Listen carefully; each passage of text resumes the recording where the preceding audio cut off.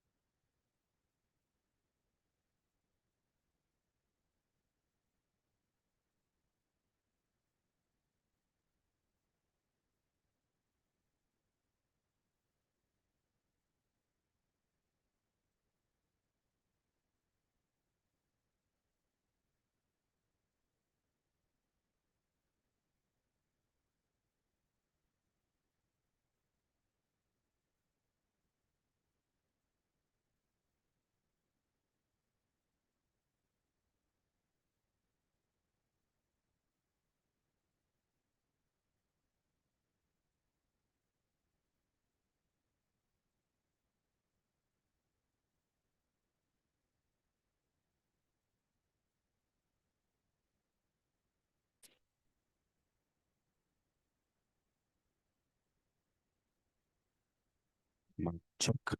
1, 2. 1, 2.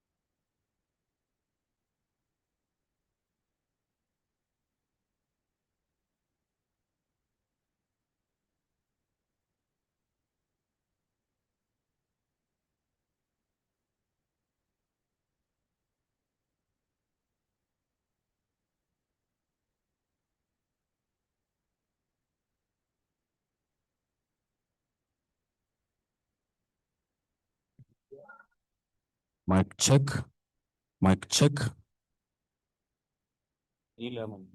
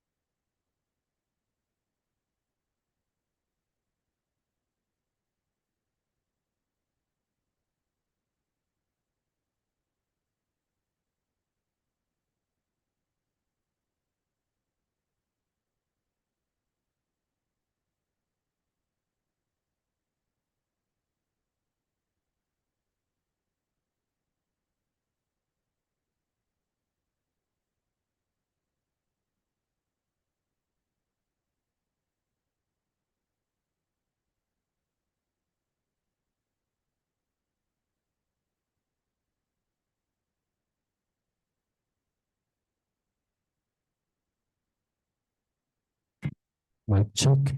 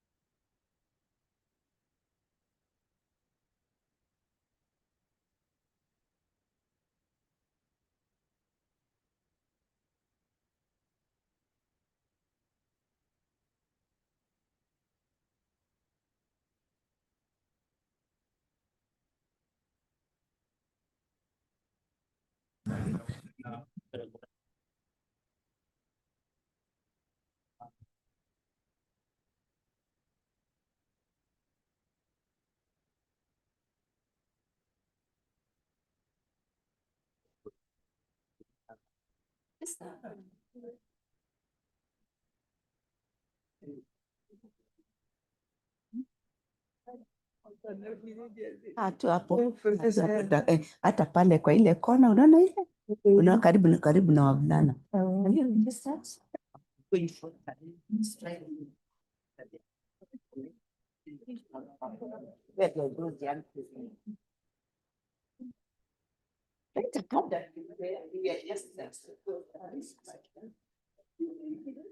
Is not far. We're just here. Karibu sana. Asante, karibu.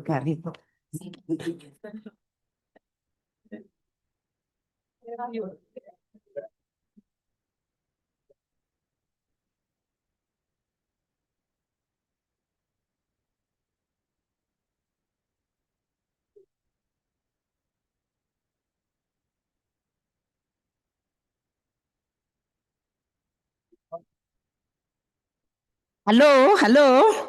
Good morning, everybody. Good morning. Good morning.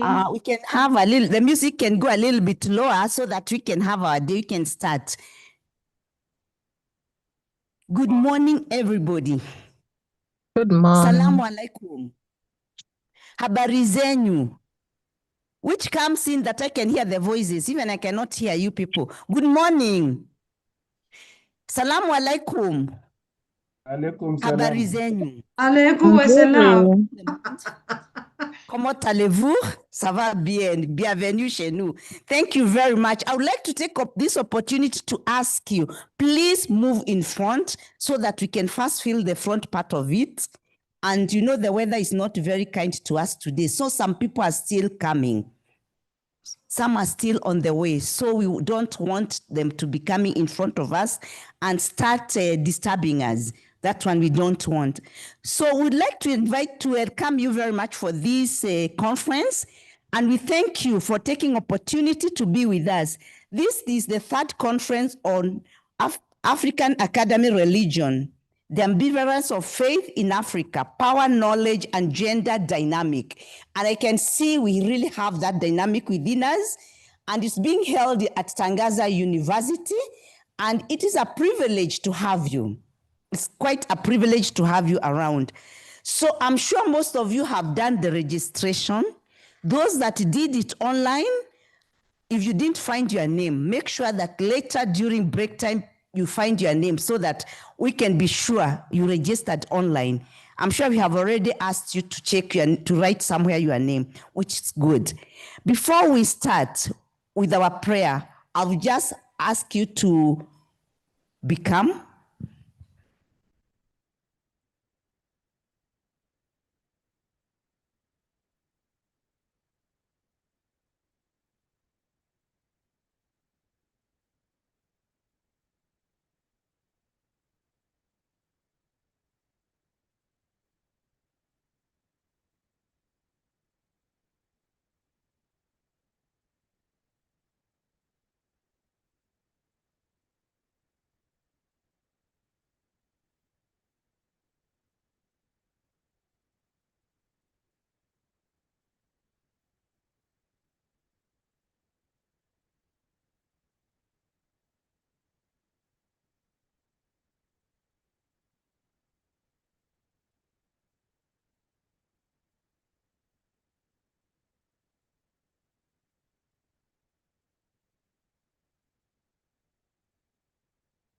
identities. We have the toilets there. So feel free to join that family on that side when it's necessary and another family on that side when it's necessary.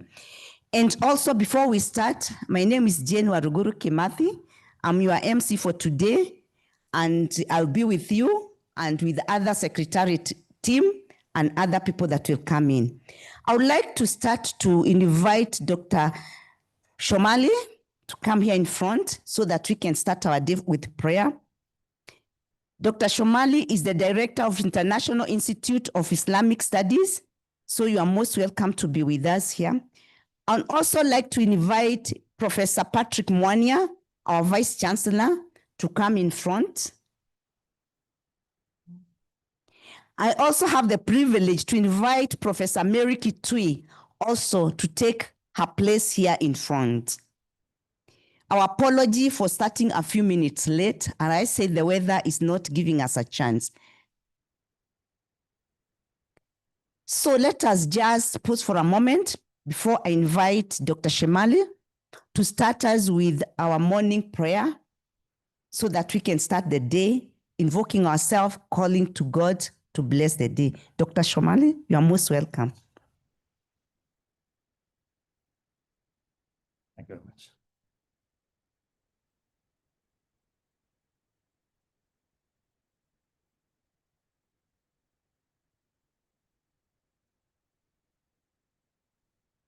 Peace be with you.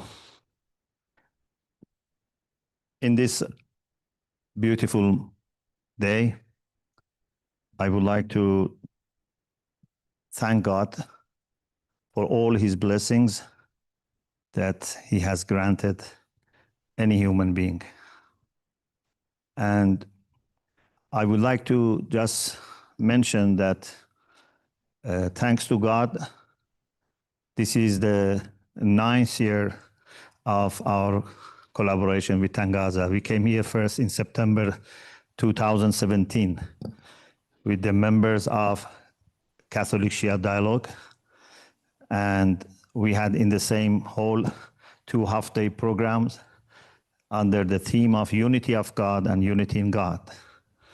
And both parties were very happy with the level of openness and love and compassion that appeared between us in these 2 days. And we decided to carry on and have every year something under the theme of unity of God and unity in God. 2 of our professors came for a conference here in 2018. And then we had the beginning of annual summer course on Islam and Christianity. And just this week, we finished the 7th annual summer course. And to our knowledge, this is something unique, that Muslims and Christians plan together, implement everything, teach together. Students are mixed and all in an atmosphere of brotherhood and sisterhood. We have made it for several years, part of our formation, that any seminarian in our institute in Qom who studies with us Islamic studies should come here and take part in this program, and then they go to Mariapolis Piero for a week of unity. So this is part of the formation for our young clerics and seminarians. Also, we have female seminarians with us. And we have also people from Shia diaspora who are here. And today, actually afternoon, we are going to start the annual meeting of Shia sisters and Benedictine sisters in Subiaco. So we are very grateful that our first visit of Tangaza led to many, many fruitful exchange and programs that not only helped us, but has helped many other people in different countries. So I pray that we would be able to show our gratitude to God for this gift and be able to carry on. So with your open hearts and with your love and mercy, I seek permission from all of you to make this prayer to God together. O God, the one who brought us from non-existence into being, the one who placed within every soul a longing for truth, and the one who guides hearts towards light whenever they turn to you with sincerity and seek your face. We stand before you as seekers from different nations, traditions, and paths, yet united by our desire to know you, to serve your creation, and to purify our intentions for your sake. O Lord, you have taught us that power belongs only to you, and that true honor is found not in domination, but in humility, justice, and service. Grant us the insight to recognize when religion is used to uplift and when it is misused to harm. Make us instruments of your mercy, not tools of oppression. You are the source of knowledge, the one who taught humanity what it didn't know. Illuminate our minds with wisdom that leads to humility and compassion, and protect us from knowledge that inflates the ego or distances the heart from you. Let our scholarship be a means of nearness, not a veil. O God, you created humanity from a single soul and honored every human being with dignity. As we reflect on gender dynamics, help us recognize the sacred worth you have placed in every person. Remove from us assumptions that diminish your servants. Guide us to build communities where justice, respect, and mutual flourishing prevail.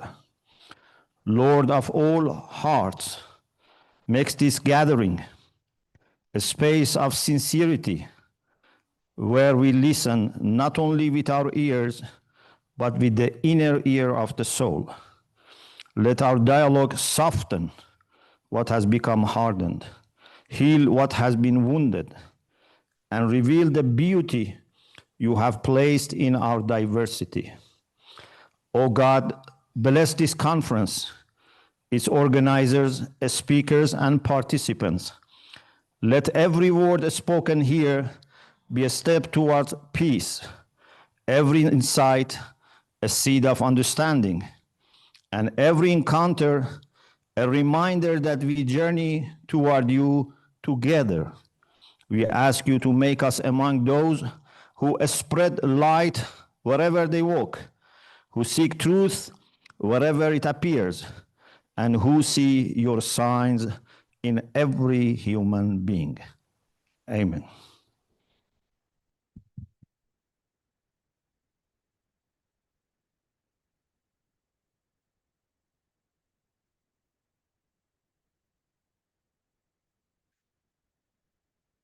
Thank you very much, Dr. Shomale, for that beautiful prayer.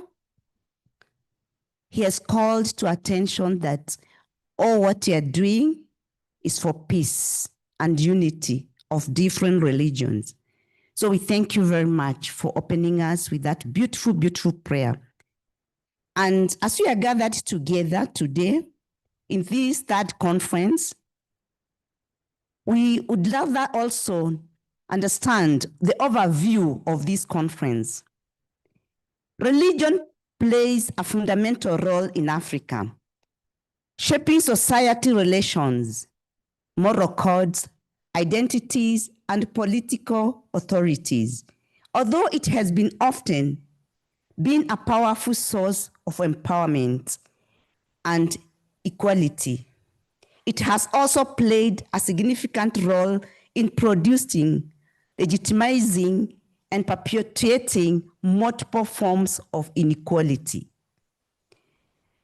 Taking a multidisciplinary approach, this conference will examine this ambivalent role of religion, including Christianity, Islam, and African religious traditions, as means of both emancipation and domination in Africa context. From the colonial period of digital age, drawing on the collaborative experiences of well-established European African network of scholars, as well as different empirical and theological case studies.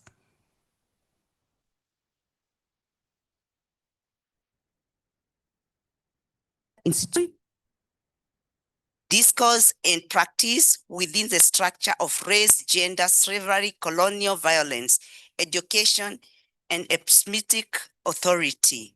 The aim is to foster dialogue among historians, religious scholars, theologians, practitioners working on Africa and African diaspora. And we thank you very much for participating in this conference. With that said, I would like to invite our first opening remark person, and it is the Professor Patrick Mwania. I would like to read his short bio. He is the Vice Chancellor of the Tangaza University, Kenya. Patrick Mwania, CSPS, Spiritan priest, is a theologian, professor of Catholic theology, and Prof author. He currently serves as the Vice Chancellor of the Tangaza University in Nairobi, Kenya. With over 2 decades of experience in higher education across Africa, he has contributed significantly to academic leadership, curriculum development, educational transformation, and community engagement learning. His work focuses on education reform, leadership, formation, and development oriented pedagogy. He has published widely in the fields of ethics, African philosophy, education, science, transformation, and theology. And of course, he is a Catholic priest. Professor Vice Chancellor Mwania, we welcome you to give us opening welcoming remark. Karibu sana.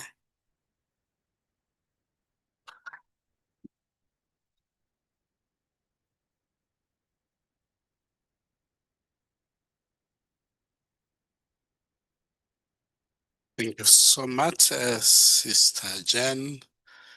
It gives me a lot of joy to see you at Tangaza and to welcome you in a very special way to Tangaza University, a hub for education where we disseminate knowledge through teaching and learning. We create knowledge through research, and we engage in a societal transformation. I welcome you in a very special way to feel at home at Tangaza. Here we say that we teach minds, we touch hearts, and transform lives. And I hope for the short stay you have here, by the end of the day, you will leave this compound with your mind taught, your heart touched, and life transformed.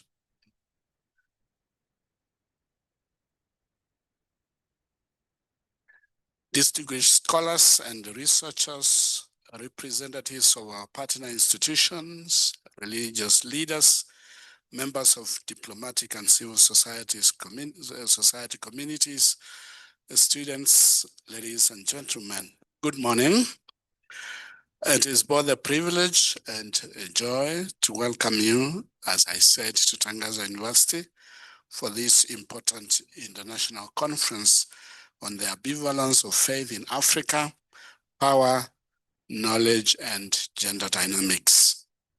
On behalf of the University Council, University Management, faculty, staff, and students of Tangaza, I extend a warm welcome to all participants and guests who have joined us from different parts of Africa and beyond, those who are physically here present, and those who are also joining us virtually.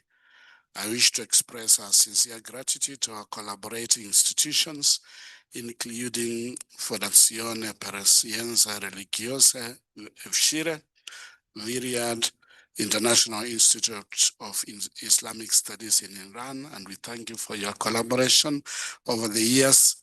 University of KwaZulu-Natal, Kenyatta University, University of Dar es Salaam, and the many other partners whose collaboration has made this conference possible. Your presence here is a testimony to the value of international academic cooperation and to our shared commitment to understanding the role of religion in contemporary African societies. The theme of this conference is both timely and significant.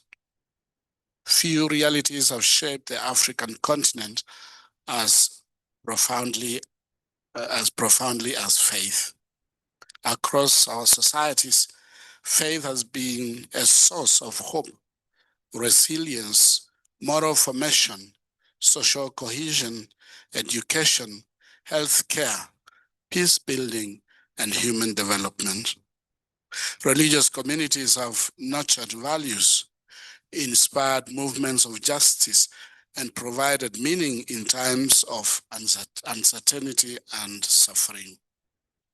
Yet, as the title of this conference rightly suggests, faith is also characterized by a certain ambivalence. The same religious traditions that inspire liberation can sometimes be implicated in exclusion. The same institutions that promote justice can also become entangled in structures of power. The same beliefs that foster human dignity can at times be interpreted in ways that reinforce inequality. Faith, therefore, remains a dynamic and complex force whose influence must be studied with intellectual honesty, critical reflection, and openness to dialogue. This conference invites us precisely into that space of critical engagement. It challenges us not merely to celebrate the positive contributions of religion, but also to examine carefully the tensions, contradictions, and complexities that accompany its presence in society. Such reflection is not a rejection of faith. Rather, it is an expression of our commitment to understanding more deeply how faith operates within the realities of power, knowledge, gender, culture, and social transformation. The various sessions of this conference, as I was going through the program, reflect the richness and urgency of these questions.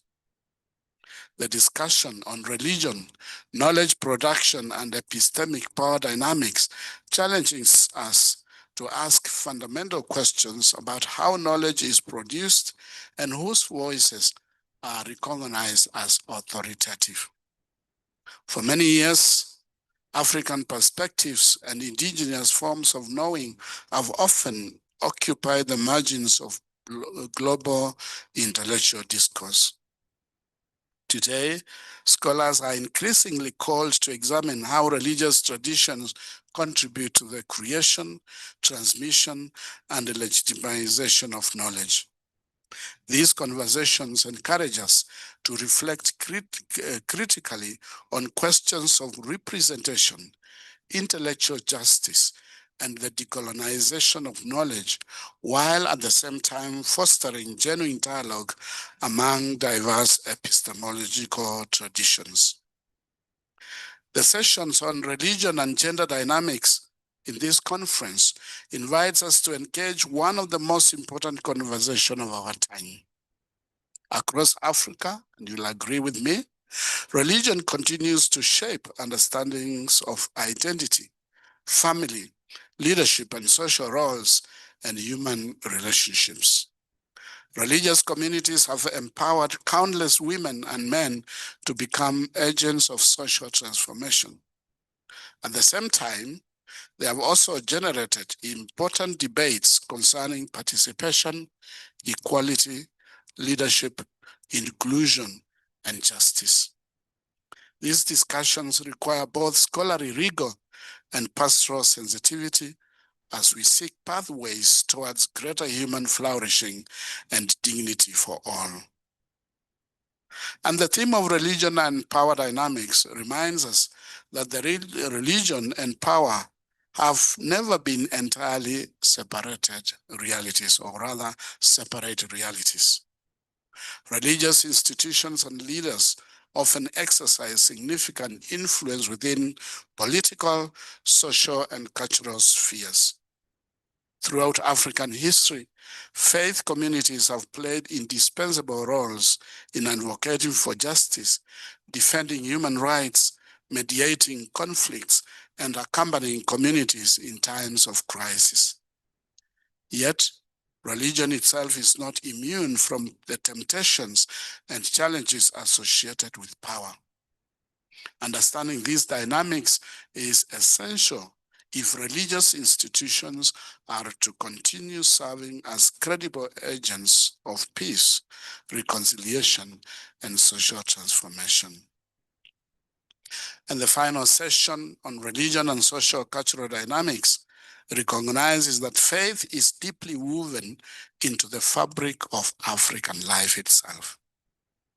Religion shapes values, rituals, identities, social relationships, and cultural expressions. It influences how communities understand themselves and how they engage with contemporary realities. And in a rapidly changing world marked by globalization, migration, urbanization, digital technologies, especially in the times of AI, and cultural transformation, these interactions between religion and culture deserve careful examination and thoughtful reflection. And that is, in my understanding, what this conference is all about and why it is important and timely. Ladies and gentlemen, this conference holds particular significance for Tangaza University because it speaks directly to our vision and mission. The mission of Tangaza University is to form servant leaders for the church and society through quality teaching, research, innovation, and service. At the heart of servant leadership is the ability to engage critically with the realities that shape our world while remaining committed to the common good. The issues under discussion during this conference, faith, power, knowledge, gender, culture, justice, and social transformation are precisely the issues that future leaders must understand if they are to serve effectively in the church and society. Our continent needs leaders who are intellectually competent, ethically grounded, spiritually mature, and socially engaged. It needs leaders capable of navigating complexity without losing sight of human dignity.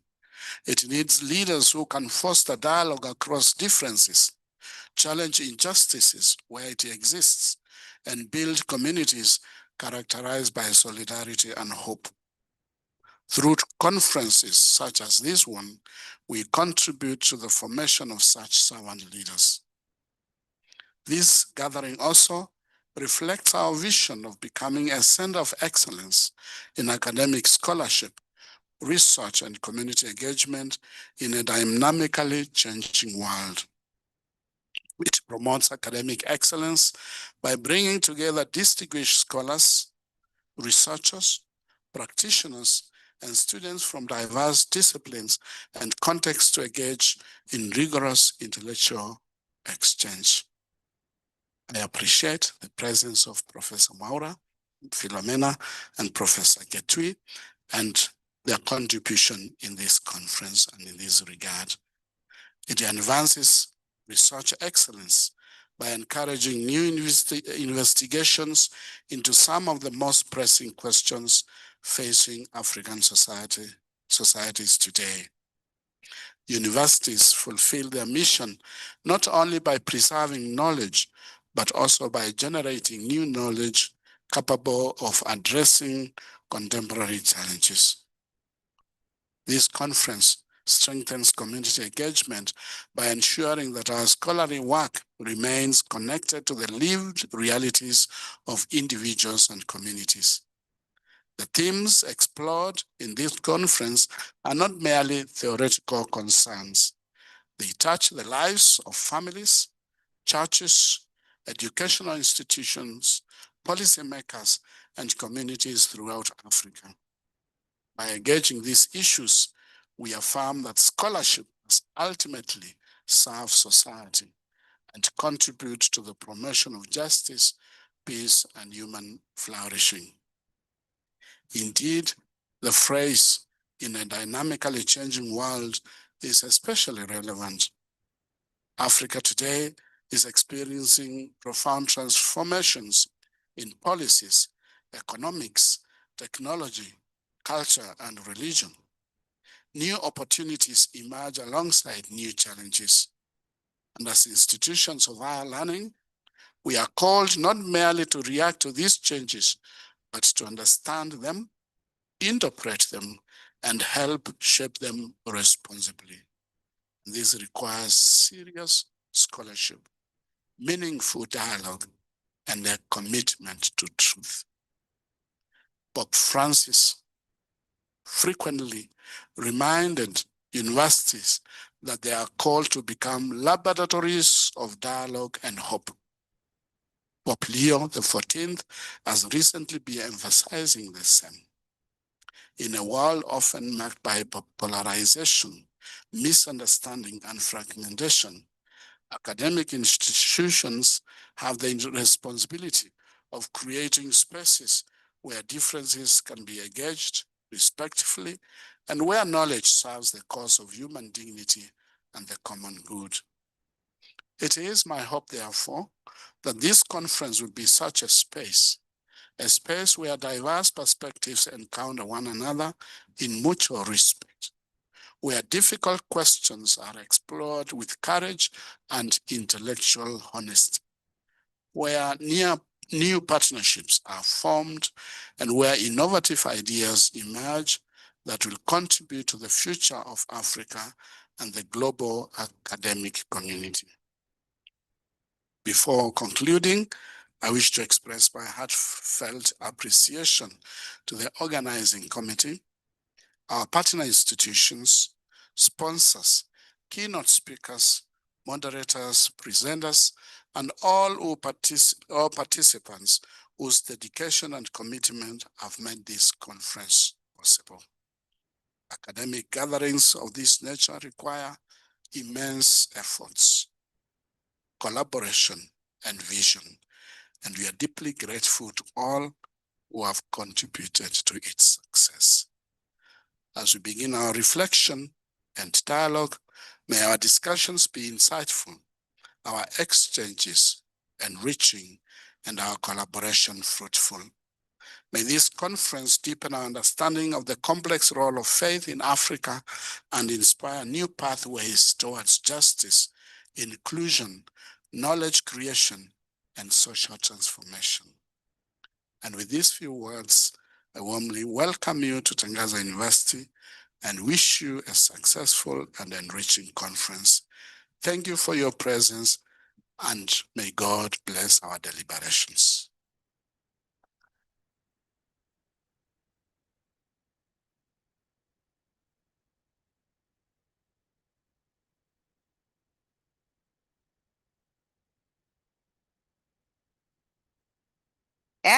Just give a handful clap.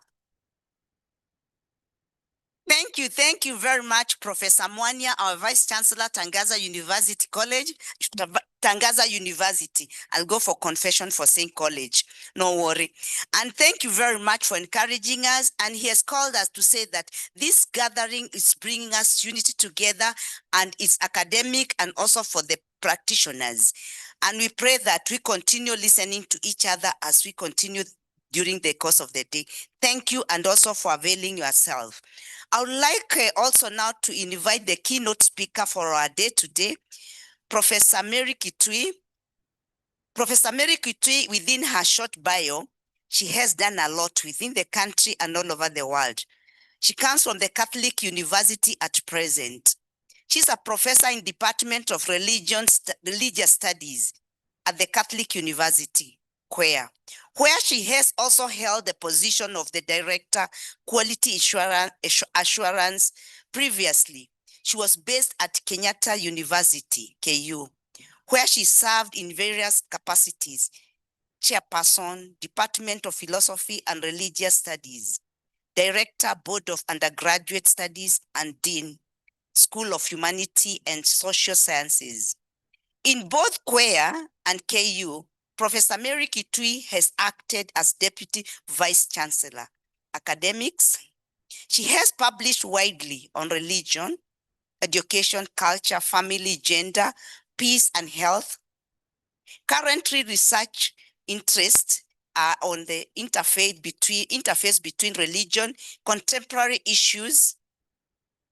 In 2009, Professor Getui was conferred Moran of the Burning Spear, MBS. Congratulations, belated congratulations also, which is one of the Kenyan's highest award given by the president in recognition of distinguished public service. The same year to 2015, Professor Getui served as the chair, National AIDS Control Council. She continues to be a member of several public and community initiatives, including current chair, African Early Childhood Network. In 2012, Professor Getui was awarded honorary degree Human Letters by the St. DePaul University in Chicago, US. Fall semester 2023, Professor Getui held position of scholars in resident, Center for African Studies, Queen's University in Pittsburgh, US. Professor Getui, we are happy to have you today, and some of us to see you physically. We see you sometimes online. You are most welcome to give us your keynote.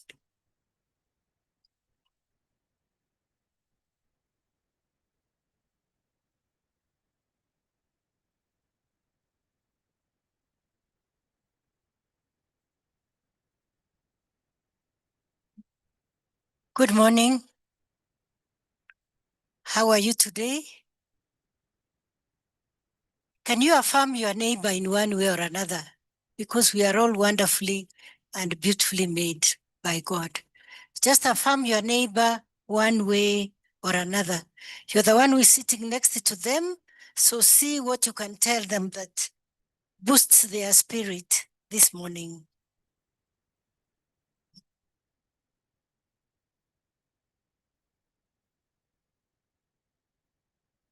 Okay, thank you very much. That's one way of warming us socially.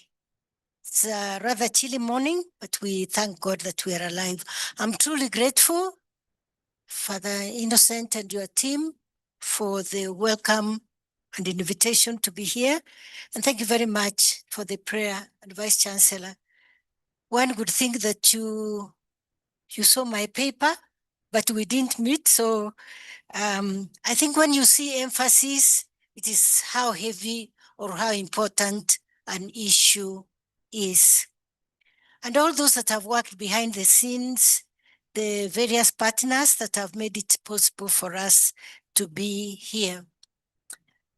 This morning, I want to talk about religion in Africa. Is it a foe or is it a friend? And I'd like you to pause a little bit and see how that relates to you personally. Is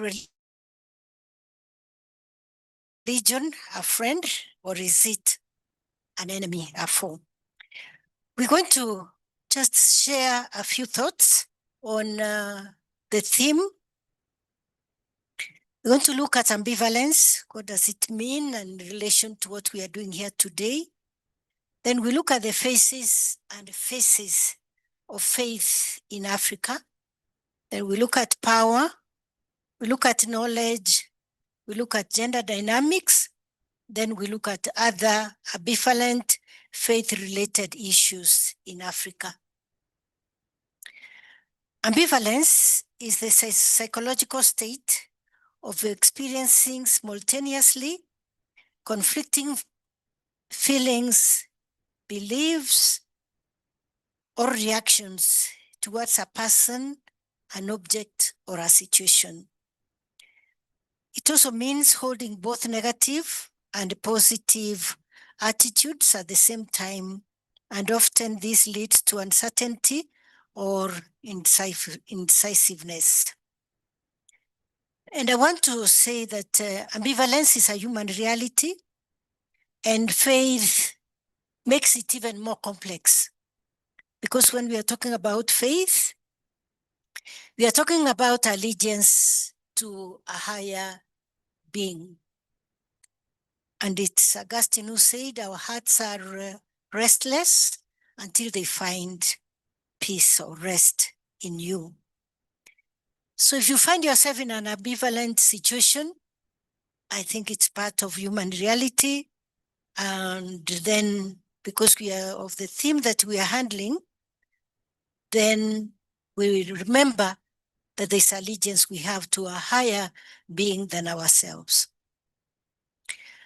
Now let's look at the faces and faces of faith in Africa.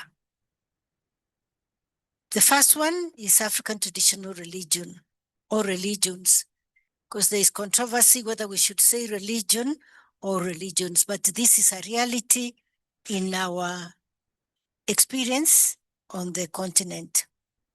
Then Christianity in all its forms, the mainline churches, the African instituted churches, and I'm glad my friend, my colleague, Prof. Mwaura is here.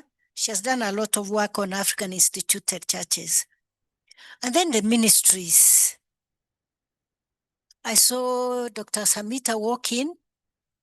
There's a time we worked together and with Prof. Mwaura at Kenyatta University. It wasn't a joke, but something to keep us thinking that if you want to be rich, start a church. Ministries. When we discuss with my students, we ask, what name can we give it so that it can attract people? Helicopter ministries. Why helicopter? Because it will give you a high, you know? Ministries. That's the reality of religion or of faith in Africa. Then we have Islam, and thank you very much, our brother here. Then we have the Near East and Eastern religions. And we also have atheism, because if we are talking about belief systems, then whether they lean onto recognition of the supreme being or the higher being, they are still in our midst. Many years back, we had a conference in Kenyatta University in 1999. We were looking at the religious scene in Eastern Africa.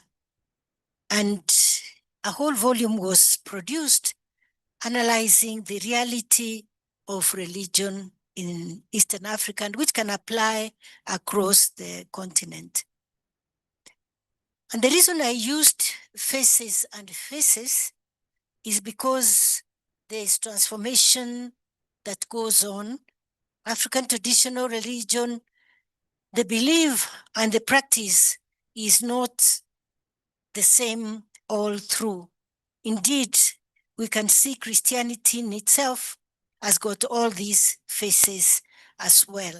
Time does not allow us to go into more details on those, but I think it's important for us to make that recognition.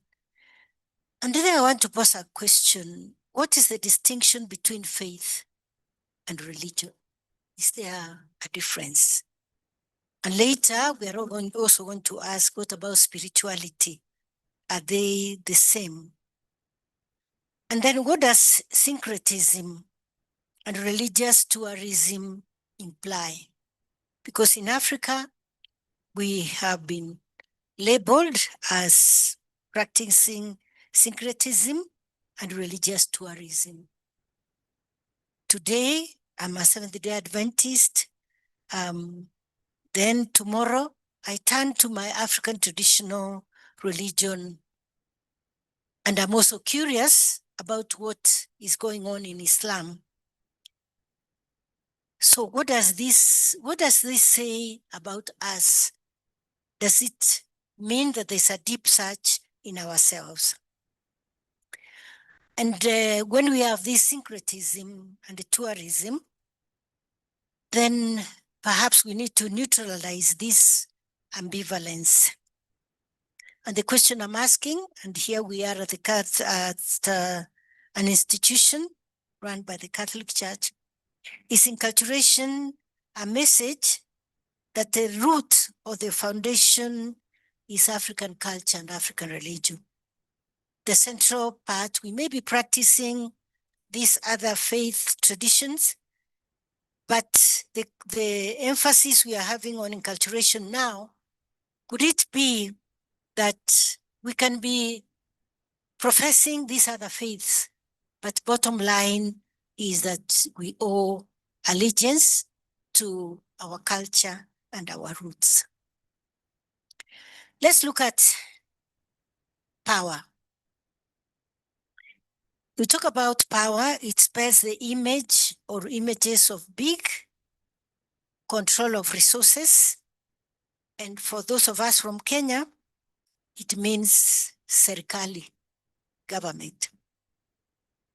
Positive and at the same time negative. Professor Mwanya, you referred to this, the ambivalence of power. Democracy is the rule by the people. Are you democratic? I like also bringing this down to ourselves. Power, democracy is the rule by the people for the people. Is this the case? How much control do we have over ourselves? Allow me to draw examples from Kenya because this is our context. Right now, there's unrest in our schools, in our high schools, our secondary schools. And yesterday, I was listening to somebody talking about it and who said that we need to get it into our young people that whatever they are doing, burning of the schools or destroying of property, including, unfortunately, loss of colleagues' lives, is it a way of trying to exercise power? And that the bottom line is to exercise power on ourselves. I don't know whether I'm communicating that if we are not in control of ourselves, then there are very many things that will go wrong. And so our question is, how is power manifested in the faith traditions, in the faith institutions, and in the people of faith? I keep referring to Thabo Mbeki. My students could know this. Thabo Mbeki is saying that many of the problems of power and governance that we have in Africa is because we have lost our roots as Africans. And so there should be a crusade for African Renaissance. And so when we're talking about power, then we are going again back to our roots. And in Africa, there's a narrow difference between culture and religion. Number 4, we want to talk about knowledge. Knowledge is awareness, is when you have an understanding. How much do you know? I was reading something where young people or children, I'm a grandmother, look at the adults as all-knowing. And sometimes if you give an impression that you don't know, it kind of bruises their confidence. So knowledge is understanding and is awareness. So how much do we know? How much do we understand? And we know that faith agents are some of the key sources and transmitters or agents of knowledge. And here where we are is such an institution.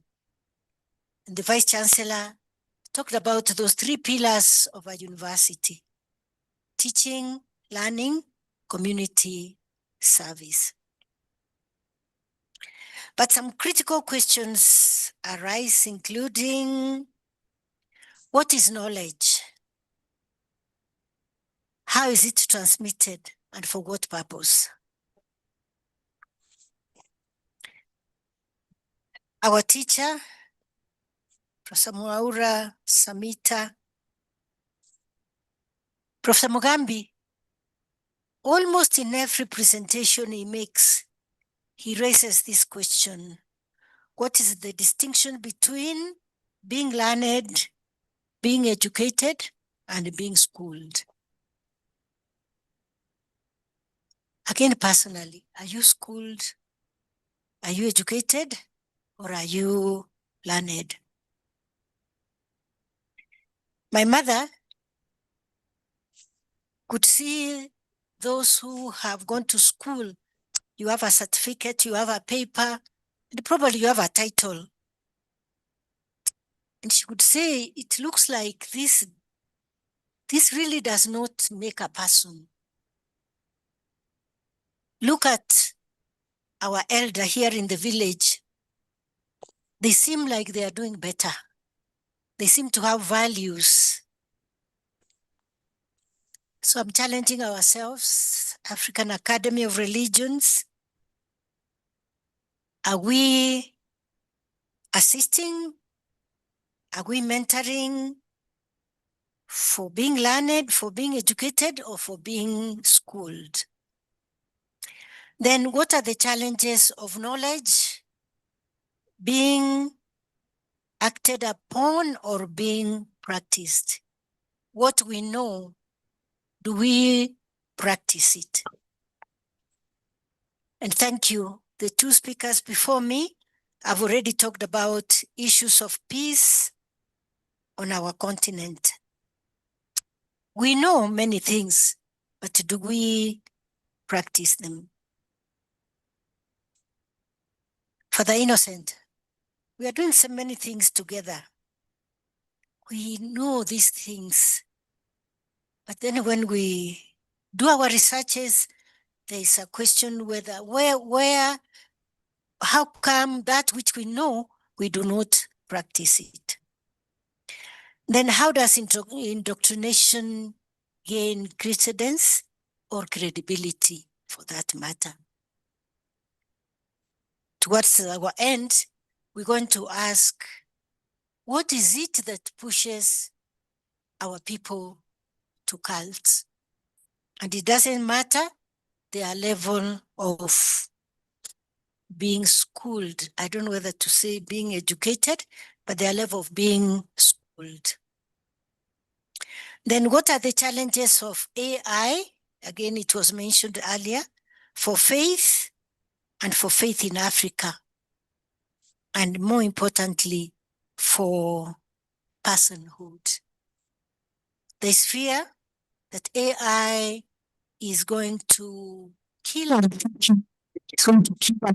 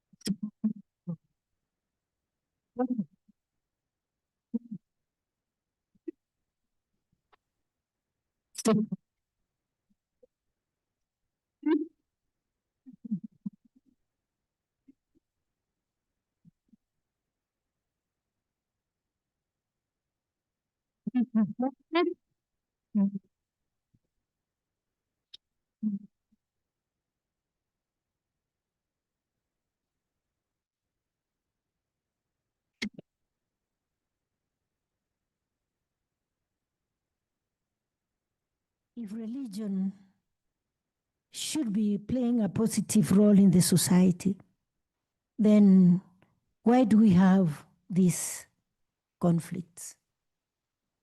Across the continent, maybe more in some areas than in others, but when we talk about Africa and religion, we cannot ignore the conflict. I mentioned this earlier, manifestations of religious tourism. Why do we jump from one to the other? Why is it in a family you find that we profess different faith traditions? Is it healthy or is it unhealthy? Is religion friend or is religion foe? And what I mentioned earlier, that religion, and especially Christianity, is a thriving industry. It's a thriving enterprise. So is it run for faith reasons or is it for commercial reasons? Then religion-related tragedies such as Shakahola. Kenyans could understand this. Maybe 500, maybe more, people who are lured to death in the name of religion. And there's fear that that is just a tip of the iceberg.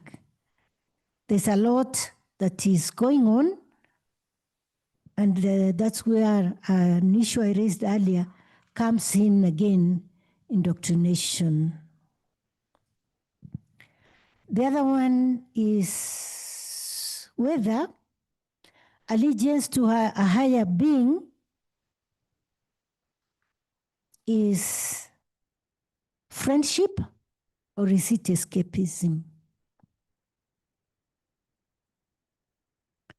Do we escape or do we ignore or do we play games in the name of God?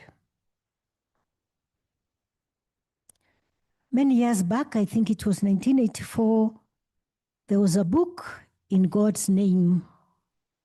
Don't know how many of us read that book, but do we escape and say God is responsible? Is the wide and growing menu of religions a quench of the hunger, or is it an appetizer? Now, what parameters should govern the relationship between faith agencies and other key institutions in the society? We're talking about ambivalence, issues of health, issues of environment, issues of technology. The other concern is growth in numbers, adherence to religion, or a reflection of inner convictions, or just a veneer. In Kenya, 82%, generally 82% are Christian. Is it by my name Mary, or is religion a veneer? I think, yeah, something like this. You know, it's covered, it's shiny and it's nice. I've seen some of the carpenters at work. They cover a lot of bad things inside. Could we say that of religion? So is it a friend or is it a foe? And as we come towards the end, we want to ask, does the academic study of religion or approach to religion contribute to friendship or to enmity? And generally, the academy, what difference does it make for those of us who are in this space today, who've got an opportunity and a privilege of exposure, of being people of faith? Does it make a difference? Or I commend all the time one course that is offered in many of our universities, creative and critical thinking. How can we apply this in the academic space, in issues of faith, so that we have a better society? And my last question is, could faith and spirituality be the panacea to the contemporary societal reality in Africa, to the realization of personhood? We could call it Ubuntu, we could call it community, we could call it the cyclic way of life. But for me, as we talk about all these issues that are part of our theme, I hope that we leave this place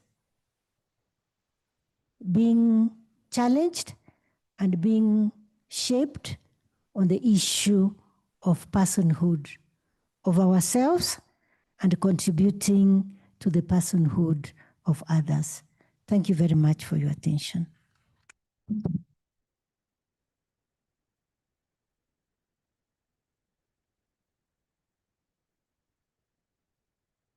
Give her another clap. Professor, thank you very much for what you have shared. You left us with 6 points, very important points. And when we get the notes, we shall be able to reflect on them. And there's an African proverb that says, till the lion learns to write, his story will always glorify the hunter. Till the lion learns to write, his story will always glorify the hunter. We have people here that are helping us to write our story because we want to glorify our story, not to give the story to the hunters. So we thank them very much, and we give the 3 of them a good clap before they go to find their seats. So thank you very much, Dr. Shomali, Professor Mwanya, Professor Getui. You may now have the seats there, and we keep on thanking our online partners. We are moving on very well. Thank you very much. Have your seat, then we can.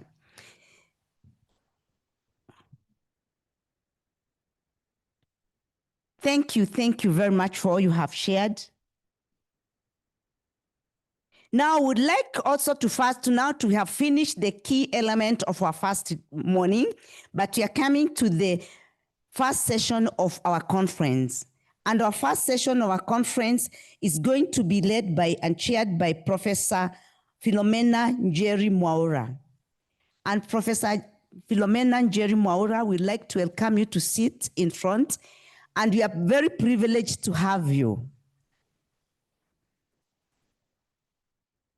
Whilst Professor Mwaura is getting to her seat, Professor Njeri Mwaura is currently at Kenyatta University in Kenya. She teaches in the Philosophy and Religious Studies Department, Kenyatta University. She is a former director of the Center of Gender, Equity, and Empowerment in the same university. Professor Mwaura is also a former president of the International Association for Mission Studies and a former coordinator of Theology Commission Africa region of the Ecumenical Association of the Third World Theologian, EATWOT. Since 2021, Professor Mwaura has been a member of Methodological Committee for World Forum for Theology and Liberation. She is also a member of Circle of Concerned African Women Theologians and chairperson of the Board of Collaborative Center for Gender and Department, Kenya. Professor has taught and published a lot of various aspects of Africa Christianity books and articles, Africa Catholicism, New Religious Movement, Pentecostal and Charismatic Movement, Churches, Gender and Theology, Gender and Religion in Public Life. She has done a lot. You can find her works online. Professor Mwaura, we welcome you to lead us in this session, Religion, Social and Culture Dynamic. Thank you very much.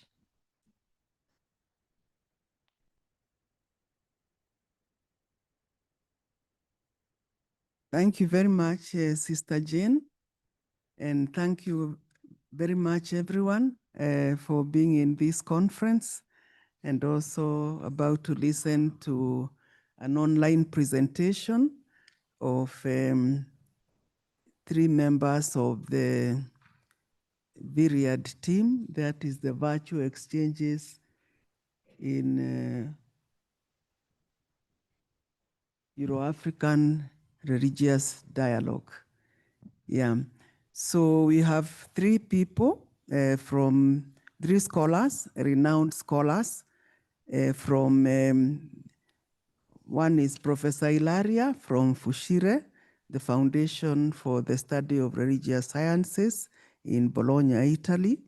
And then we shall have Professor Zolani Sakuba, University of KwaZulu-Natal, and then Dr. Francis Zangirai, Arupe Jesuit University of Zimbabwe. So the first one will be Professor Ilaria Makoni, and allow me please to read her short bio. Professor Ilaria Makoni is a historian and researcher specializing in contemporary and church history, African religious landscapes, and interreligious dialogue, as well as in historical research methodology and oral history. Drawing on her academic background and extensive international research, she has contributed to the study of religion and society across Europe and Africa through numerous publications. Currently, her research examines the history of Christian missions from a gender perspective, the African diaspora, and the reception of Vatican II in Africa. Since 2017, Dr. Makoni has been an international fellow at the Foundation of Religious Sciences. I'll translate it in English because I can't pronounce the Italian title, which is also called Giovanni the 23rd, where she leads a research project on Christianity and interreligious dialogue in Africa. Her current work includes a book on the history of the Consolata missionary sisters in Kenya and the curation of variations and encounters of religious experiences in East Africa, history, actors, and challenges. Dr. Makoni is also the initiator and coordinator of the virtual exchanges in religious Euro-African dialogue, or VIRIAD, an Erasmus Plus project co-financed by the European Union. The project brings together 10 higher education institutions across Europe and Sub-Saharan Africa to promote participatory learning and transnational academic dialogue. Professor Makoni's topic this morning is Bridging the Gaps in Higher Education in Africa and Europe. The VIRIAD project case study, Rethinking Religion Across Cultural Contexts and Learning from Each Other. Professor, you have 15 minutes. You are very welcome. Thank you very much. Thank you very much, Professor Mwaura. Yes, so Professor Ilaria. Hello, it's very nice to see you and to see you all. So you want, Sister Jane, you will share my PowerPoint, or can I share them myself? For me anyway, thank you very much. Good morning, everybody. Habari. I am very, very happy to open this first session of this exciting conference. As Professor Mwaura already said, my contribution here highlights really the role of this VIRIAD project in promoting collaboration between European and African universities through joint curriculum design, co-teaching, and virtual exchanges among students. So VIRIAD is an acronym for Virtual Exchanges in Euro-African Religious Dialogue. This project started in September 2023, but it is the result of a collaboration and a friendship that started years before.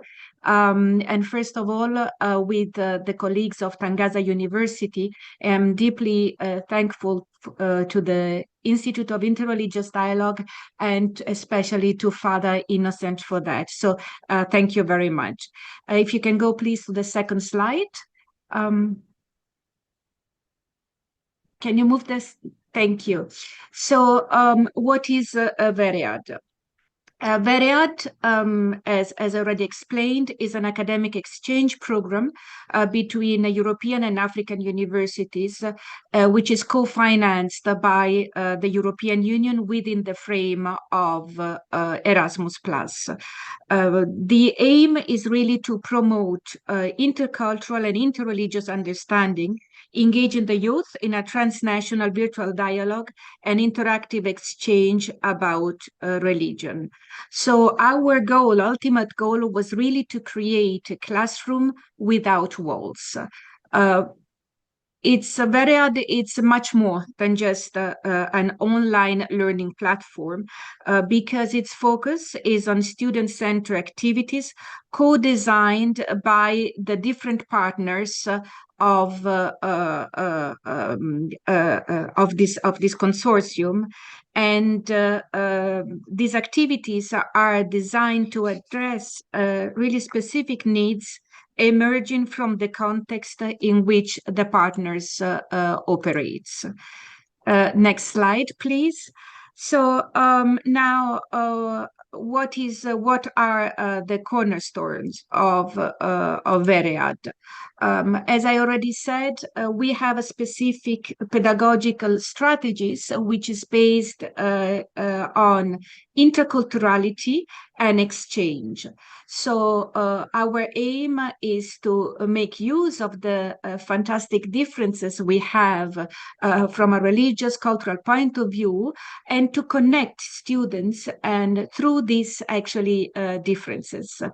This is why interreligious and intercultural dialogue was one of the most aim, but also pedagogically, we wanted to offer what is called a comprehensive intercultural education.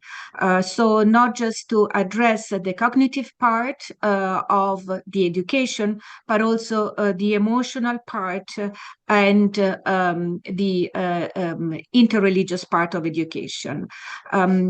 Based on these cornerstones and 4 guiding principles, we were able so far, we are currently in the 3rd phase and final month of the project, to promote learning opportunity for all. We could make higher education more accessible. We could ensure gender equality and inclusivity. We could broaden knowledge about the religion of the other. We could also provide students with new sets of methodological and technical skills. We strengthened the competence of the teaching staff of Veread in online and interactive learning.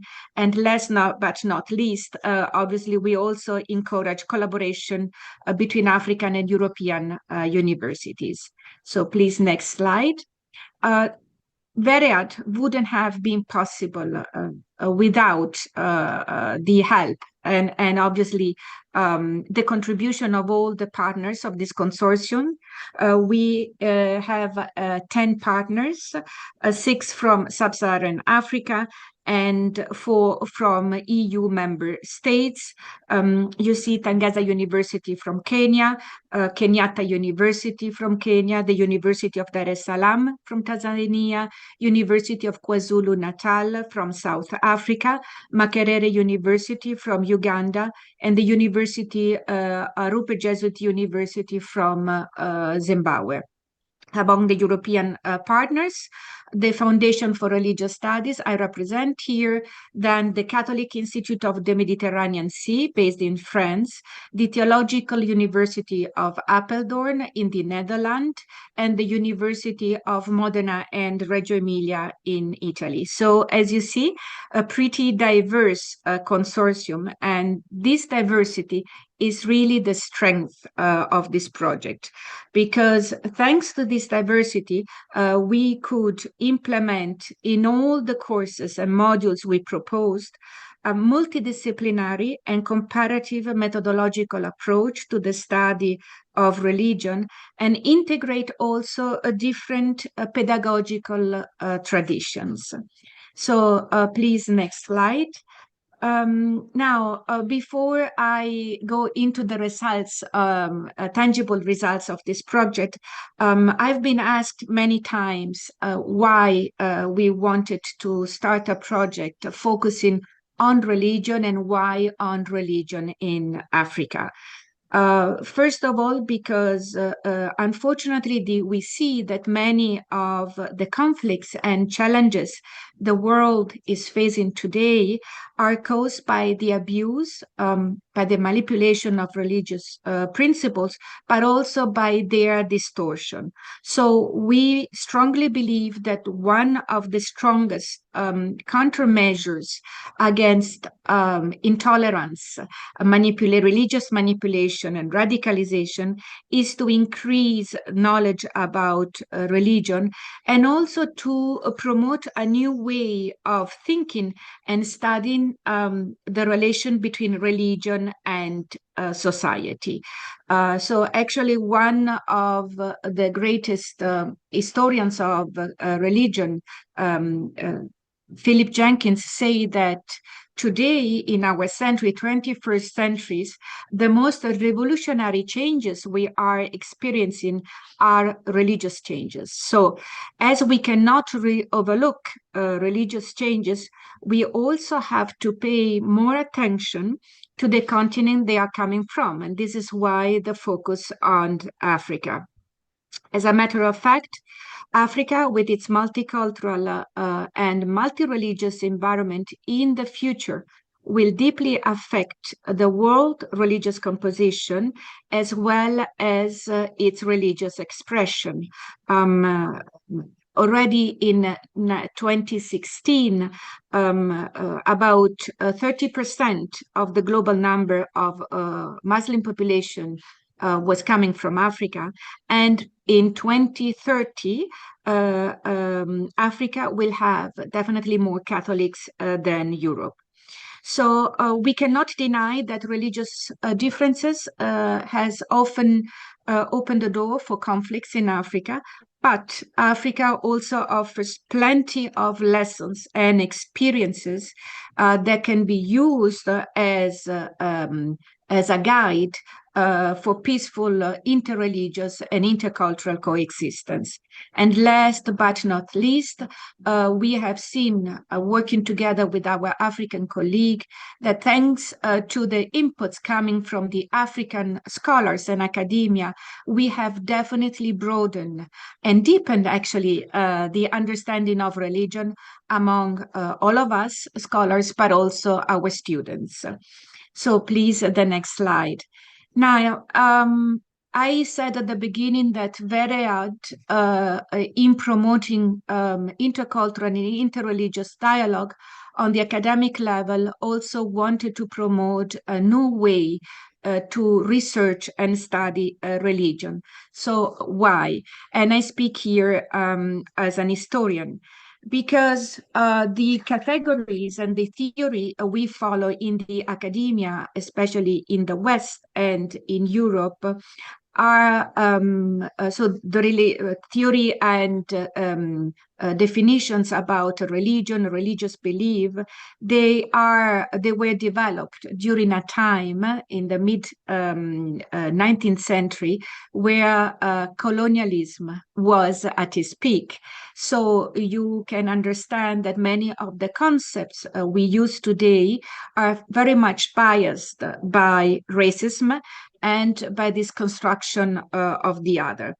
At that time, Christianity was taken as the reference, main reference, compared then to the mythic religion of the East or the primitive religions of Africa. And I'm quoting obviously from sources of that time. So we wanted to reverse this perspective and make people more aware that the history and the study of the category of religion is deeply entangled actually with the formation of modernity and coloniality. So therefore, every time we approach the topic of religion, we have to make an effort to overcome these biases.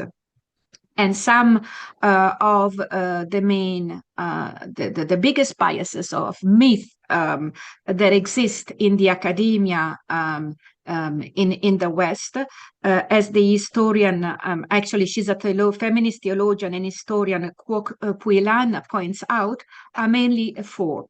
First of all, the myth of the class of civilizations. I'm sure many of you read the book of Samuel Huntington. According to the author, most of the conflicts we will experience in the future are because of clashes between religiously based civilizations. So the first biggest problem with this myth is that civilizations are treated as homogeneous entities, whereas we have experienced since the beginning of the world in encounters of different civilizations. So we want to overcome this myth that also implies a very negative myth of the Orient, as Edward Said called it, as inferior, because this myth is produced for the purpose of control of one civilization over the other. The second myth is the myth of secularization. In the Western academia, we have been debating about secularization now for about 100 years. And according to this myth, religion is irrational and incompatible with modernity, and it's just only causes problems at social level. From our experience as researchers and from our experience of Africa, we see that this is not true. And we want to challenge also this monolithic understanding of modernity. The third myth we want to get rid of is very dangerous and Islamophobic. And it proposes that some religions, such as Christianity and Buddhism, are inherently peaceful, whereas Islam is violent and militant. So this argument or this myth is very dangerous because it can lead to false stereotyping of a whole civilization, the Islamic civilization, but also it's profoundly ahistorical, because it overlooks the Crusades, for instance, or Christianity's complicity in genocide and colonialism, but also internal rivalries between Christian, Buddhist, and Hindu traditions. So we propose with Veread to recover actually the history of these complex interactions among diverse religious traditions that always be taking place in our world. And this comes actually the great input, please next slide, of African historians. So our contribution to the Western academia was to open the door to the reflection of African historians who really gave alternative interpretations regarding the nature and purpose of religious studies. First of all, the contribution obviously already quoted by Professor Getui of Jesse Mugambi. So to regard religion as an integral part of culture and society. And we wanted to teach our students that if you do not study the religion, in this case of Africa, you will never understand social, religious, and cultural aspects of this amazing continent. Then we, following the suggestion of John Beatty, we also wanted to overcome this concept of a distinction between the sacred and the profane that has always dominated religious studies in the Western world. Following the inputs of Professor Mageza, we focused in our courses and modules really on the reflection on the meaning of religion for African society, but also for Europe. And as well as on the topic of spirituality. Professor Getui was asking what is the difference between religion, faith, and spirituality. And this is exactly what we tried also to engage our student in.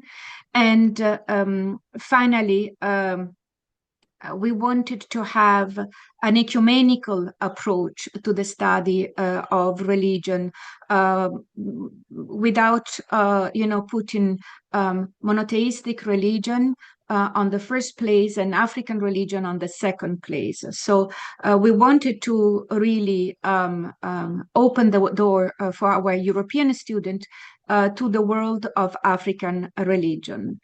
And last but not least, we have with Professor Getui, Professor Maura, and other colleagues of the Circle of Concerned African Women Theologians received a great input to a different approach to the study of religion, putting the voices of women at the center, actually, of the theological reflection, but also of the history of religion. So thanks to the contribution of African scholars, please, the next slide, we were, I hope, able with our courses to put in place some steps to propose, if you want, a decolonial and post-colonial approach to the study of religion, unmasking the mechanism of inclusion and exclusion that are produced in the historiographic discussion and methodology, bringing plurality of voices, research perspective, which means also plurality of sources when we study religion. We focus on the study of non-Christian religions and their historical background. And we were very adamant in implementing a bottom-up approach, so really focusing more on communities and life stories instead than institution. And particularly, we wanted to put at the center of our reflection also the communities that usually are marginalized by the high history, as it is called, such as indigenous people and women. And please, the next slide. What are the results, tangible results of this project so far? As I said, Veread started 3 years ago, and the first year of this project was the drafting of the program, but also the training of the scholars and PhD researchers, facilitators in virtual pedagogy, in virtual and interactive pedagogy. And the training was a success. We have about 70 people trained. And in particular, with the help of the colleagues of the University of KwaZulu-Natal and Modena, we wrote actually guidelines to be used for future projects or whoever is interested in online teaching, guidelines on collaborative learning. In the third year, we are now in the third year of this project, we had more than 15 semester-long modules and as many workshops and as many webinars, all designed and by different, jointly by different African and European scholars. We covered a variety of topics. So this was our way really to implement the concept of interdisciplinarity and comparative perspective I was talking about. So far, we have more than 2,000 students involved in our activities. And according to the data of the evaluation questionnaires, between 70 and 80% of them were very satisfied with the results. If we go to the next slide, we can see also some of the different topics that we have addressed in the modules. But obviously, you can also go online at veread.org, and you can see the topics. We have registrations of and video registration, sorry, of all the courses and seminars we carried out so far.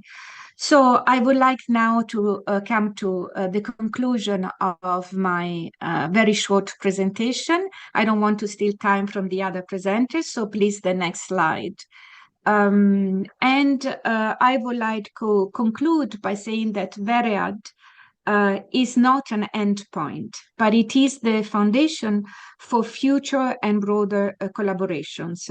Actually, we have already submitted a couple of months ago 2 new projects to the European Union with the partners of Veread and new partners. And we really want, with this project, to carry on this pedagogical vision we implemented with Veread and the task we set before us. The first task was really to put an emphasis on a multidisciplinary approach in religious studies, and also on a stronger cooperation between the global north and the global south. By bridging the global north and the global south, we really tried to decolonize academic structure, shifting from Eurocentric scholarship to a more inclusive and collaborative learning. So to a vision that really honors actually our shared humanity. This approach also will ensure in the future that students are exposed to a diverse palette of perspective, and doing so will encourage dialogue that is informed by a wide array of cultural and academic backgrounds. We were very much inspired. Can you please go back to the other slides? Thank you. By the values of solidarity, respect, and dignity at the core of the Ubuntu philosophy. We got the chance to learn about this philosophy from our esteemed colleague here in the room. And we anchor our methodological approach to the premises of John Beatty, who said, "I am because we are, and since we are, therefore I am." So why this is so important for us? Because it shifts the academic focus from individualism to really to communal flourishing, and emphasize that true knowledge is only derived from encounters and relationships. So this is really the project Veread. Finally, I would like to quote actually Lovemore Biggie's collective fingers theory, because it reminds us that an isolated finger is very weak, but all fingers must work together for optimal strength. So into the academia, this translates in a mandate for genuine, equitable partnership between the global north and the global south. And we hope with all of you colleagues and with your support, we will carry on this partnership and our vision. So thank you very much for your attention.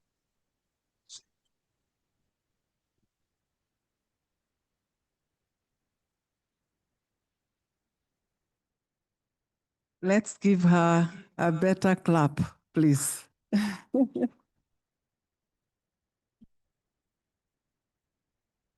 Thank you very much, Professor Makoni, for that very, very detailed and elaborate presentation on what the Veread project is about, the goals, the activities that have been carried out, the partners involved, and how this project has challenged certain myths about religion, and how it has enhanced collaboration between the global north and the global south, and how the project has been received with a lot of enthusiasm by the participants, students, and staff from the 10 institutions. I can attest to the fact that there was a lot of enthusiasm generated from all the courses and the interaction the multicultural nature of the project, the varieties of the pedagogical skills that were imparted, and also the various activities in the virtual exchanges mode of learning.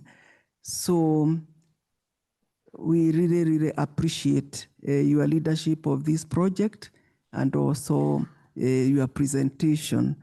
So we have another presentation. I think I would like to ask Professor Ilaria to stay online so that we can listen to Professor Sakuba's presentation, and then we can have a palaver conversation thereafter. So our second presenter is Dr. Zolani Sakuba from the University of KwaZulu-Natal, and he teaches in the fields of theology and religion in the discipline of theology within the School of Arts at the University of KwaZulu-Natal. Dr. Sakuba specializes in systematic theology with a special focus on topics ranging from the interface between Christian beliefs and secular worldviews, Christian beliefs and Christian practices, Christian beliefs and secular ethics, as well as Christian faith and secular existential economies. The title of the presentation is What Happens When Religion Serves as a Society's Qualifications Authority? A critical reflection on religion's often forgotten contribution to the invention of inequality. Welcome, Dr. Sakuba. Please welcome him with a hearty clap. We thank you. Yes.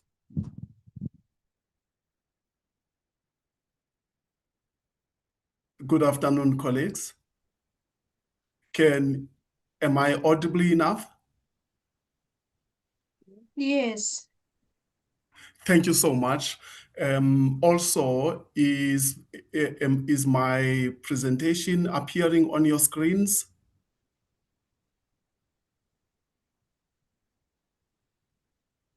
Yes. Okay. Okay, thank you very much, colleagues.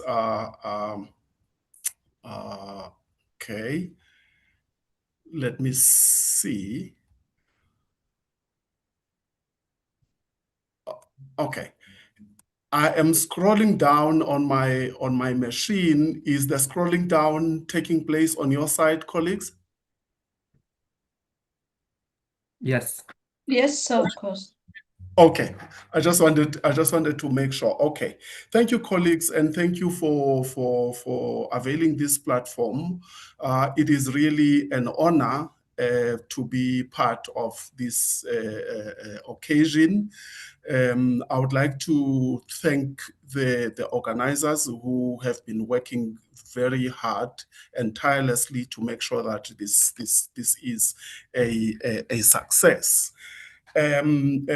Professor Mwaura has indicated what my presentation is going to touch on, but I have done some tweaking for purposes of the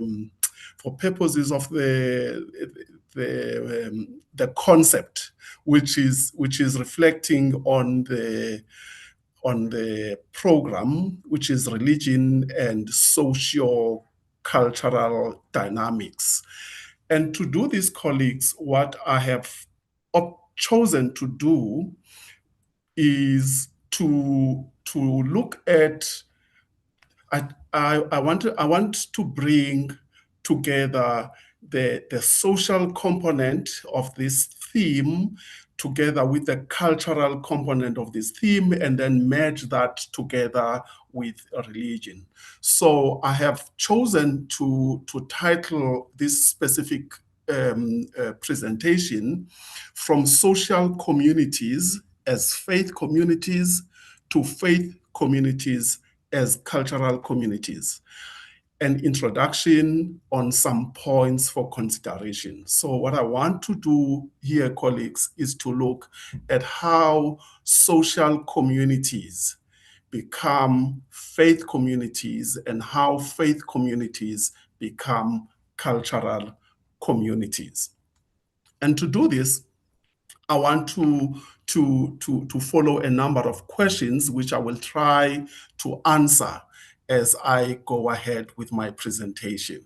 And the first question that I want to focus on is, if social communities, as I claim, are faith communities, what then is a faith community? So what I'm going to do is to take you through what I would like to present or propose as a faith community, so that I can walk you through.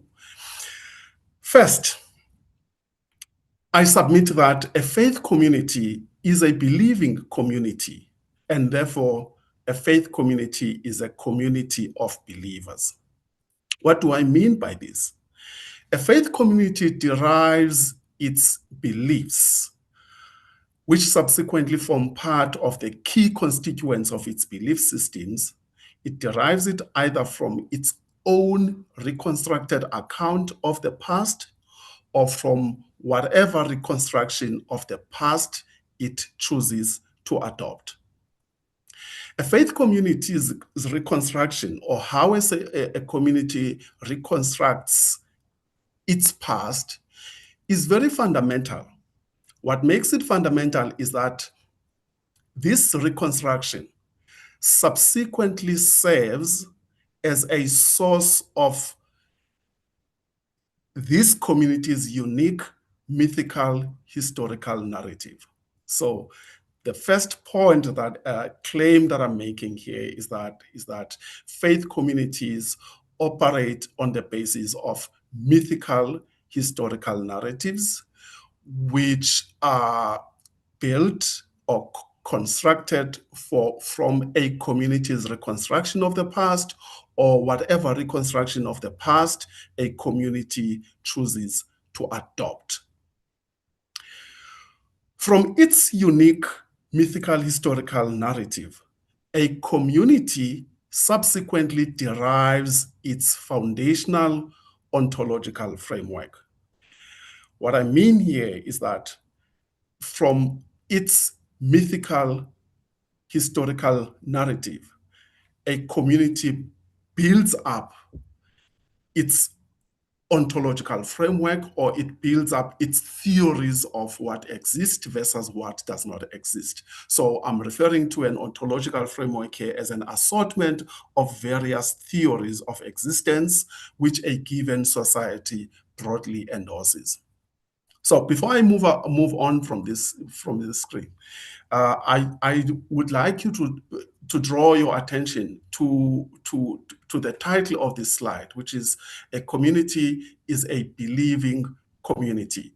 Now I want to draw your attention to a distinction that I make between believing and faith.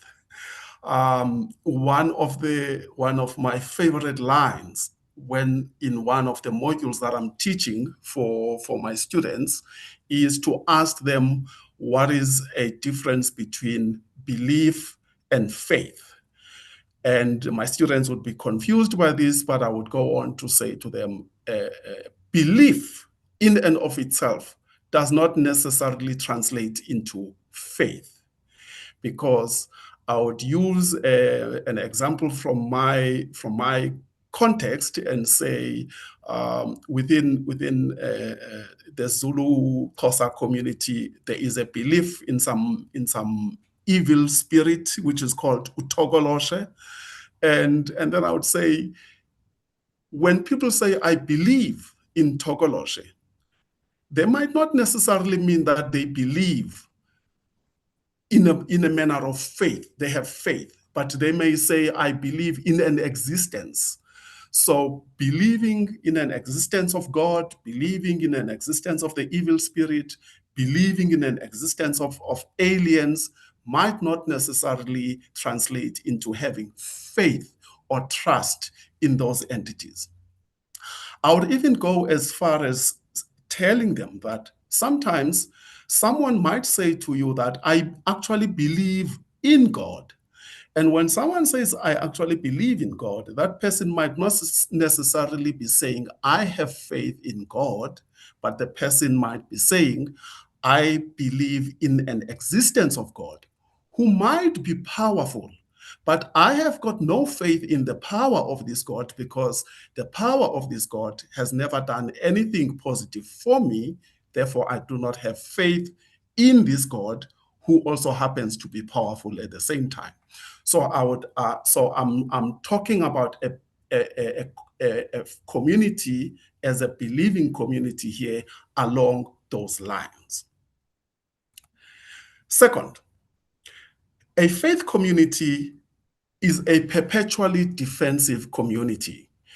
Now, defensive might sound a little bit off, or might sound, the term that I'm using there might not necessarily give a true reflection of what I'm trying to say, because sometimes when we're saying someone is defensive, that usually communicates a negative connotations, that someone is defensive because someone has done something wrong. What I mean here is that faith communities are more often than not stakeholders in various forms of public discourses, especially in public ethical discourses. And for this reason, faith communities operate in contested spaces. If faith communities are stakeholders in public discourses, it means that there would be other competitors within those spaces that are offering a different worldview from the one which a particular faith community would be offering. And for this reason, there is always someone who offers a counter narrative from the one which a particular faith community would be offering. And this makes faith communities to be vulnerable, or to be prone to detractors, or to be prone to people who are cynical about what a faith community would be proposing at the time. Faith communities are therefore easily discreditable, or can be easily discredited by those who are holding a different point of view. And for this reason, a faith community has got to always be on point in terms of its ability to protect, or its ability to substantiate and to defend whatever narrative it offers within a public discourse. It is a faith community's ontological framework that renders it vulnerable to its detractors and to people who are skeptical of what that faith community would be proposing at a given time. And for this reason, faith communities carry the unenviable burden of proof. They've got to always prove that what they are saying can be tested, can be scrutinized. So faith communities also happen to be generators of publicly scrutinized epistemological methodologies that are constantly challenged by those who are on the other, or who are standing on an opposite position. So faith communities have got this responsibility of always making sure that they are able to stand the test of time in terms of how they get to be scrutinized in public platforms, and so on and so forth. And this does not end, hence the perpetually defensiveness. Third, a faith community is a community at risk, always at risk. Why is this? At the core of every faith community's belief system is an appreciation of an existence of an original intention. Every faith community believes that it forms part of an original intention for which it was meant to be a custodial conduit of. So, I will make references to the community that I'm most familiar with, but I think what I'm about to say can also be extended to other faith communities as well. Within the Christian faith community, there is a belief that God created the world and everything that is in it, and God had an intention. In fact, God intended, God as a sovereign intender, and God, out of God's sovereign prerogative, intended to create the world, and God had an intention with the world. And human beings were created in the world, and human beings were also created for a specific purpose. And human beings also happen to be custodial conduits, and by custodial conduits, I'm referring to the fact that they are both custodians and channels of that original intention. And as would be reflected in most faith communities' respective mythical historical narratives, every faith community somewhat tends to believe that at some point in the past, a monumental event which derailed it from being a reliable custodial conduit of what it was created for took place. So for an example, within the context of Christian faith, once again, we can make reference to presentation of the original sin. That original sin was this monumental event that derailed human beings from being able to carry out the responsibility for which they were created for, and to be in the world in the manner that they were intended to be. So what are the implications of this? The risk then makes a community or a faith community to be a community that is constantly in dire need of salvation. So a faith community is a community at risk, and a faith community is a community that is constantly in dire need of salvation. Fourth, because a faith community is a community that is at risk, there is a remedial option to this. So faith communities offer a variety of remedial options.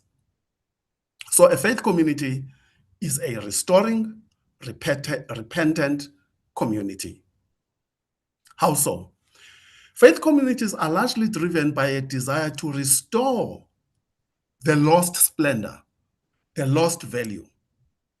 And the main modus operandi for this campaign is rebuke and repent.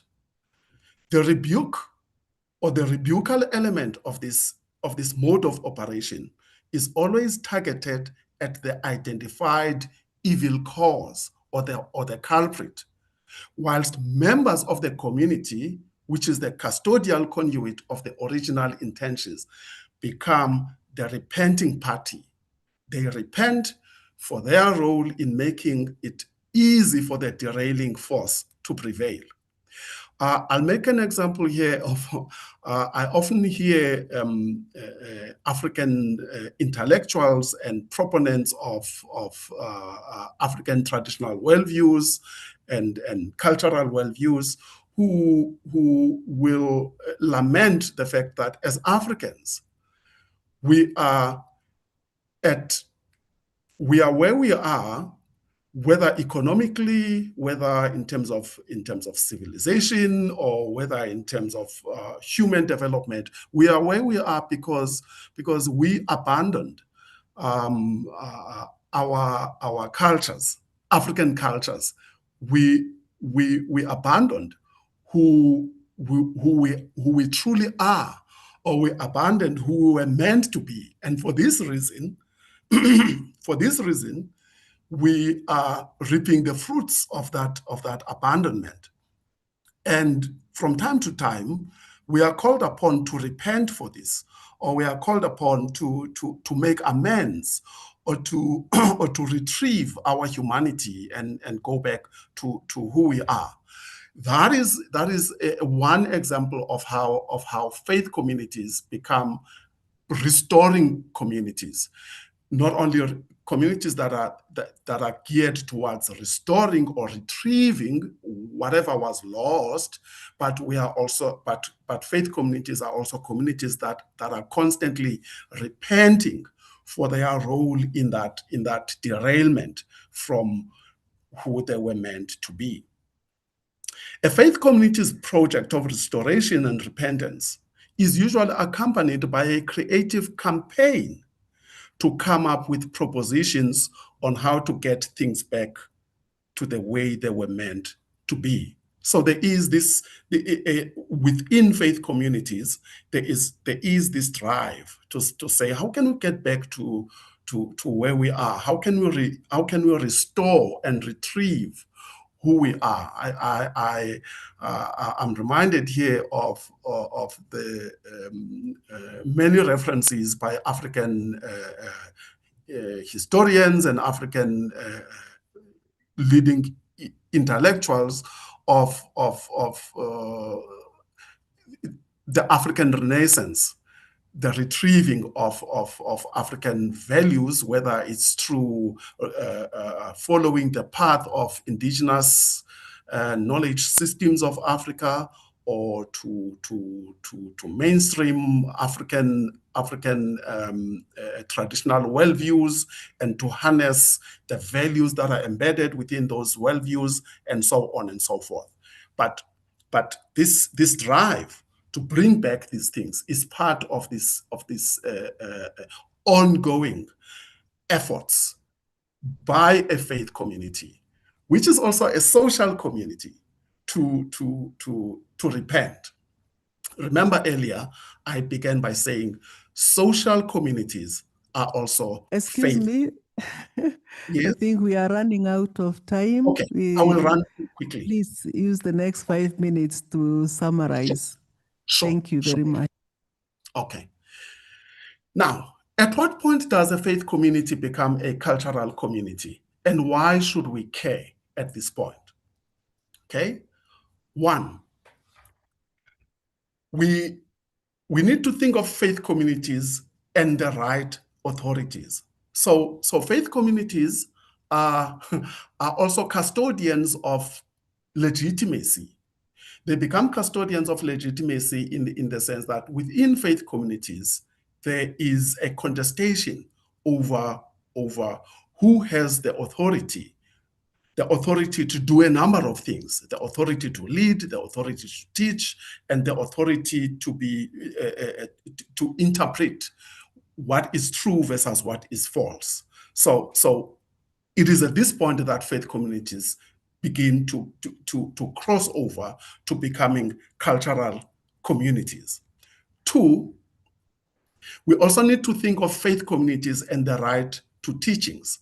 Now, faith communities have got the right to teach what it is that was lost, what is this value that was lost, and what does it mean to have this value? For an example, what is salvation? Saved from what? And what does salvation look like? So faith communities have got to play within the terrain of hermeneutics.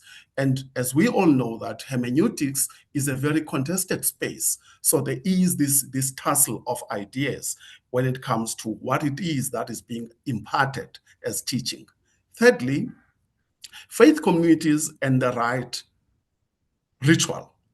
Faith communities have got a challenge of precision, because faith communities are characterized by a number of rituals that are taking place occasionally. But there is a contestation at this point as well, in the sense that faith communities have got to wrestle with the issue of precision. And there is a people are always contesting as to whether the rituals that are being performed are the right rituals at the given time, and for what purpose as well. And faith communities also has a challenge of eligibility, of having to deal with who is eligible to take part in these rituals that a faith community gets to be responsible for. Why does this matter in conclusion? Why does this matter? This matters because culture is a performative expression of faith in a grand mythical narrative of social community, which also happens to be a faith community. So culture is a performative expression of faith. And this takes place within, or this is guided by a grand mythical narrative of a particular faith community, which also happens to be a faith community. Thank you very much. I will clarify whatever is not clear now during the palaver time. Thank you for listening to me. Thank you very much. Thank you very much, Professor Sakuba. Please let us give him another round of applause. Yeah. He has explained to us in a very vivid manner characteristics of a faith community.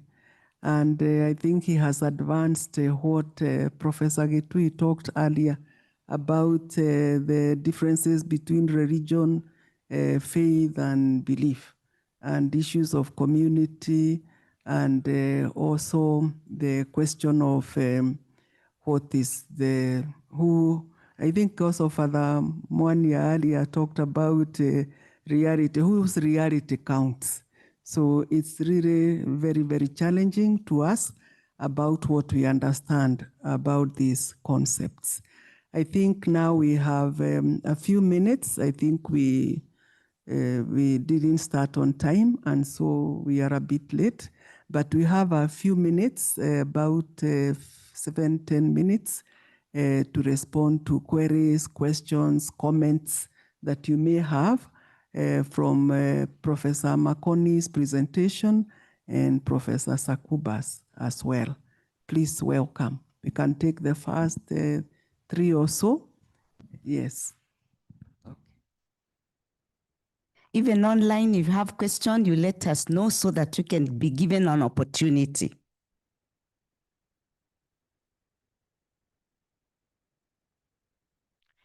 The floor is open. If you have a comment or you have a question, a contribution, and we'll only give you 1 minute to do it.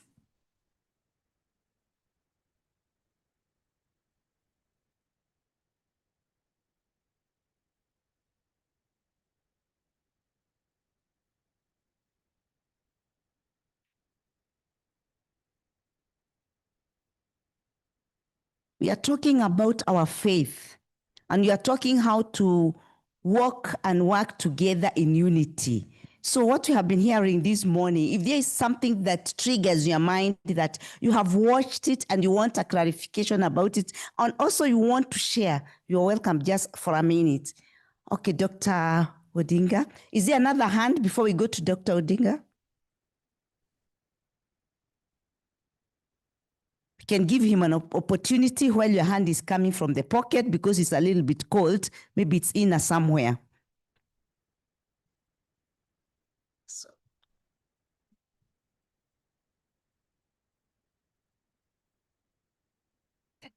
Thank you. Good morning, everybody. My question is to the last presenter when he said that rituals may not be right. I just want him to clarify what standard or what measure do you use to say a ritual is right or wrong? Thank you very much. I hope Professor Sakuba, you have heard that. Is there another question he can take before he responds to that?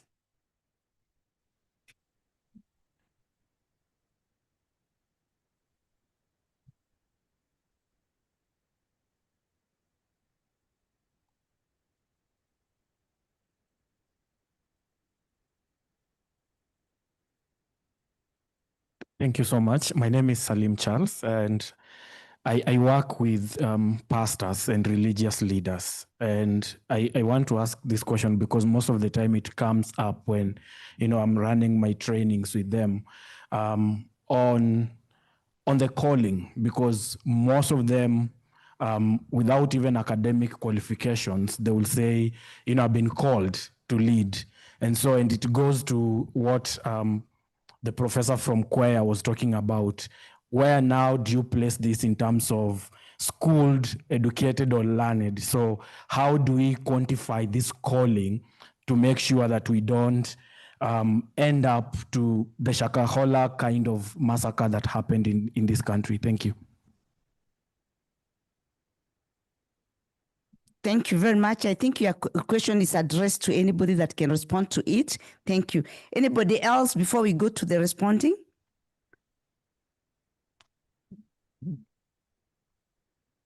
Thank you. Thank you. My name is Anastasio Nyaga. My question actually is directed to the keynote speaker. When she quoted BT, saying that BT says, this famous saying that Africans are notoriously religious. I don't know how notoriously religious are they. And she was quoting Shakahola, the massacre again. Was that an expression of the notorious religiosity of Africans? Maybe you can also clarify that. Thank you. Thank you very much. I would not like the response to only the other side. We are talking about the dynamic of gender. Thank you. Hello, everyone. Hello, researchers. What was the most important concern for both of you as researchers when you started this topic? Thank you. Thank you very much. Thank you. Now we can go to responding. We can start with Dr. Sakubo. Thank you so much. Let me respond. I will respond to the first question, which was directed to me. And I'm also interested in the last question. I will leave the difficult ones to Professor Makoni. Look, with regards to what I'm trying to say there, I am by no means saying as myself, rituals are wrong or rituals are right. They are wrong or right rituals. But the point that I'm trying to make is that within faith communities, there are contestations about issues of precision, contestations about issues of who is eligible to administer certain rituals, contestations about who is eligible to participate in rituals, contestations about who is clean or not clean to participate in rituals, and these contestations have got a huge impact on who gets to be included or who gets to be excluded. So issues of inclusion and exclusion begin to emerge within spaces that where rituals are being performed. So it is not about whether there is a right or a wrong ritual, but within the community itself. Sometimes contestations are taking place within the community itself. It's not even from the outsider. The outsiders are usually not interested in the rituals. It is the insiders. So that is what I was referring to: the precision, the right way, the focus on the right way of doing things creates a space that gets to be contested. That is what I was saying. And then with regards to the very last question, I think that is that is also another very important question, in the sense that you are asking what motivated me. I will speak about myself to structure my presentation in this way. I was guided by I wanted to respond to the issue of power, to the issue of exclusion within faith communities, but most importantly, I wanted to respond to how social communities and faith communities are usually seen as entities that are far apart from each other, and yet these are entities that can actually that operate with on the basis of the very same logic. And central to social communities and cultural communities is an element of faith, trust in a promise that is offered by a faith community. There is this element of trust. So, and I don't know if I did a good job, but I also wanted to extend the notion of faith not only to religious communities, but also to other social communities out there. Like people trusting in communism, people trusting in capitalism, people trusting in democracy and what democracy can. There is an element of faith or trust that is embedded there. I know that I'm doing that at the risk of conflating two different things, but that's what I had in mind. Thank you. Thank you very much. I would like now to come to Professor Getui. There was a question addressed to you.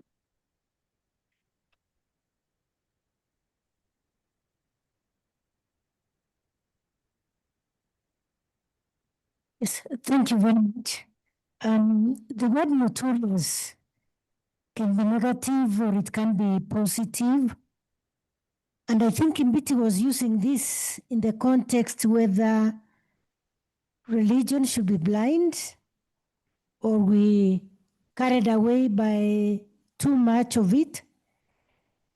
I think for me, we could also look at it from the fact that there is value in religion. So Africans are notoriously religious.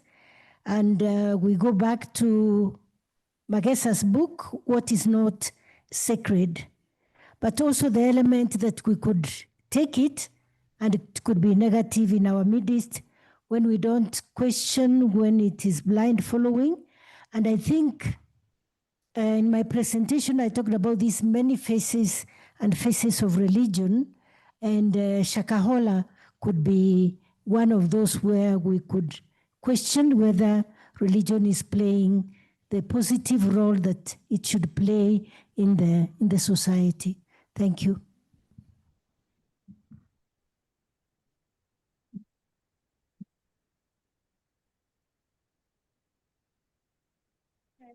Another question.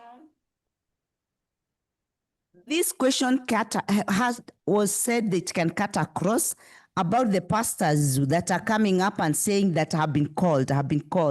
So I don't know who will be able to respond to that, because the presenter said it cuts across the question.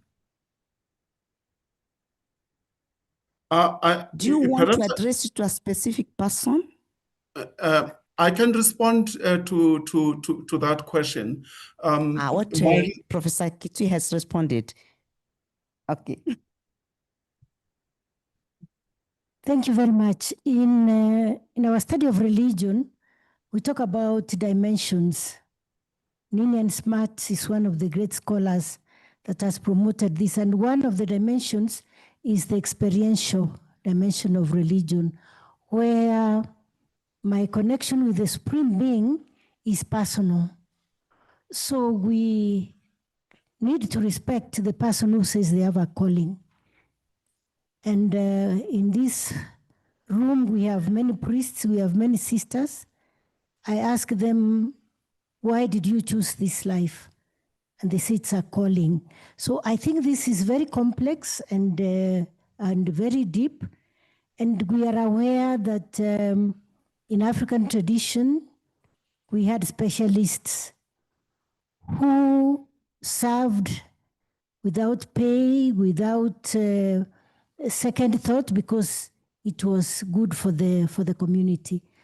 Last weekend, Professor Sablon Ntamburi launched a book on the Muwe among the Ameru, on the valuable role that the Muwe played in the society. And interestingly, some of you would remember Professor Jacob Kaimenyi. Last year, he was installed as the principal Muwe of the Ameru. Now, why am I bringing this? That we have what Professor Ntamburi has talked about in his book, the traditional culture of Muwe.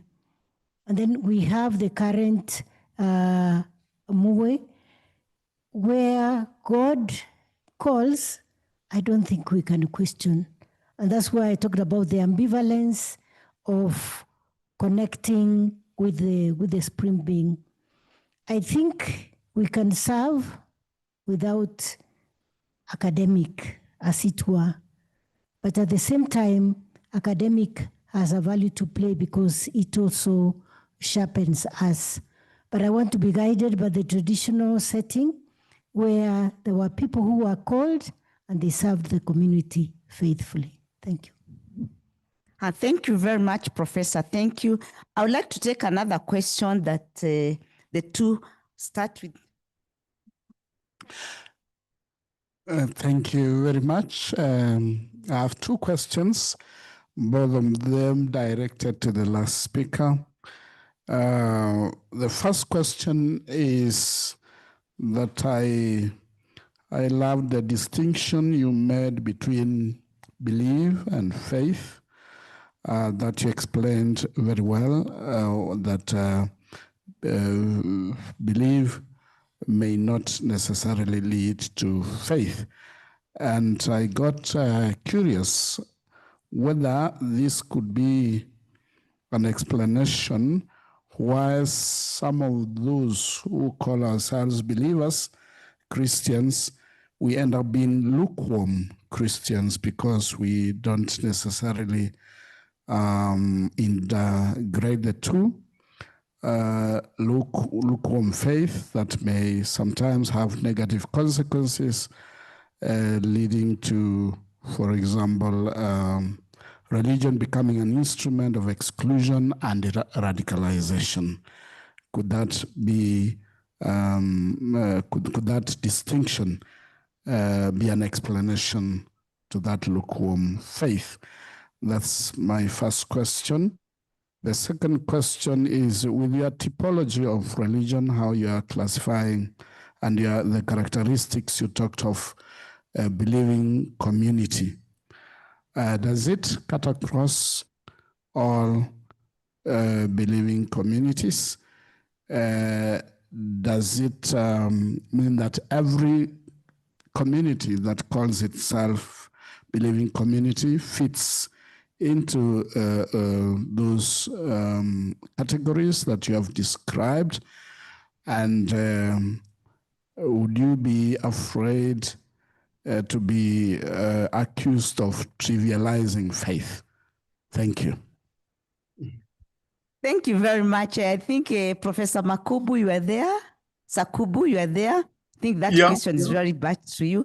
And we'll give you answer it as brief as you can, please. Thank you. Yeah, thank you so much. Those are, both questions are very difficult, but I will try.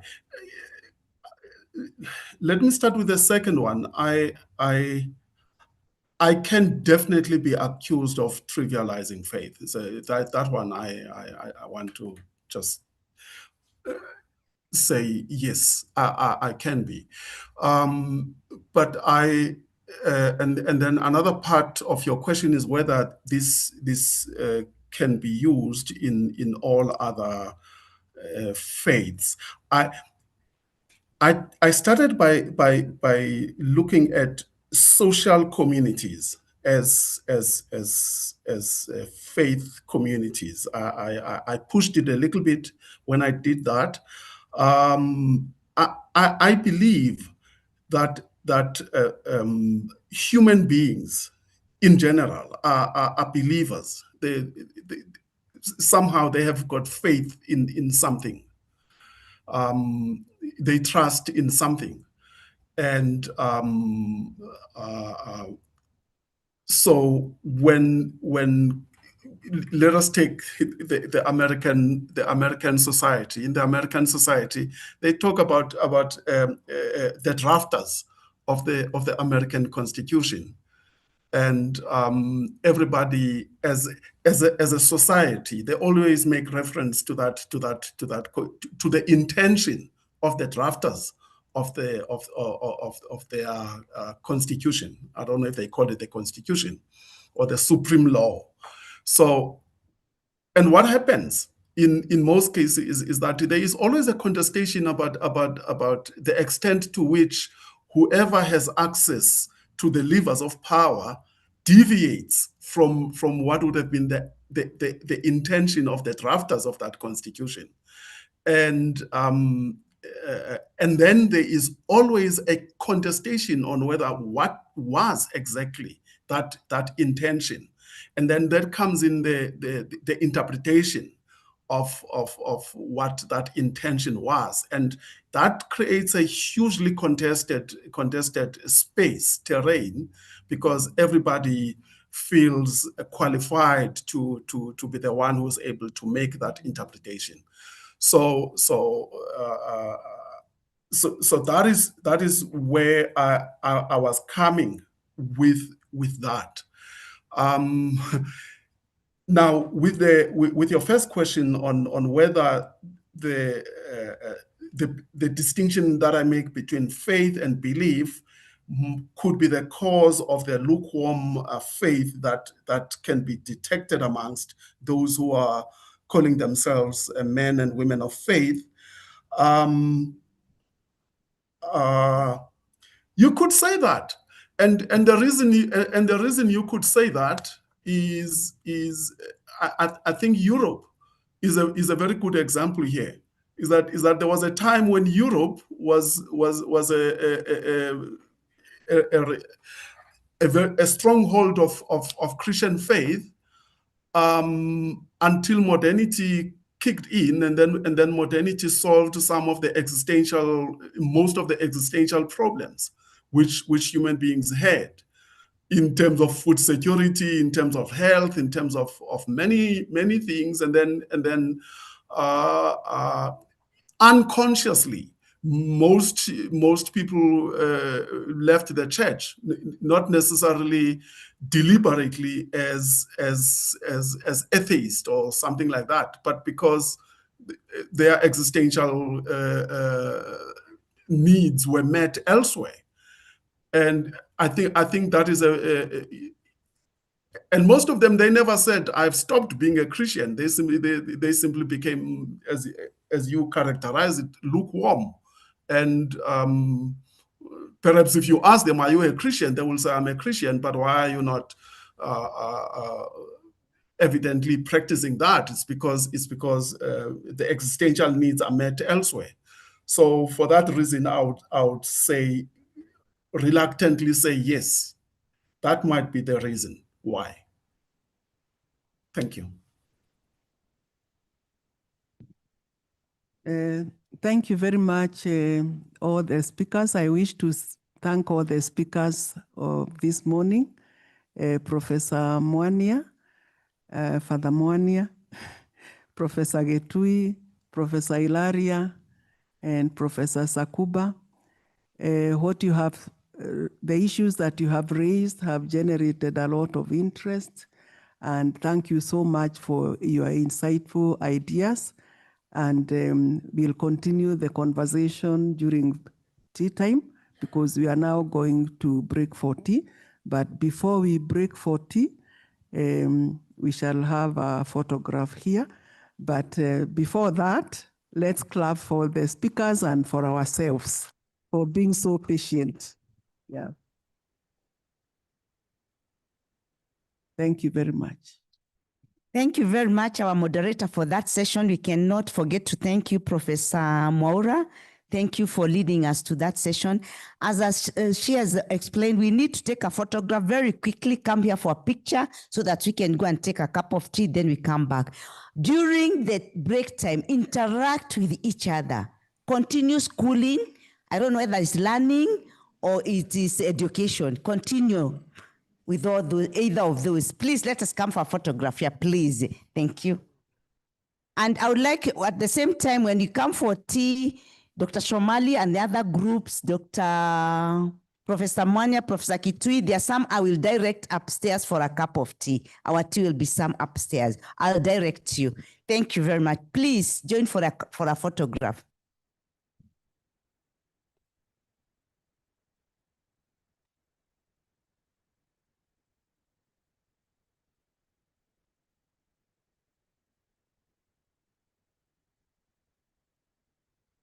Please, members, all of you can go behind. You can climb there for a photograph. The young one, please. We need you all, others, yeah.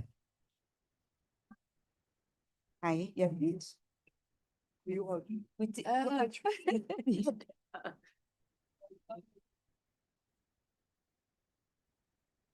Up or here. We really had a beautiful. We really had a beautiful. Yeah. I would just want to clarify something about what he said. Who was not called? That's what I want to say. Go? Who was not called? There was a person who was not called. Who is not called? Yeah. Professor Getui had heard about it. Yeah. So she responded the way she heard about it. Okay. Yes. Yeah. Good. Oh, Thank sorry. you. Thank you. Yeah. Sister picture. I went somewhere.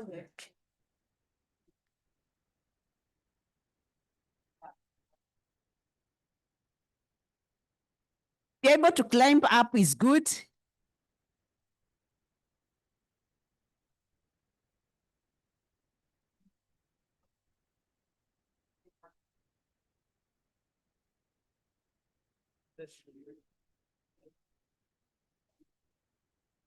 Yeah, others can stand. Yeah.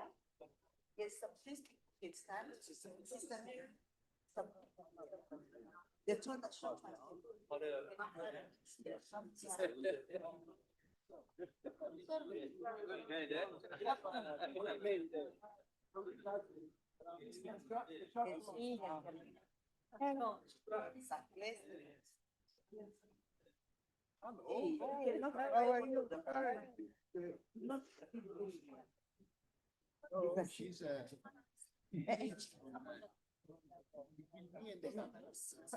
Some can stand, can see where to stand. You are not told yourself.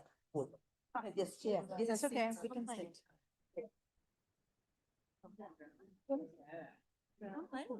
Sister. No, use it. Very good. Come on. Very good. Okay. Very good. You tell us when you are seeing. You tell us when you are seeing everybody, and when you are not seeing, you tell us.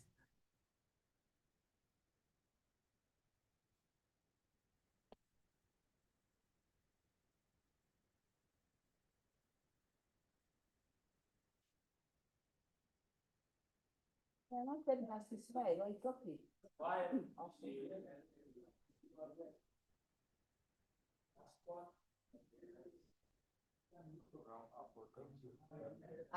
Thank you very much. Yeah, the fee is there 15 minutes. The shortest should be 10 minutes. Online, can get them by 11:20. It's online.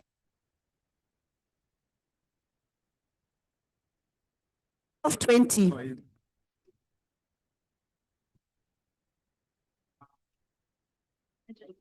Thank you, sister. Yeah, take them upstairs for a cup of tea. Take them upstairs. Yeah. I'm not giving you one of these books. You get a book. You get a book. The book. I'll give you a book. You Go for a cup of tea.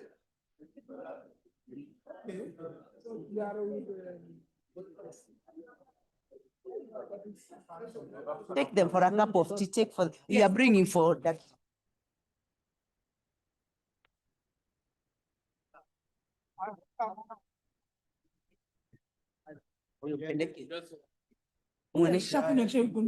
Kitambo.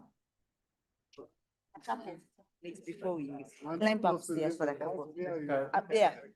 There. Shomali.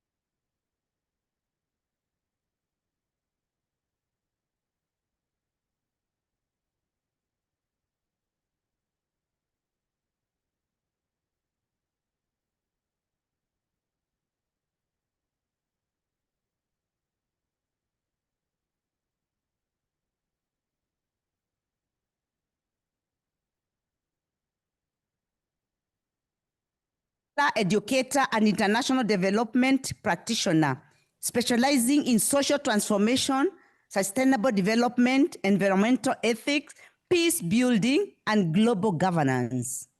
He serves as a tutor for social transformation at Tangaza University, where he engages in teaching, research, and community-based initiative that promotes inclusive and sustainable social change. He is a member of the Parliament of the World's Religion and serves as Vice President and Africa Coordinator for Global Ministry University in the US. His academic and professional interests and goals, faith and development, and environmental ethics, and the critical analysis of development theories and their application in Africa. He has contributed to international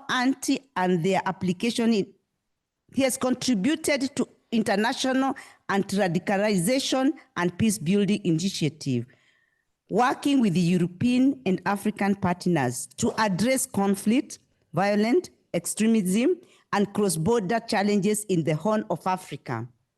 In 2024, he was part of the global research in collaboration with the University of Leeds and partner organization examining global fund representation within international institutions. Dr. Nalugala is also contributes to a Vatican-affiliated think tank dedicated to the fostering ethical leadership, integral human development, and sustainable transformation across Africa. Through his participation in side events of the United Nations General Assembly and other international forums, he actively engages in global policy, dialogue on development, governance, social justice, interfaith cooperation, and advancement of sustainable and transformative development in Africa. Actually, we have a great time because we have this booklet. You can read more and internalize what we are talking about our speakers for today. It's already in this book. So with that said, I'm privileged to invite Dr. Nalugala to take over this second session. Daktari, karibu. Yeah. So thank you, Sister Jane, for the kind words and the introduction. And good afternoon, everybody who is here. So we are going to look at religion and power dynamics. I just want to confirm that the speakers are online. Matteo Ravolini. Good I morning, just want to be guys. sure that he's Online.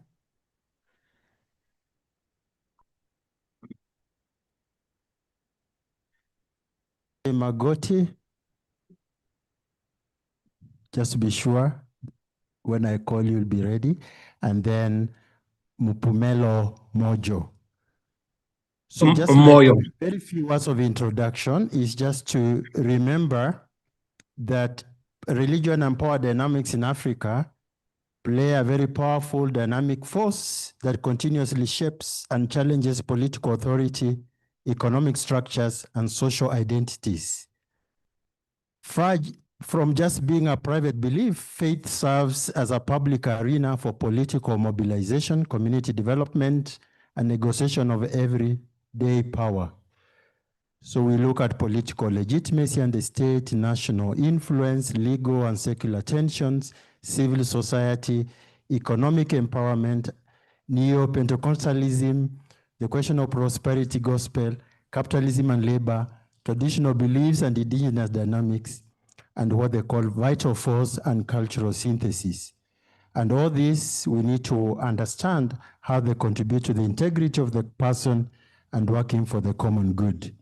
So I would like us to invite the first speaker, who is Matteo Rovellini, who is an independent researcher and currently collaborates with the Fondazione per le Scienze Religiose Giovanni the 23rd as an online facilitator for the virtual exchanges in religious Euro-African dialogue program.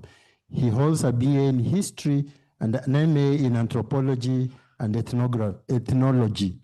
His research focuses on activities of missionaries of Africa in Segu Mali during French colonial rule, with particular attention on missionary encounters with the traditional religion, Islam, and institutional slavery. Welcome Matteo Ravalini with a clap for him. Let's welcome with a clap. Lindy, if you don't mind, I'll give you 12 minutes. If you can just share your work for 10 minutes. Thank you. Welcome. Good morning. I hope that you can hear me. Yes, very Yes, clear. we can. Okay, and you can see my slides. Yes, we can see. You can put on presentation mode. Okay, perfect. So, good morning. In my presentation, I will talk about the relationship between the missionaries of Africa and the practice of slavery in the district of Ségou in present-day Mali in the late 19th and early 20th century during the French colonial rule. Now I will provide some context about slavery in pre-colonial and colonial Ségou. The Ségou Empire was an important African state that emerged in the early 18th century in the middle Niger River Valley. The dominant group were the Bamana or Bambara, warriors and farmers who practiced a traditional religion.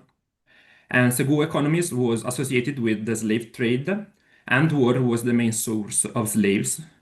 Ségou waged war against rival kingdoms and against the stateless society in the south and in the southeast of the country. The prisoners underwent a process of ritual desocialization, symbolized by the cutting of their hair and the loss of their clan name. And at this point, they were sold or resocialized, acquiring a new status within Ségou society. Some of the slaves belonged to the king and became a property of the state. The king became soldiers, and they could hold very high position, or they could become farmers in the fields of the state, while other slaves were distributed in order to create patronage networks. In Ségou, domestic or lineage-based slavery was also practiced. The second generation slaves became members of the lineage of their masters, and by the fourth generation, they were almost completely assimilated. The institution of pawnship was also practiced. People could be given as a guarantee for a debt, and they were freed only when the debt was paid off. The Maraka, a class of Muslim long-distance traders, played a role in the trade. They lived in autonomous towns supplied by slave work plantation, and they traded in slaves with the Arabic-speaking nomads of the Sahara. After the 19th century jihads, Ségou fell under the Muslim domination of the Tokolor, a group from present-day Senegal, and its economy continued to depend on the trade. Slaves were used to pay the Taliban and the soldiers, and were also traded along the western routes. And the Bamana resistance also created a situation of endemic guerrilla warfare that was mainly financed by slave raiding. In 1890, France conquered Ségou, which 3 years later became an administrative district.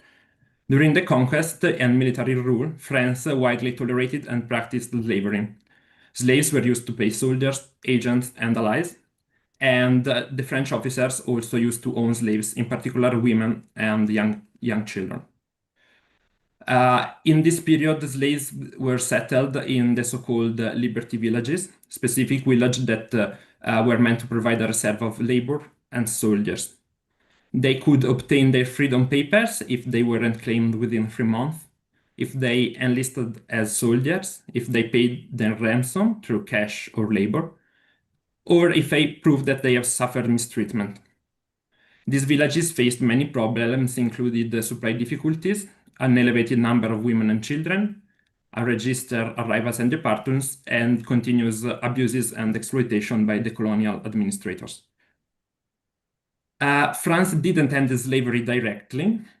The first civil governor, Grodet, banned the sale of people, but the most important law was the Comprehensive Decree on Slavery in 1905 that prohibited the enslavement and the sale, gifting, or exchange of human beings. These, together with other factors, triggered a great exodus of slaves that started from the city of Banamba in 1905-1906. 1,000 slaves left Ségou, and 1 million slaves did the same in the whole French West Africa. So it was their initiative that led to the end of slavery in Sudan. So what's the role of the White Fathers in this? The Society of the Missionaries of Africa was one of the protagonists of the Catholic Church anti-slavery campaign. In the 80s, the founder of the society started receiving some reports on slavery by his missionaries in East Africa, and he brought the issue to the attention of Pope Leo XIII, who in the encyclical In Plurimis condemned slavery and declared the church anti-slavery positions. And the same year, Lavigieri received a pontifical mandate to put an end on the slave trade. In 1895, the missionaries of Africa founded the mission of Notre Dame du Ségou, near the old capital of the kingdom. And they came in contact with the local Liberty village, which they call Liberté. In this phase, the district administration wasn't able to feed the village and relied on the mission. The mission distributed the daily millet and salt, and also medicines and tools. They saw this aid as a form of Christian charity, but also as a strategy to spread Christianity. And they also received free labor in return. After the first year, after the first millet harvest, the fathers interrupted the aid. And the next year, the village was relocated far away from the mission, but the missionaries kept religious and also labor ties with the village. In the summer of 1895, the fathers started helping refugee slaves and also free persons that were claiming enslaved family members. These slaves were seeking their freedom because they had suffered mistreatment, or because they were at risk of being sold, or of changing owner due to inheritance issues. So the mission mediated between them and the district court. They collected the translation of their testimonies and sent them to the district commander. If the person were liberated, they delivered the liberty papers, and otherwise they helped with the payment of the ransom. And they also protected the slaves from retaliation from their former owners. By 1896, the fathers were in the position to decide which cases were to be forwarded to the district and which were to be dismissed, exercising actual juridical authority. The administration's tolerance of the practice of slavery and the missionaries' establishment of an alternative juridical authority led to an inevitable clash. In particular, District Commander Mongers tried to limit the interference of the mission in slave-related issues. He threatened to punish anyone who turned to the mission before them to his court with 20 lashes and 10 days in prison. And on the 21st of January 1897, over a controversy on the case of a woman named Numojo, he gave a different interpretation than the father's one and refused to grant her freedom. So the father acknowledged in the Ségou Mission Journal that this episode risked to diminishing their prestige among the local population. But in the following month, with the mediation of high-ranking officers, the crisis was resolved in part.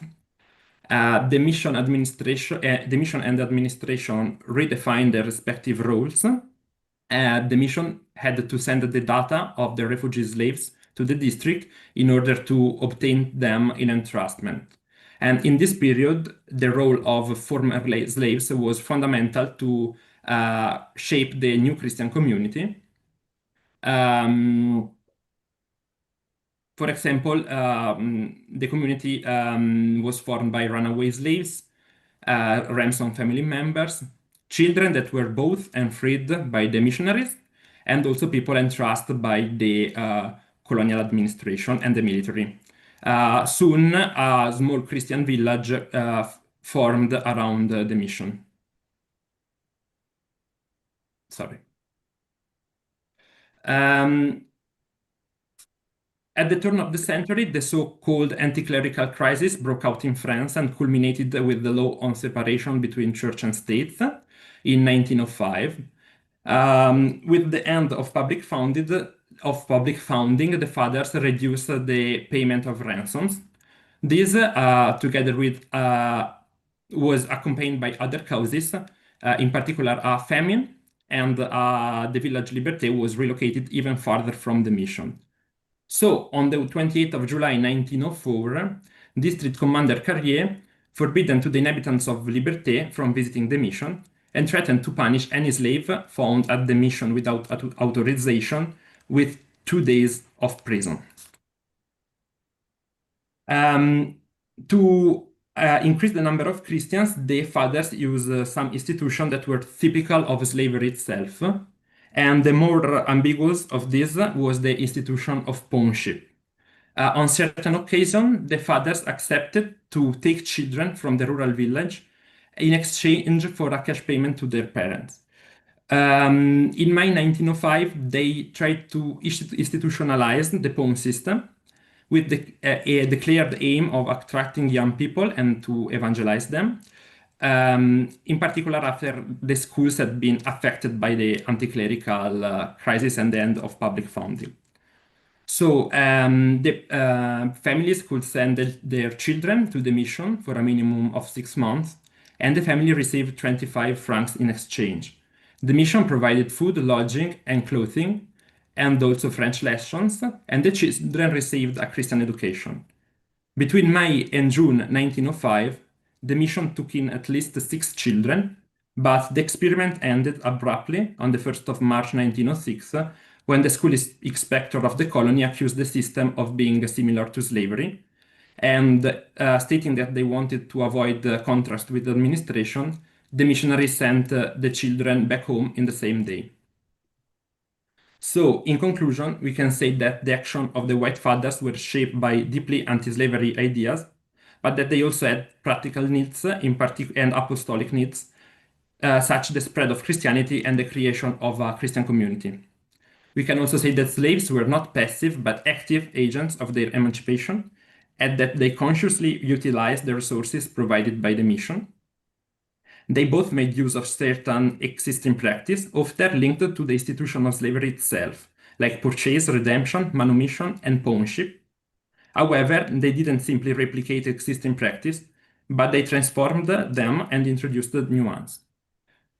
So my presentation is now concluded. Thank you very much for your attention. Thank you, Matteo. Thank you. You have been very precise. Actually, you took 12 minutes.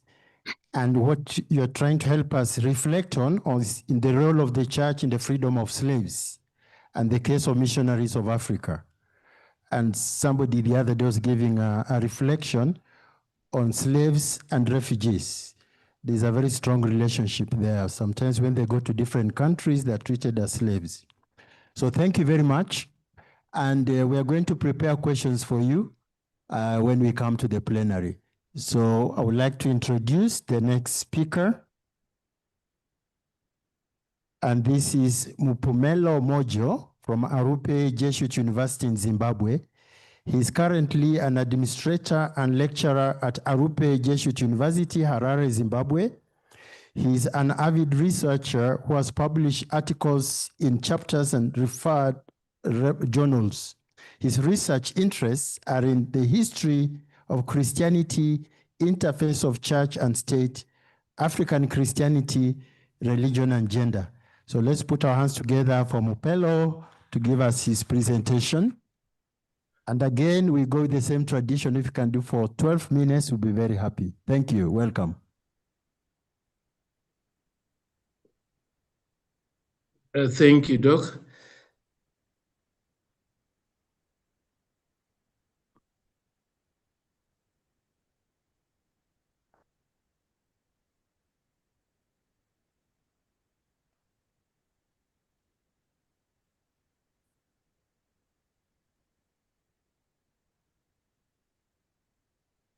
Maybe you're muted.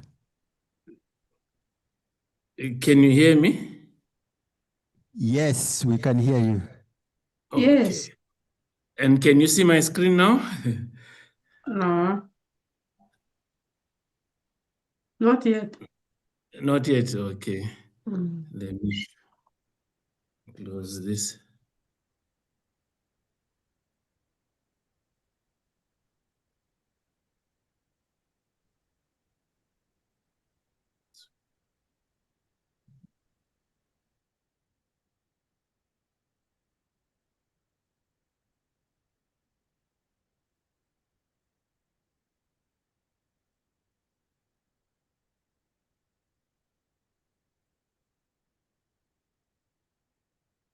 Can you see my screen now? No. No, okay. I had sent the screen, the presentation. I don't know if we can share it from that side. There, it's there now. It's a Oh, different. now you can see it.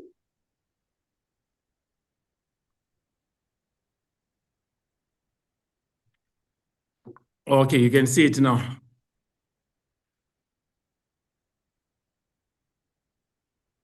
Yes, politics of religious education. Okay, in colonial Africa and the rise of inequalities. All right, thank you. Habari zenu. Alaikum salam. My presentation focuses on the politics of religious education in colonial Africa and the rise of inequalities.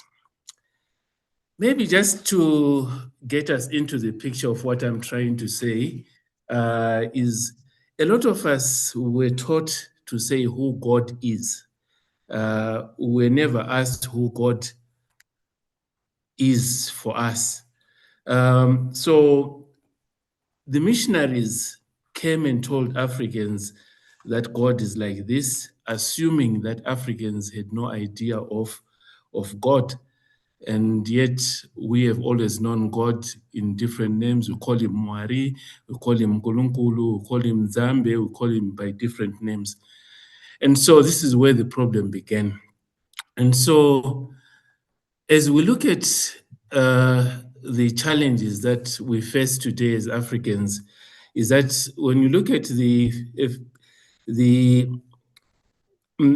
Fufwana puts it correctly when he says, the simple life of the old African has become more complicated as a result of the contact with the Western world.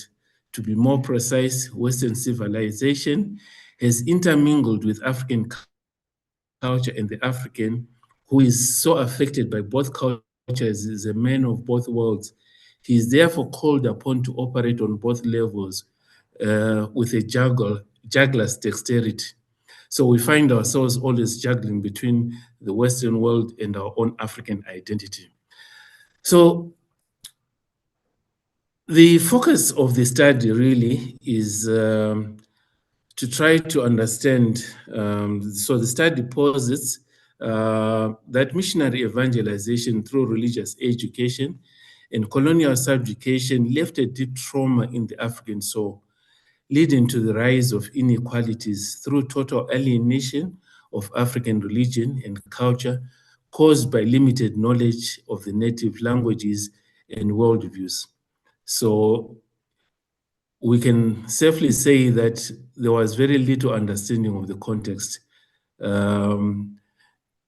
Religious education came as an imposition from outside, and because of that, it tended to alienate the African and also cause a lot of inequalities. Christian missionaries have been foundational in the history of education in sub-Saharan Africa.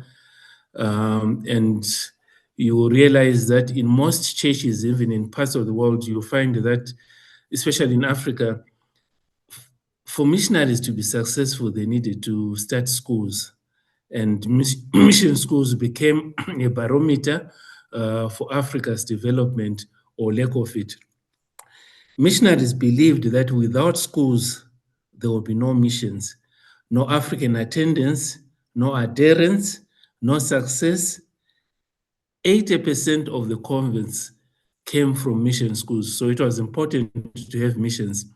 And the major reason for starting these missions was to recruit converts.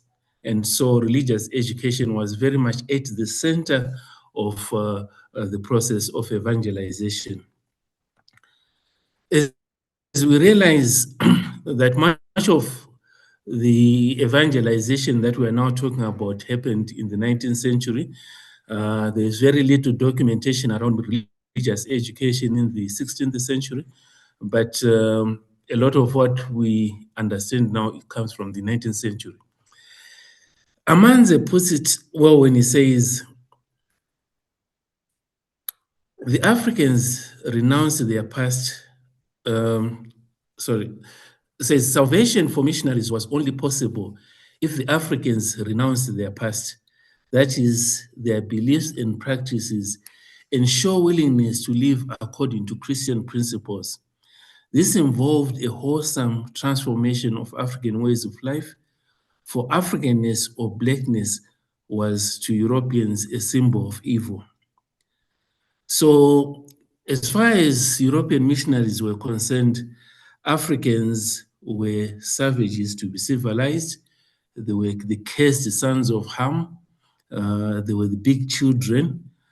And in many ways, European missionaries demonized African traditions and culture and left the African confused about his own identity and created a kind of religious schizophrenia in terms of delusions in content as well as in the identity of the African himself.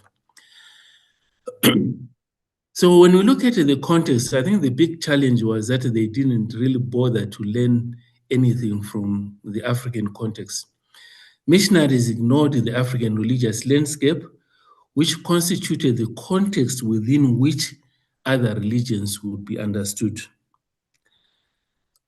such as African tradition, African symbols, African images, African expressions. All this was ignored. And they thought that by bringing their own religion and their own culture, it would then take away what was tabula rasa within the African understanding as they thought so. But we realized that was not the case. And we noticed that when Tejekerak puts it well when he says, Western education eroded the foundations of African society without the means to take over from it. For from the beginning, the new education lacked the resources and tied it over by disseminating theories. It opened new fields of thought, but was for the most quite impractical. It was literally given the African language of the colonial administrator. And because it was literary, it failed to probe talent sufficiently. Worse still, it was non-corporate. It did not belong to the people. To get educated was to be at odds with one's people, and there was the tendency for the educated African to lose assurance which the older African received from traditional upbringing.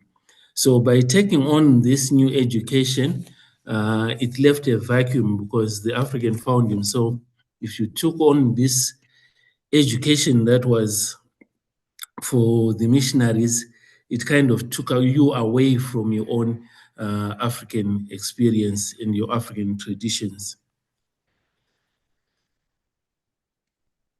A lot of it was done through boarding schools and also through the support of the colonial governments.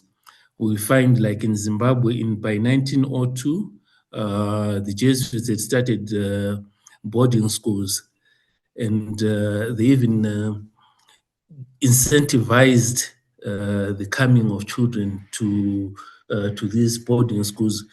And the thinking behind it was to help to make sure that these children that came spent more time with the missionaries than they did with their parents, so that the Jesuits and the missionaries could then build on these children, give them an education that was divorced from their own traditional upbringing.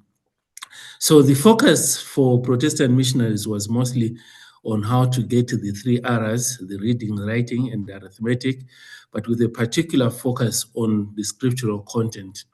Whereas for Catholic, the focus became so much on catechism. But you realize that especially in the 19th century, a lot of converts to Christianity were mostly children. Maybe I would even say 80% those that were coming from schools, as opposed to adults.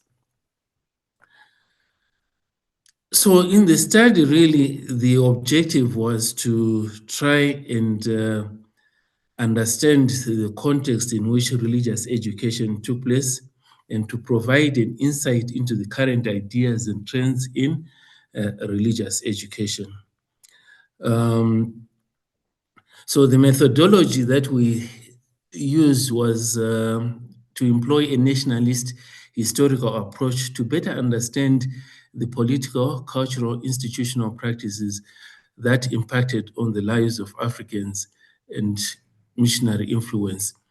As you notice that from a lot of the books, especially the general history of Africa, a lot of it has been written by missionaries and Europeans, and there's been very little coming on a general, not talking about the experience of Africans. So this methodology is basically to try and give a voice to the Africans to speak about their own experiences of what took place. What were the findings? The study poses that missionary evangelization through religious education and colonial subjugation left a deep trauma in the African soul, leading to the rise of inequalities through total alienation of African religion and culture caused by limited knowledge of the native languages and worldviews. Religious education was equal to evangelization, but also to conquering. So it was used to conquer, not so much to help us understand who God is. So the result of missionary religious education led to a collective amnesia, forced repression, ignorance, loss of culture, traditions, and the crisis of identity for Africans because of changed circumstances or shifting interests leading to total colonization caused by demonization of African traditional religion by the missionaries, and also leading to religious schizophrenia in terms of delusions, in terms of content. What should we believe? At one point, polygamy is such a bad thing. When you read the Bible, the polygamy, some of the people that God loved most were polygamists, meaning in some cases, when you see the translation of the Bible, they preferred to use words like prophet, muprofita in Shona, instead of using shikiro, which was the traditional Shona word, lest the African misunderstood the message. And also the idea of identity self, it left Africans in a crisis. So there is need for a new educational approach to religious education that promotes African identity and culture by utilizing elements of African tradition and culture and the experience of the learners. We need to take into consideration the context of the Africans before we can even do anything, which was not always the case. And Gacheni talks about what is called the epistemic freedom, the right and capacity of Africans to think and theorize, interpret and produce knowledge for their own historical experience and intellectual traditions, rather than through imposed Eurocentric paradigms. And this is where we need to go if we need to reduce some of the inequalities and some of the tensions that have been witnessed by Africans, especially in their own understanding of themselves, and also in their understanding of who God is and understanding of their own religion. I propose that as part of the discussion, the African religious landscape constitutes a context within which other religions will be understood. If missionaries had to understand African traditions, culture, and religions, which embody the rituals, the images, the symbols of African expression in songs, dance, and instruments, instead of wholesome condemnation of Christianity, would have been better Christians, and Christianity would have been a better fit for Africa. Missionaries needed to have understood issues such as ancestor worship, the spirit possession, issues such as healing, that have resurfaced in different forms in a number of our African initiated churches, in neo-Pentecostal churches, and even in mainline churches, and even churches in the diaspora. We have Zimbabweans that have gone to the UK, to Canada, to America, and for some odd reason, they still prefer to get their own priests from Zimbabwe, and priests who would understand their dancing, their singing, and who would bring something of an African identity to their prayer and their experience. And then we realize, okay, so thank you, I'm almost done. So the indigenization, I think recently we've all realized that there's need for indigenization. We're all beginning to talk about enculturation. But sometimes we begin to ask the question, who is pushing the agenda? Are Africans playing catch up? What do we call it? Enculturation, theology of reconstruction, Christianity brewed in an African pot. So the study poses that missionary evangelization through religious education and colonial subjugation left a deep trauma, as you said, leading to the rise of inequalities through total alienation of African religion and culture caused by limited knowledge of the context. So there is need for epistemic freedom. The task for religious educators is not to speak for the oppressed, but to create the conditions for their voice to be heard on their own terms. So the central focus should be on the learner, not on the doctrine. We should stop telling them that God is, but rather ask them who God is for them. Asante sana. Thank you very much. It's the presenter. Thank you very, very much. I think when we come to the discussion, we just need to ask ourselves whether education added value to our lives in Africa. Was it positive or had a negative impact? But then there are other studies like Albert de Jong and Holy Ghost was in Tangaza here. We have Lawrence Njoroge, and also a book by William Anderson, who emphasized the role of the missionary church in bringing education to Africa. But then the critique comes with Goodluck Jonathan of Nigeria when he says, yes, the African chiefs allowed children of the third and fourth wife to go to mission schools, but the children of the first and second wife never went to school. So the time of independence, this became the resistance movement that actually has created chaos in Africa. The educated took power, but the uneducated never took power, but the uneducated had more power. So who should you listen to? That's a big area of research that some of us are involved in. So thank you very much, Mupelelo Mojo. We now go to our last presenter, who is Dr. Evaristi Magoti Corneli. We know him as the younger brother of the late Professor Magesa. And we are currently working together on a book in honor of Laurenti Magesa. So Professor is currently a member of the academic community of the Tanzania Institute of Education, as well as a member of the Commissioner of Education Committee, a body responsible for education policies in Tanzania.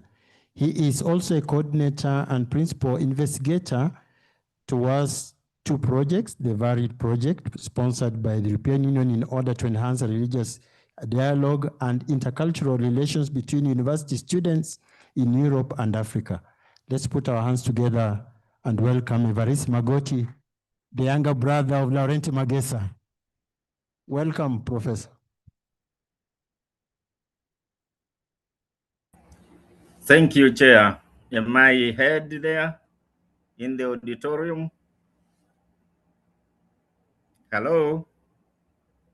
We hear you. Yes. Good, good. May I ask someone there to share my slides, please? Very good, very good. Thank you. Thank you very much. So I wanted to share with you some ideas about the encounter between African religion and Christianity in sub-Saharan Africa.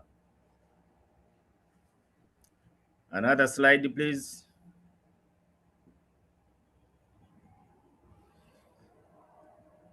I wanted to focus, by way of introduction, I want to say that the consequences of the encounter between African religion and Christianity have been so well documented that it may seem tedious to students of African religion and Christianity to repeat them here. Still, one must allude to them in order to explain the ambivalence of faith in Africa. Scholars of African religion such as Bolaji Doe, John Mbiti, Laurent Magesa have shown that the encounter has been characterized by conflict and a mutual enrichment. So what I will be doing now is to identify areas of conflict. Now here I must emphasize that I'm not trying to make any moral or ethical judgment about the conflicts themselves. I'm just narrating the situation or the events as they happened, and I leave to each one of us to make his or her own conclusions, or moral conclusions or ethical conclusions. So one area of conflict was in social life. In the beginning, there was only African religion. The arrival of Christianity and Islam created religious pluralism.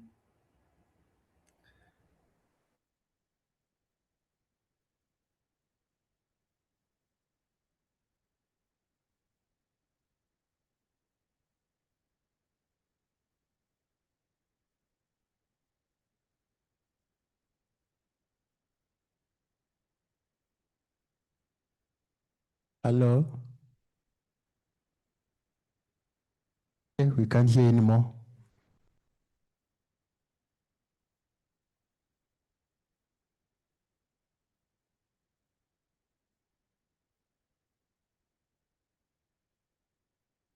Can you hear us?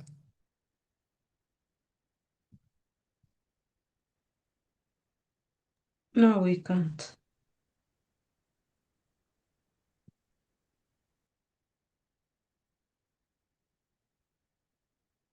Okay, network.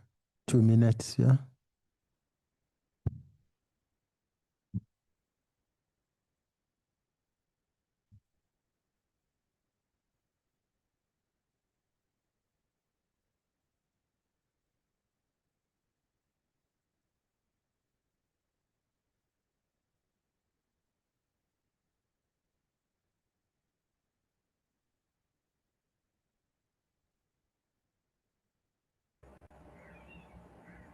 We are disconnected. Hello? Yeah, welcome back. Thank you. Thank you very much. So I was saying that a whole system of, the plurality of religions gave rise to religious conflicts, a situation which gave birth to interreligious dialogue. A whole system of taboos and rituals which had controlled the entire life of Africans were replaced by Christian and Islamic taboos, and rituals. Western ideas of rationalism, when in some senses, Christian ideas of rationalism, led some Africans to doubt their own religious traditions, a situation that gave rise to secularism. Another slide, please. Christian ideas of individualism sanctified monogamy at the expense of polygamous marriages in the continent. Education, traditionally provided to boys and girls, became an exclusive reserve of boys and men. Education also created a cadre of African elites. We shall see later on how they operated afterwards. Other areas of conflict include patterns of dressing, greetings, occupation, design of houses, and politics. Some have gone as to say that Christianity, the history of Africa, or the history of Africa they say that Africa was created by Europe and by Christianity, mainly because of their influence in the life of Africans. Another slide, please.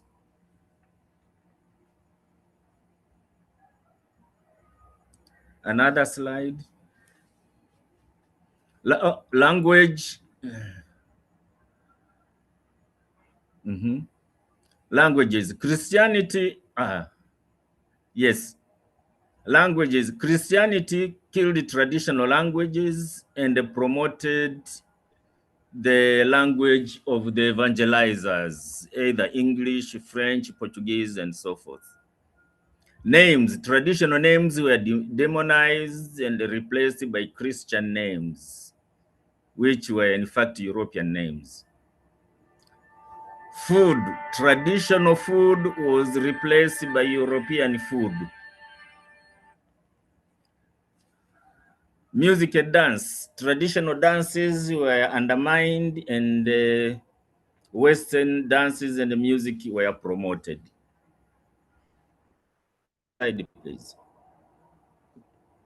Worship is another area of conflict. Traditionally, Africans worshipped the supreme being through many gods.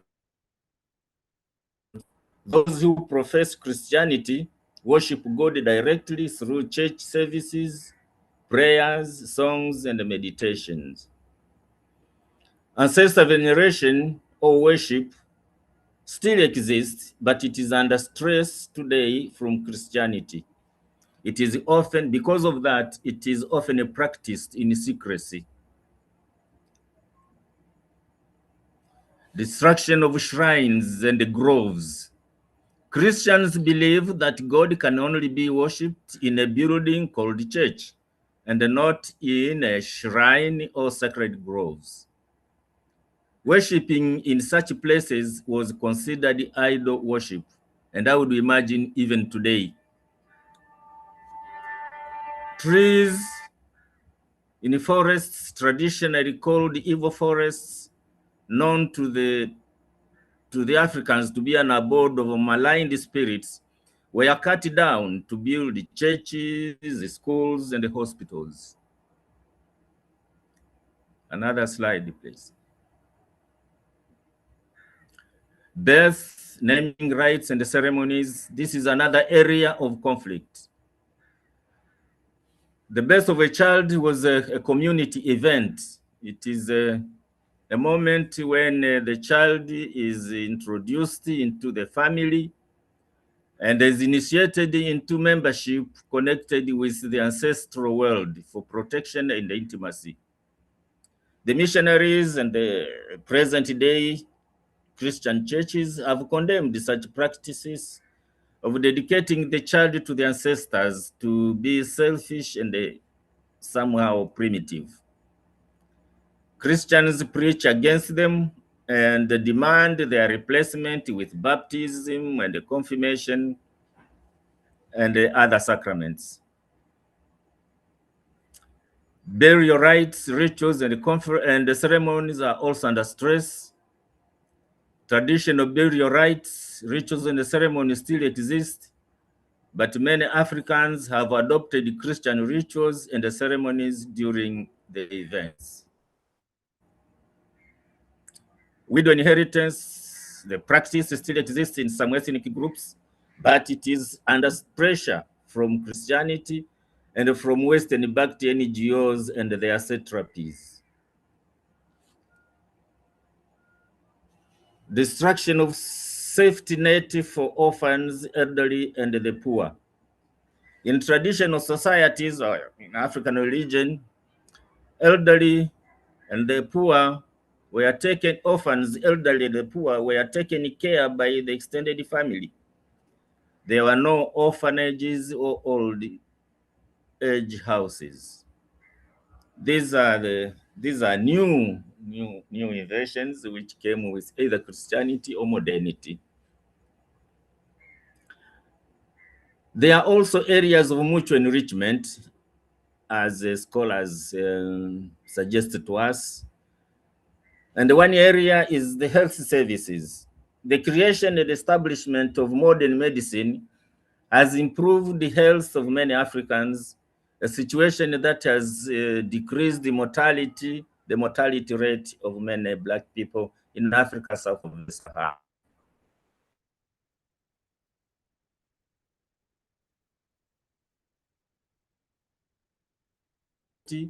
Leading to the decline of some of the traditional beliefs, such as sacrificial rituals. At the same time, many traditional religious ideas continue to influence Christian practices. In fact, there are those who are saying that Christianity is no longer a Western religion. It has become an African religion. Africans have embraced it so much that it has become part and parcel of their life. The Bible, traditionally unknown, has become a source of inspiration for so many Africans. The discussion about the formation of African initiated churches is a consequence of this transformation.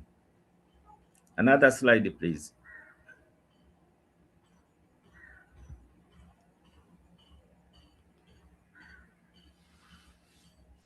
Political consequences. Missions to so many Africans who later on led anti-colonial struggles. In that way, Christianity contributed to the following.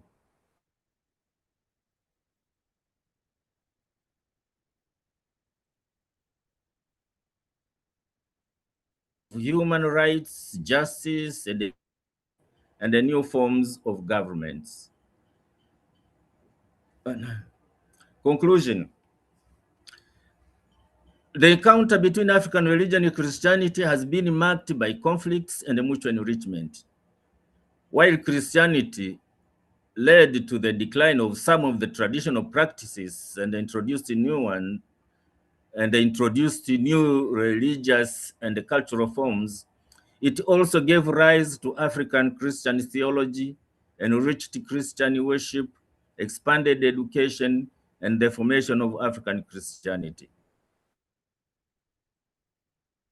Today, the encounter is a continuous process of dialogue, adaptation, enculturation for mutual enrichment. Thank you for listening and for your patience.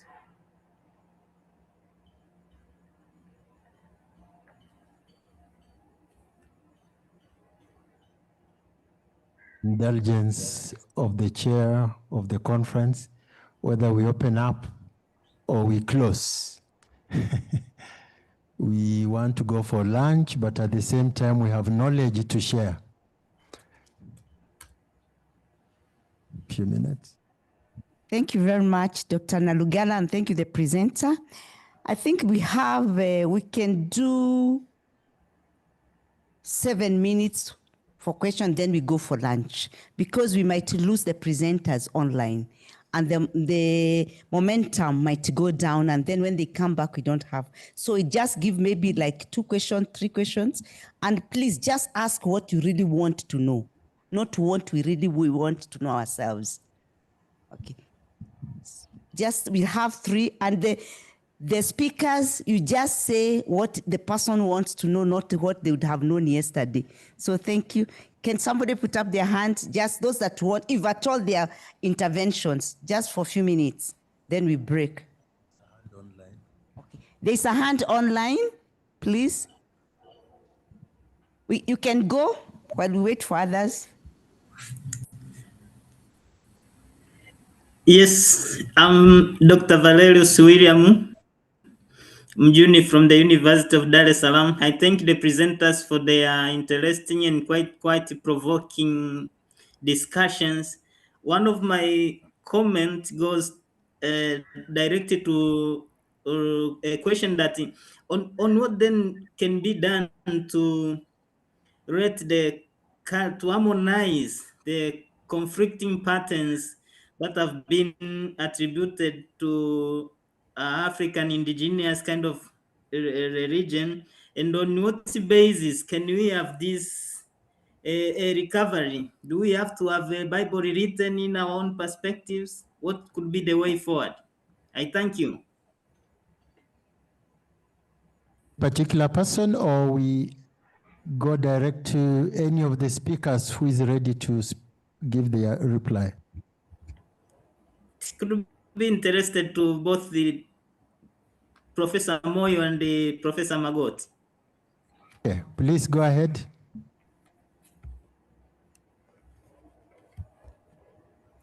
Hello? Go As ahead. I say,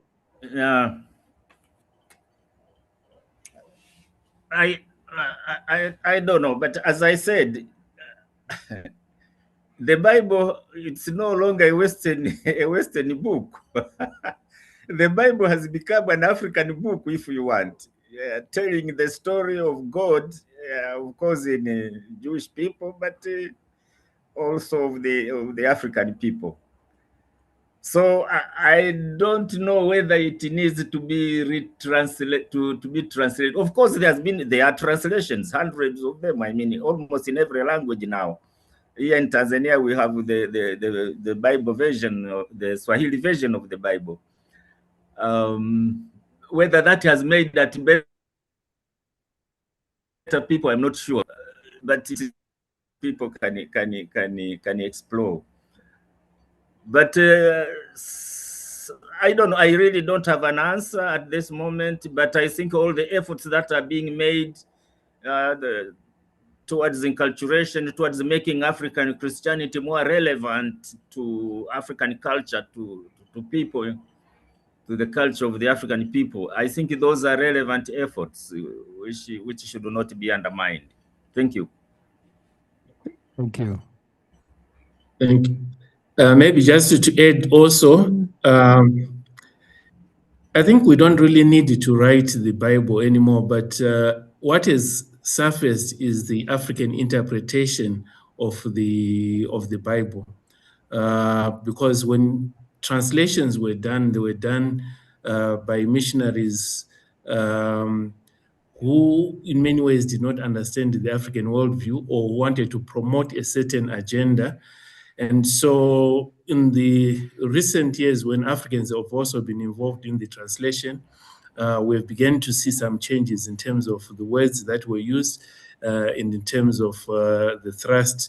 So things are happening on their own way without necessarily us having to rewrite the Bible. But I think it's much more the interpretation of the text and how Africans understand the text. We have not understood it the way missionaries wanted us to understand it, but we're understanding it within our own context, given our own backgrounds. Thank you.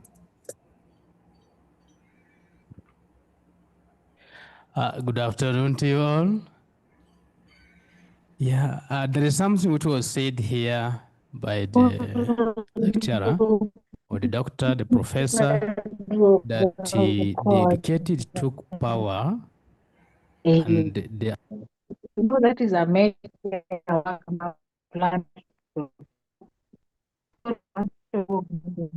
Check. Ask for the page, can you go call what?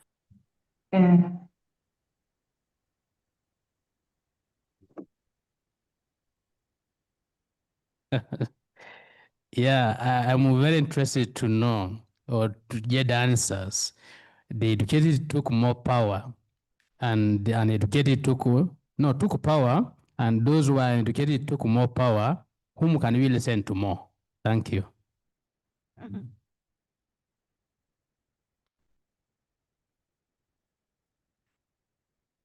Yeah, that was me in a very provocative, just to help us reflect about the meaning of education. Does it mean that when you have Western education, you are educated, and if you don't have it, you're not educated? So there is a study that has gone on, and it was triggered by Goodluck Jonathan, the former president of Nigeria. He was saying that the wives of the first and second, of the chief, first and second, the chiefs were polygamous. So the first and the second, those ones were entitled to becoming chiefs or kings. So they did not have to go to mission schools. But to appease the missionaries, the wives of the third and the fourth wife went to school. Balance. And therefore, at the time of independence, and you can even study in Kenya, Jomo Kenyatta was not the son of the first or second wife, was actually the third. And these kind of people got education and became leaders. The other one is by William Anderson, when he's looking at the incursion of Christianity from 1874 to 1974. Very interesting study. He looks at different missionary groups coming to Africa, especially in East Africa. And then when missionaries came, Africans were very welcoming. Oh, you have come, oh, come, yeah, you put your house here, build here, that's okay. But when they ask to give us your children, say, this one is going to be a chief, let's give them the other children. And so the children of the third and the fourth wife went to school. At time of independence, whom would you really give power to? That's the question. And that has been one of the triggers of conflict in Africa even today, because people are still fighting for that space to get back what was entitled to them. And so these so-called royal families or the privileged families are coming from these houses of chiefs. So with that, actually, we are coming to the end. So first of all, let's clap for ourselves for being active members. And we'd like to appreciate Matteo Rovellini for his research on Mission of Africa and the question of slavery. Mupumelo Mojo from Arupe Jesuit University, Zimbabwe. And Evariste Magoti Corneli, the younger brother of the late Laurent Magesa from Dar es Salaam. Let's appreciate them again. I think there are a couple of questions that have left unanswered because we are looking at religion and power dynamics, colonial legacies. So we need to ask ourselves, like Jomo Kenyatta would say, forgive me for this colonialistic language, me speaking in English to people when you're talking about African culture. Perhaps if we cannot have a common language or communication, suppose all of us spoke our own language, what would happen? So education helps us to understand one another, to communicate, to collaborate, build networks without losing our cultural identity. I think that's what we are pulling out of this session. And that if we understand one another, then there should be no conflict. And lastly, as Father Innocent likes saying, education should not make us become persons of conflict, but we should learn to celebrate our differences. So thank you very much. I hand back to the organizers. Let's give our moderator a better clap than that. Thank you very much, Dr. Nalugala, for that good presentation with your group. And we thank you very much. And those questions that are still within our mind, you want to express, go to the YouTube, and also you can always see how we can reach out to have those questions answered. And please network during lunch.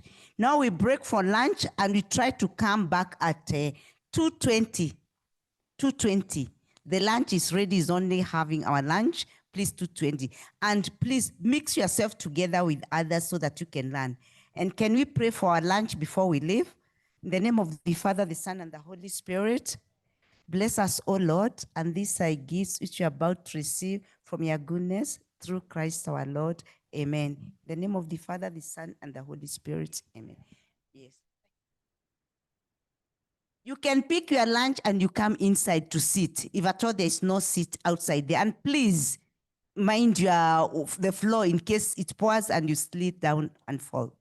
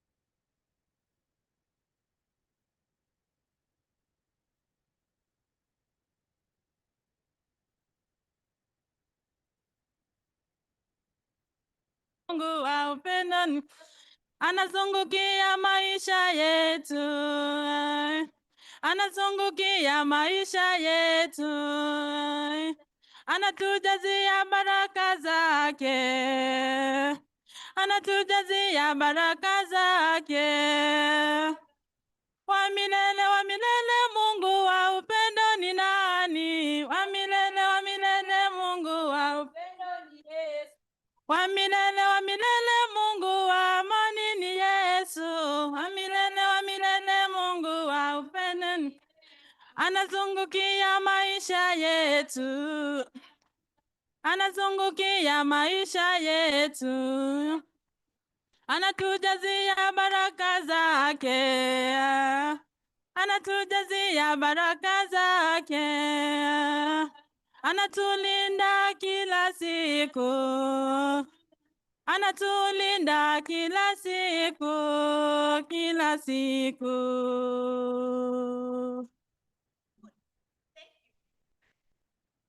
Welcome.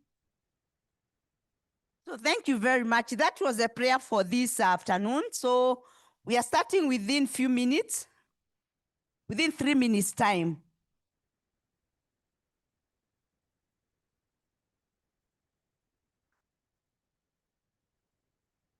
So the ones that have not yet come in, please come and we start.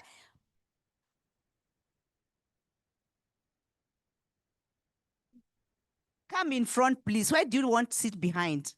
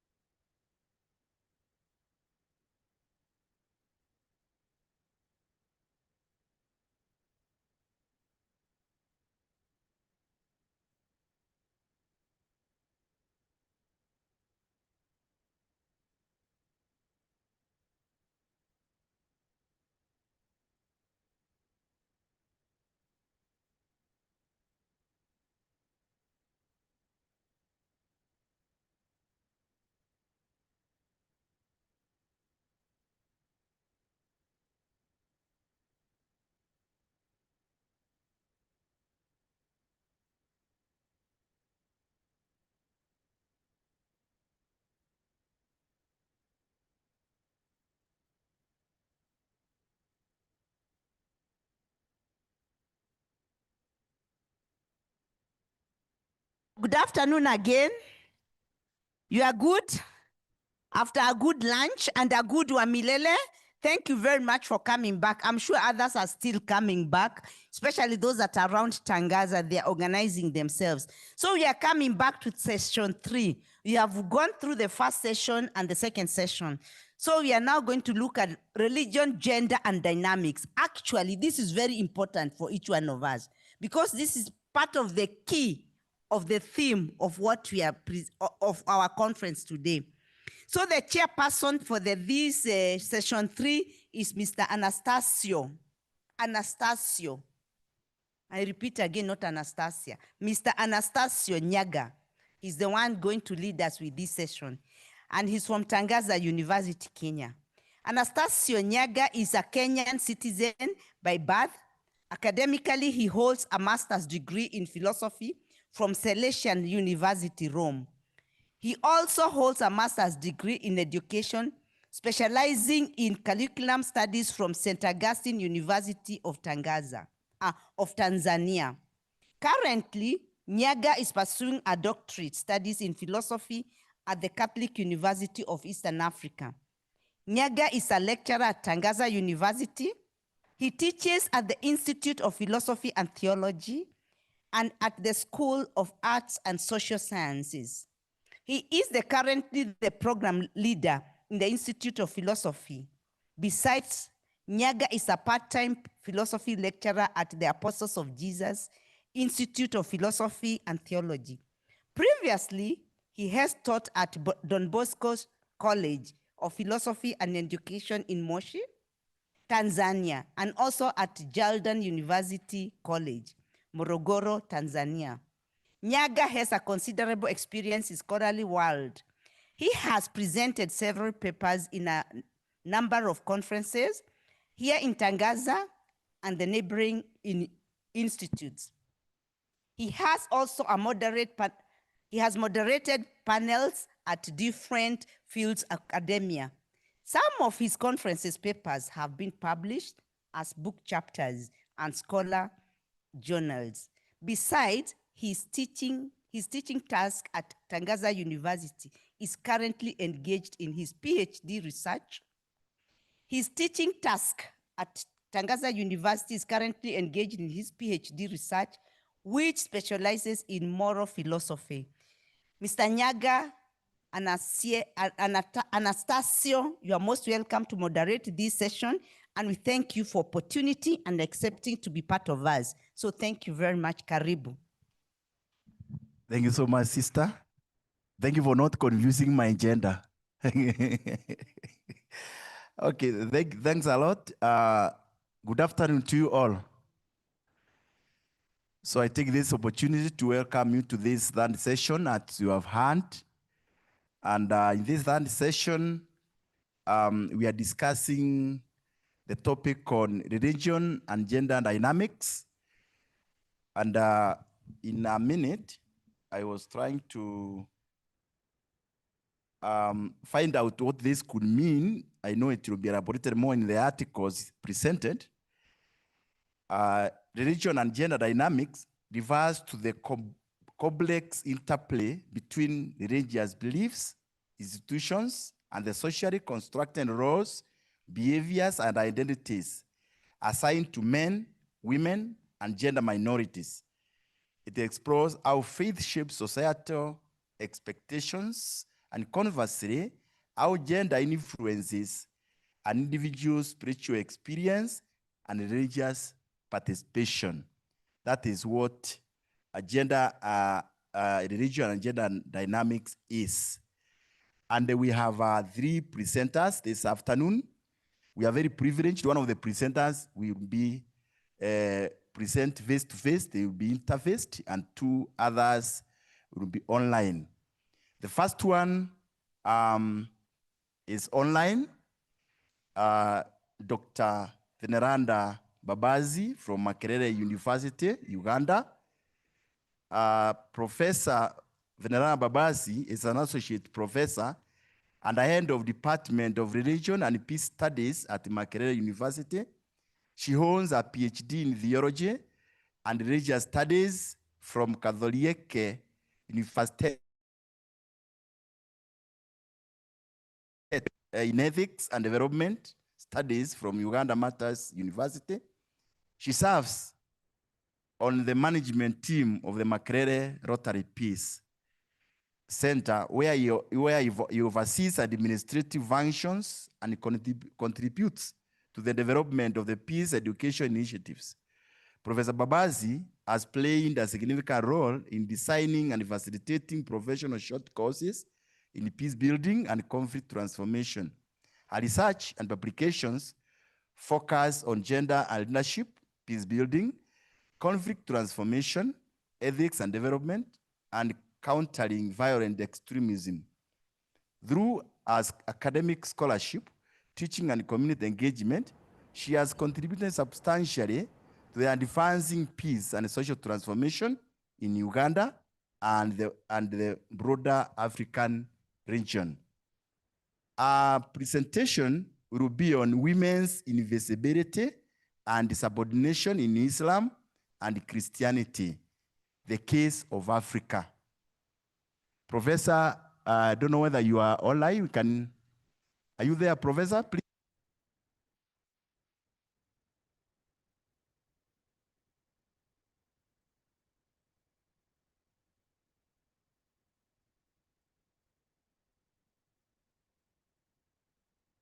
Professor, can you hear us?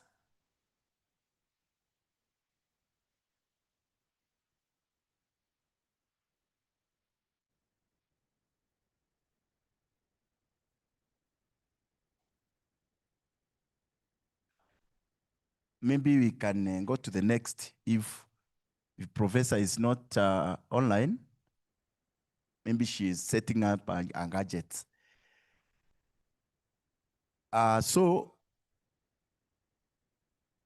Okay, let's go to the next presenter who is with us here. She has been here since morning. Professor Philomena Jerry Mwaura, Dr. Mwaura.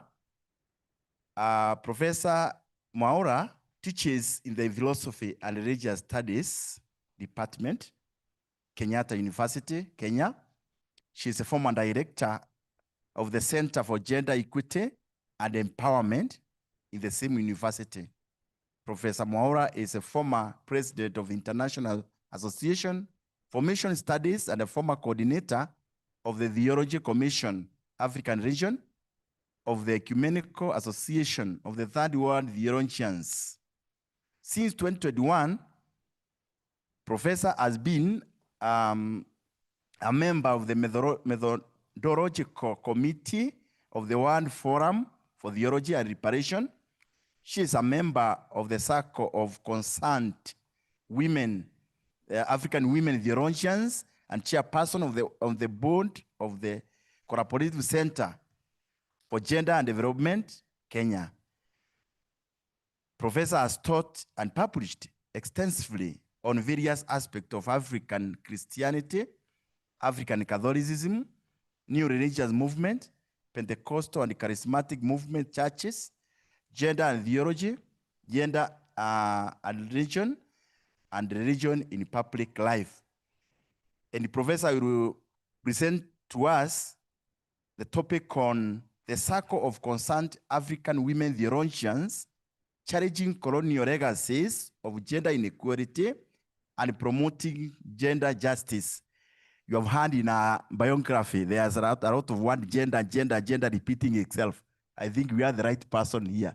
Please let us welcome her with a big applause. Ikubwa zaidi because she is here with us, so that you can hear well. Thank you so much, Prof. Welcome.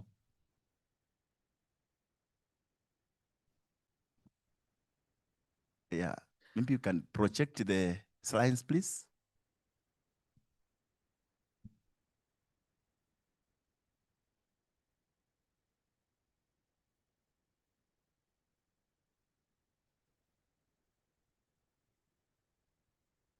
Thank you very much, Dr. Anastasio Nyaga.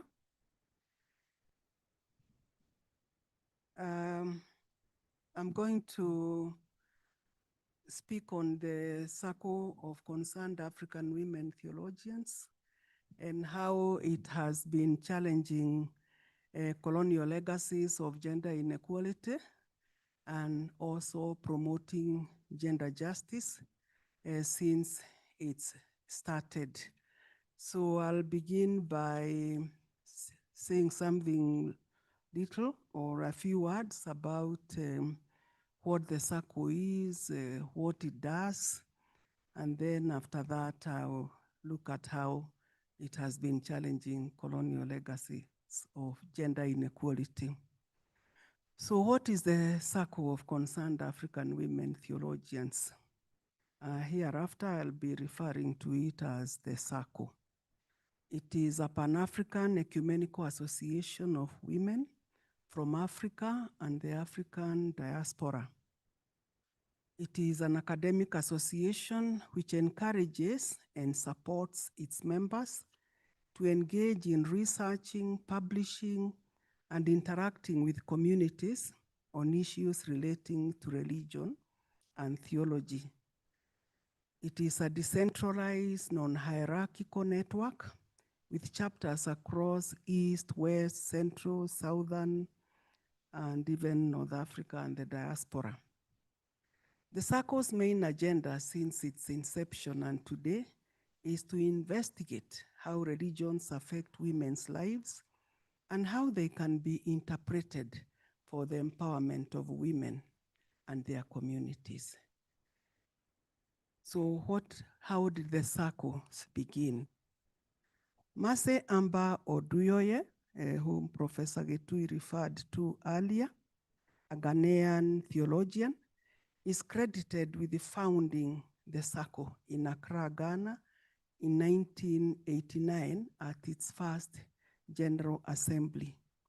The SACO has its roots in the ecumenical movement, theological associations, and the global women's movement, which inspired the members to express their theological and social concerns. The first root is the modern missionary movement in the 19th and 20th centuries. This movement, despite some shortcomings, gave women autonomy and a platform on which to challenge the negative social and theological traditions that affected their well-being and human dignity. The second root or strand is the worldwide women's movement and Western feminist theologies, which exposed the structures within the church and society that oppressed and discriminated against women.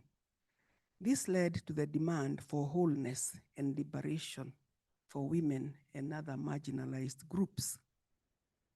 The third is the ecumenical movement, represented by the World Council of Churches, which put women's issues on its agenda, acknowledging women's humanity and contribution to the church. The fourth strand is the struggle for political and ecclesiastical liberation in the 20th century throughout the continent. And although it led to religious and political self-determination, it unwittingly ignored patriarchy and sexism and its impact on women. The Ecumenical Association of Third World Theologians also played a key role in providing African women theologians a forum to express their views and network.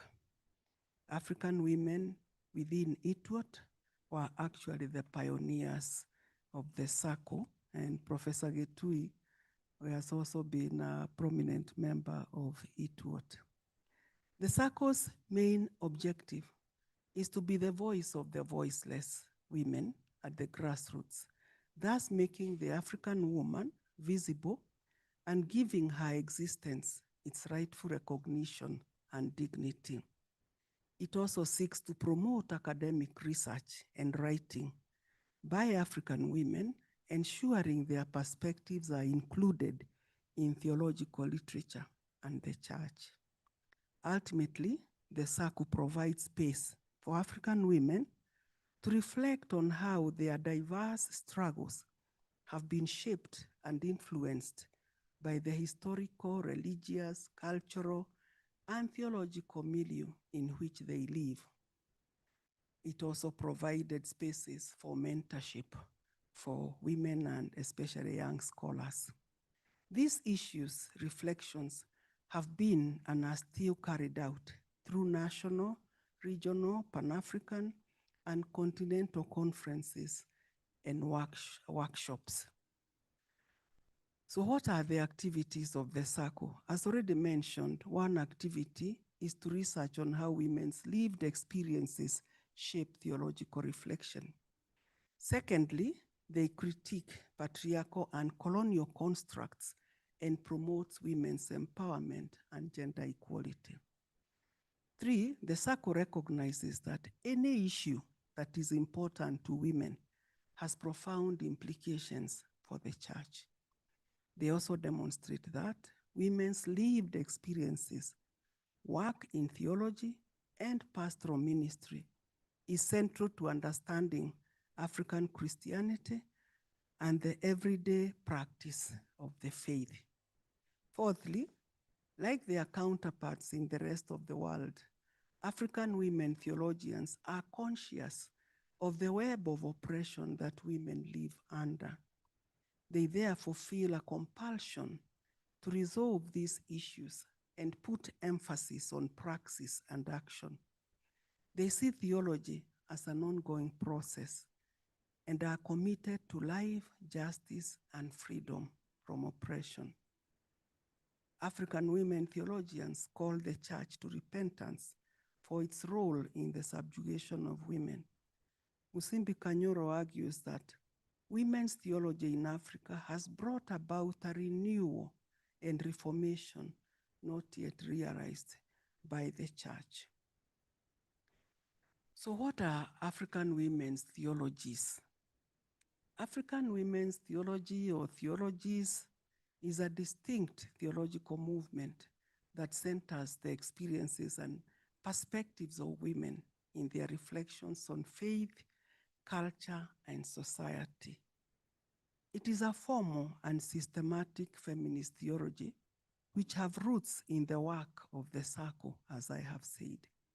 Initially, African women felt excluded and voiceless in mainstream theological and other discourses, hence the need for space to reflect theologically on societal concerns from women's perspective or perspectives. African women's theology is a protest against women's forced silence, and to quote Oduyoye and Kanyoro, and a wake-up call to African women to rise and fight against forces of injustice that surround them. African women theologians therefore began utilizing the feminist approaches in the late 1980s as more women became exposed to higher theological training. So how does African women's theology, as expressed by the circle and its varieties of various researches, challenge patriarchal and colonial structures? It does this through, one, critique of double colonization. Musa Dumbe, for example, a theologian formerly from Botswana, now living in the US, and other African women theologians argue that the process of colonization resulted in double colonization for African women. That is oppression by both Western colonial frameworks, which introduced gender, misogynistic gender roles and indigenous patriarchal traditions as well. African women view patriarchal culture as the arena of their struggle and oppression. Musimbi Kanyoro, again from Kenya, argues that culture is to African women's liberation theology what race relations are to African womanist theologians, African American womanist theologians. The culture contains practices that dehumanize women. It socializes women, desocializes women to be submissive, unassuming, sacrificing, and tolerant of certain dispositions that are life-threatening. Their enforcement, for example, in oral tradition, the media, and in practice, often makes women objects of cultural preservation, as she further says.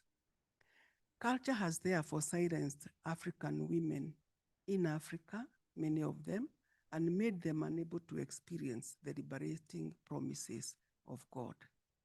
African women's theology seeks strategies for transforming attitudes, beliefs, and practices in their own culture, and fencing off those waiting to use our culture to adulterate us.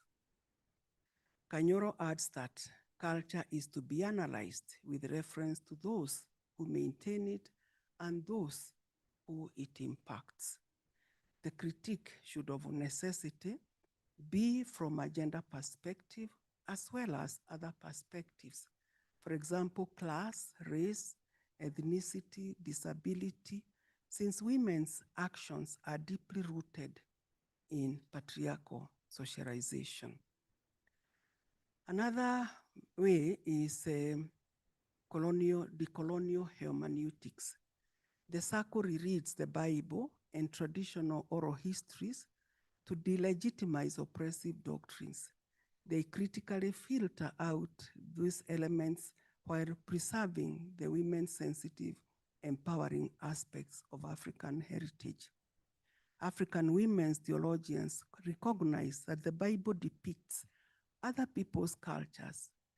They are aware that not everything in culture is liberating, hence they approach it with caution.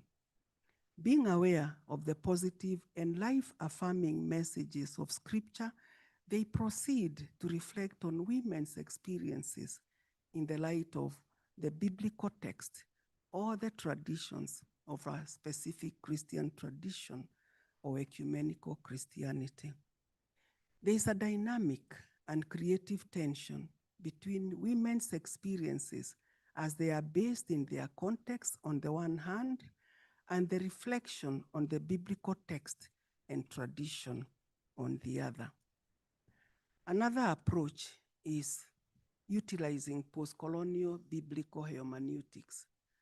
Musa Dube, again, examines how the Bible has been used to colonize Africa while simultaneously reclaiming it as a text of resistance against imperialism and HIV and AIDS. Madipwane Masinya from South Africa developed what she called Bosadi reading strategy to reread the Old Testament from the perspective of Northern Sotho Swana women, focusing on family life, patriarchy, and the strength of African womanhood. In many instances, women's experiences of the text and tradition will reveal that they are liberational and life-giving aspects of the text and tradition, which sustains life and inspires new hope and new possibilities for women. On the other hand, in some other instances, women's experiences reveal patriarchal practices and doctrines in the church tradition, which is often legitimized by referring to patriarchal aspects of this Bible. This reflects the patriarchal context in which the text was originally written. The guiding principle that African women theologians use to interpret and reinterpret specific passages from the Bible is that of liberation, salvation, which Christ hath effected and will bring it about fully in the Shalomitic future. Liberation of the whole communities of men, women, boys and girls from oppressive and unjust structures which hinder them from realizing their full humanity. Another approach is the use of, is what they call narrative theology. And this is recognizing that colonial theology often silenced indigenous voices. The African women theologies employs a narrative approach. Women are encouraged to document their own stories and lived experiences of faith, effectively making themselves the authors of their own histories. Part of these traditions are stories, both personal and folk tales, which are also recognized as sources of theology. Masenya, also from South Africa, an Old Testament scholar, says, has also proposed the use of stories from the African worldview alongside the Bible stories as an effective method of interpreting the Bible in Africa. Storytelling has also the purpose of changing the roles of women from being observers and victims into participants and actors in history. Piri, a Malawian South African theologian, also comments that the act of storytelling or delving into the past encourages introspection and reflections of our experiences. We begin to hear our past in a new light, and this consequently makes us read the present differently. African women's pushback against the colonial practice of having external scholars define African experiences. It operates on the principle that a one-winged bird cannot fly, meaning theology cannot function properly when women are excluded from education and scholarly discourse, hence their engagement in narrative theology. Another approach is addressing social realities. The Circle on African Women's Theology, having directly tackled systemic challenges, producing pivotal theological reflections and practical frameworks for responding to HIV and AIDS pandemic. They have directly tackled systemic challenges by producing pivotal theological reflections and practical frameworks for responding to, for example, HIV and AIDS, gender-based violence, and issues of women ordination and so forth. So how does it address social realities? African women's theologies have direct, so one of the issues is gender-based violence, which as we know is a global concern, not just a national concern.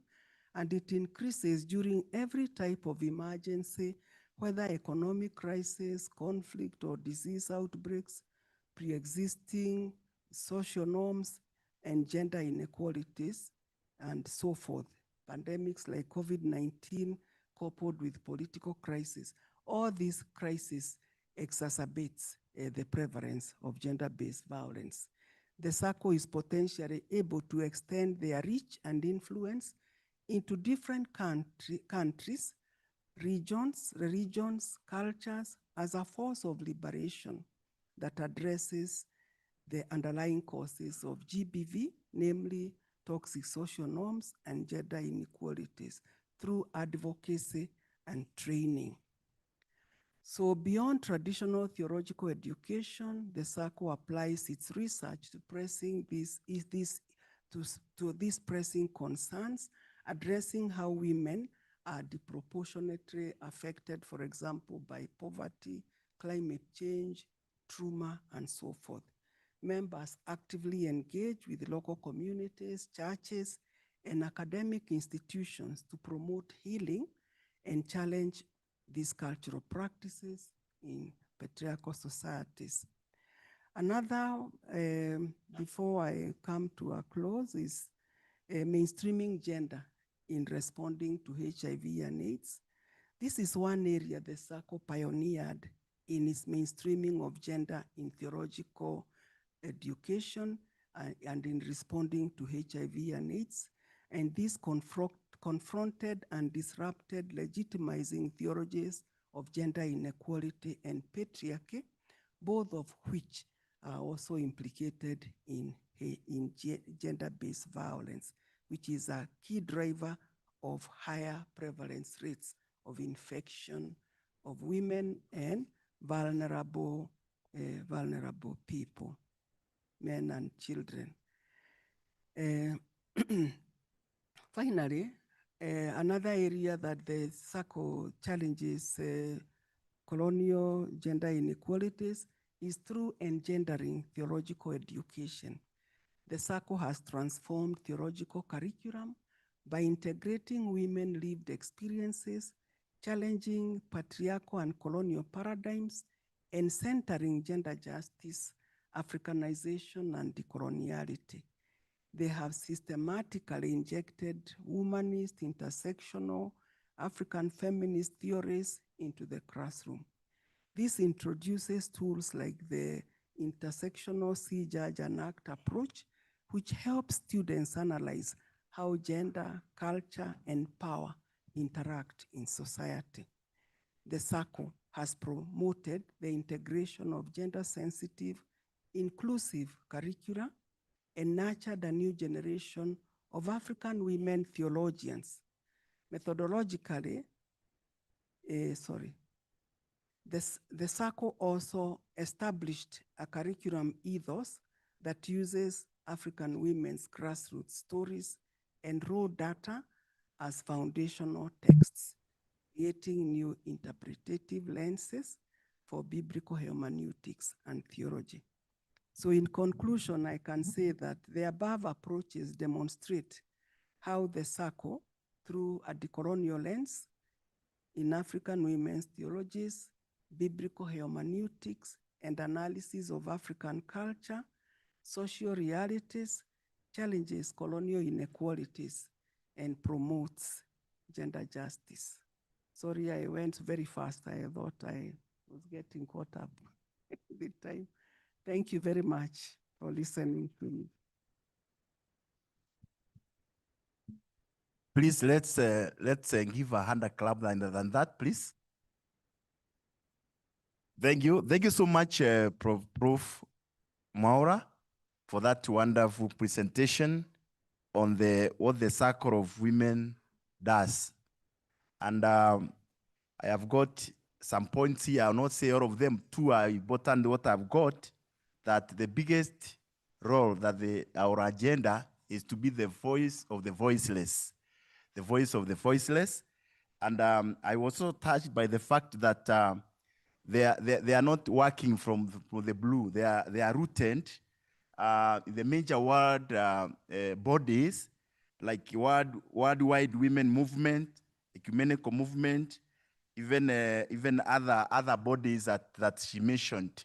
I think it was a very wonderful presentation this afternoon on this very critical issue on gender. Actually, is so much pervasive even today. We know that.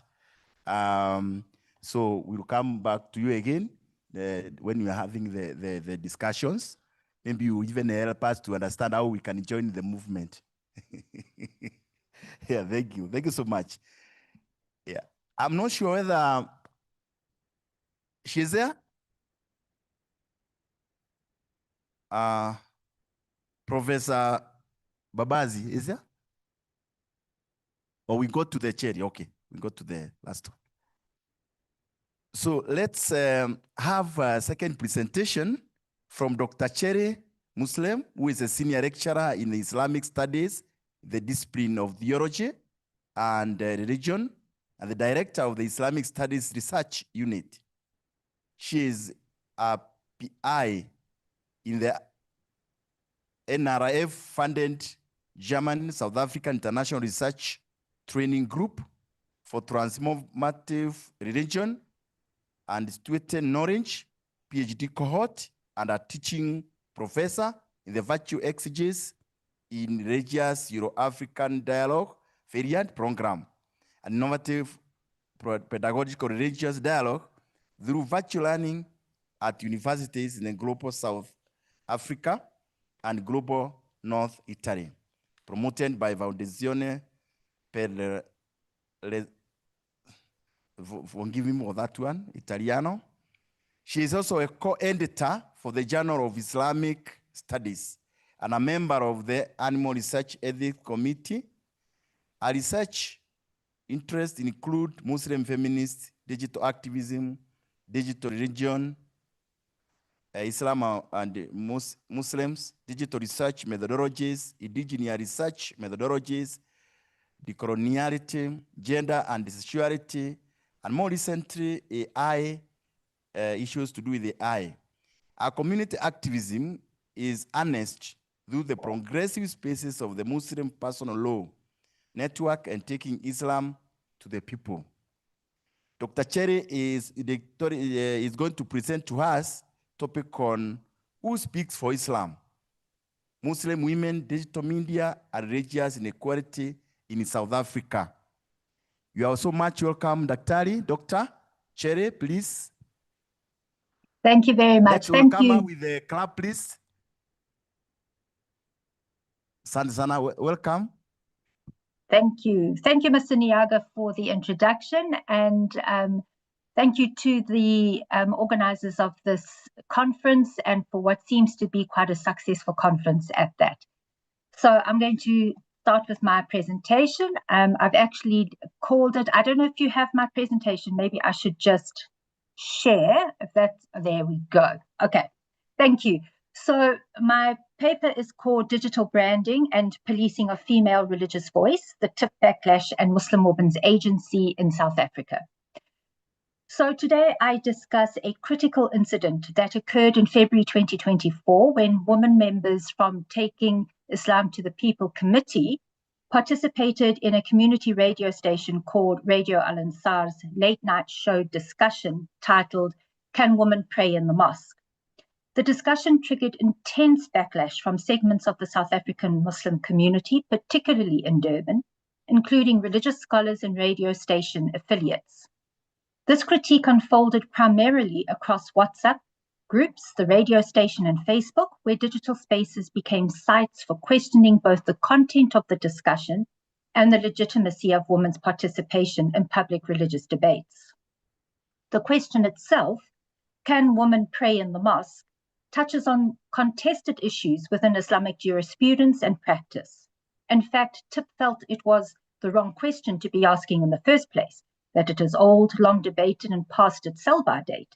So while women's prayer in mosques is not prohibited in Islamic texts, practices vary significantly across Muslim communities globally. In many South African mosques, women either pray in separate spaces, have limited access to main prayer halls, or face informal and formal discouragement from regular mosque attendance, generalizing to some degree. This is particularly prevalent in Durban, Johannesburg. Cape Town, on the other hand, is broadly more accommodating of women in mosque spaces. The incident provides a lens for understanding how social media platforms function as contested zones in contemporary South African Muslim discourse, particularly around questions of gender, religious authority, and theological interpretation. TIP, as an organization committed to progressive Islamic interpretations and gender justice, found itself at the center of a digital storm that revealed underlying tensions about, one, who has the right to speak about Islam, and two, under what conditions.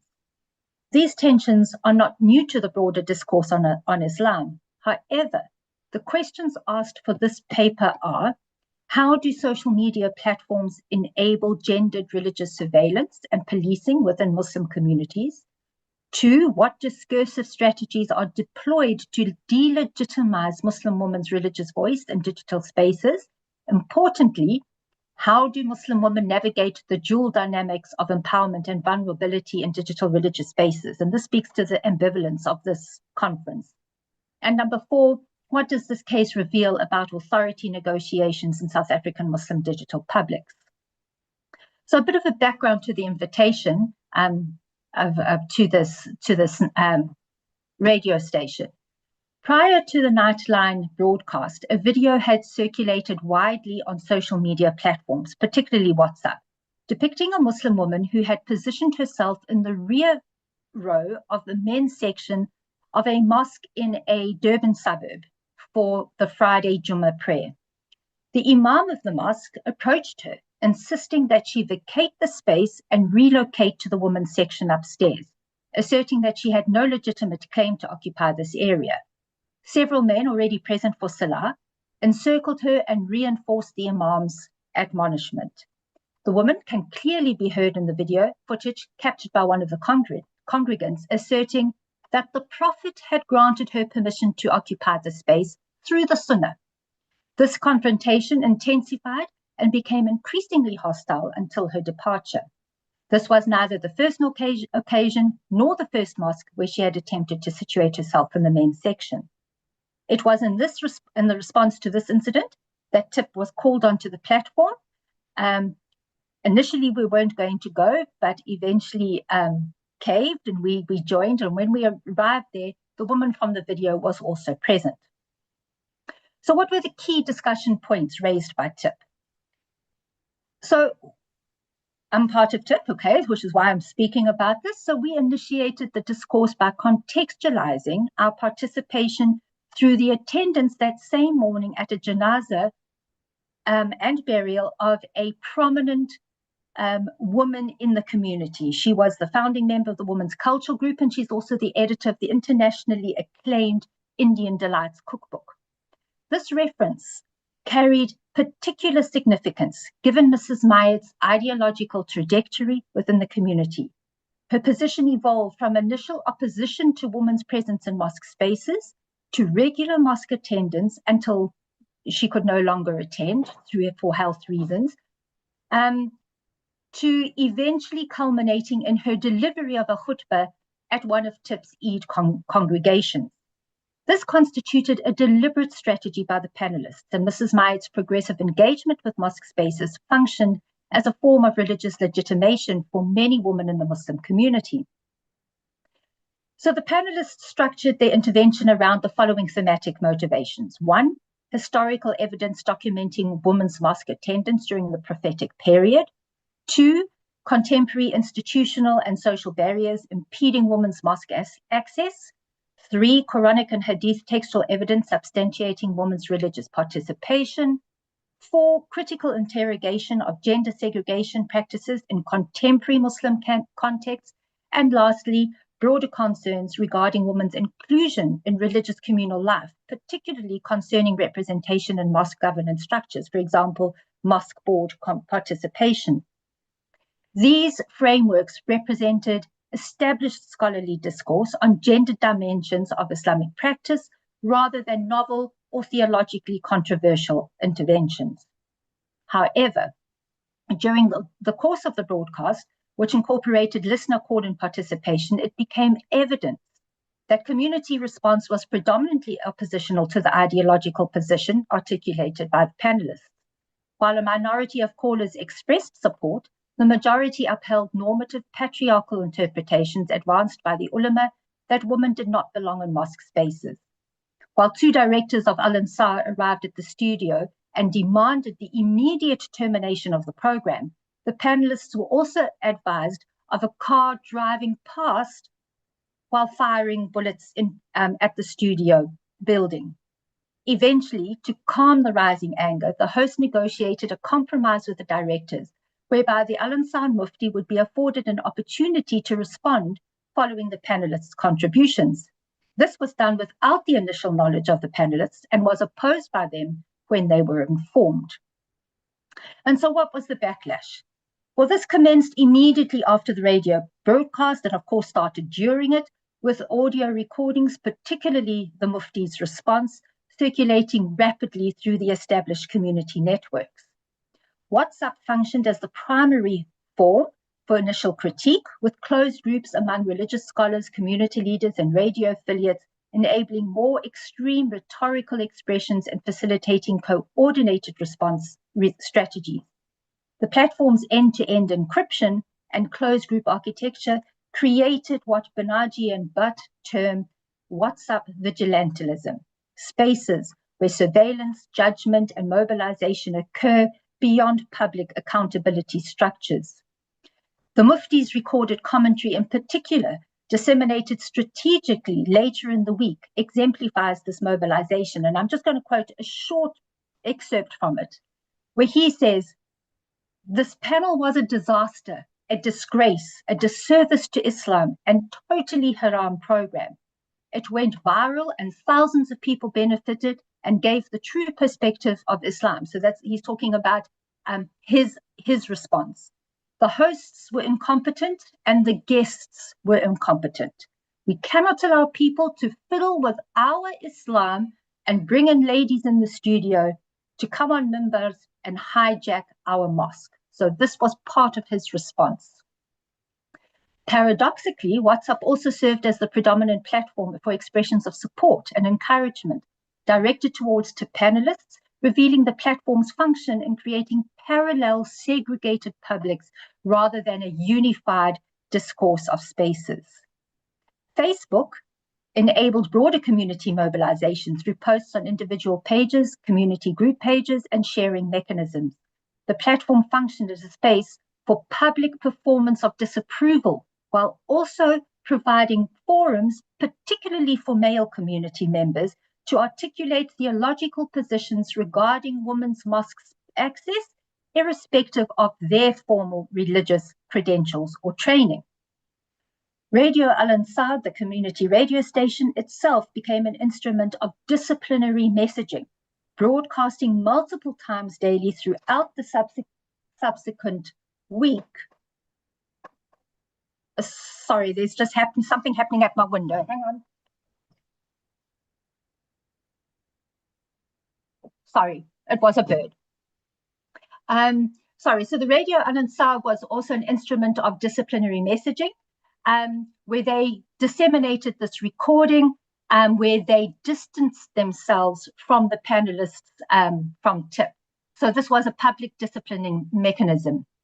TIP attempted to mobilize a counter discourse or resistance through Instagram, initiating the hashtag campaign Women in Mosques and encouraging women to share images of themselves praying in local mosques using the KZN Women in Mosque hashtag.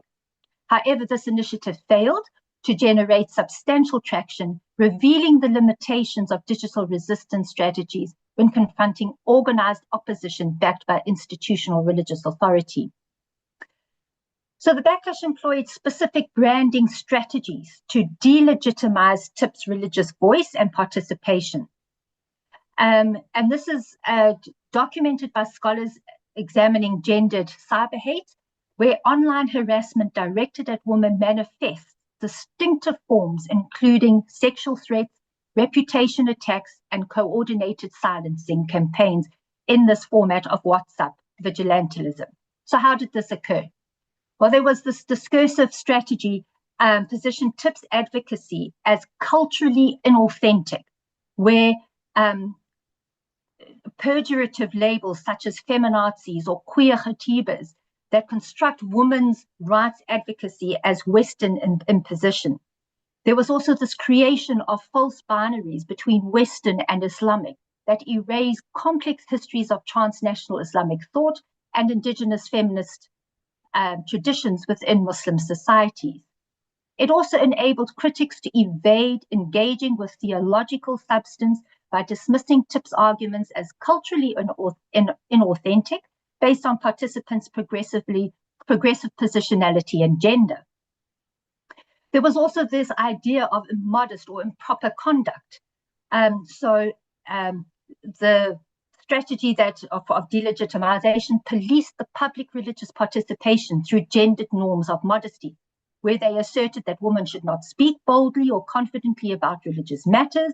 They invoked Islamic conduct requiring women's deference to male scholars. In other words, a male was called in to speak to what the woman had said, and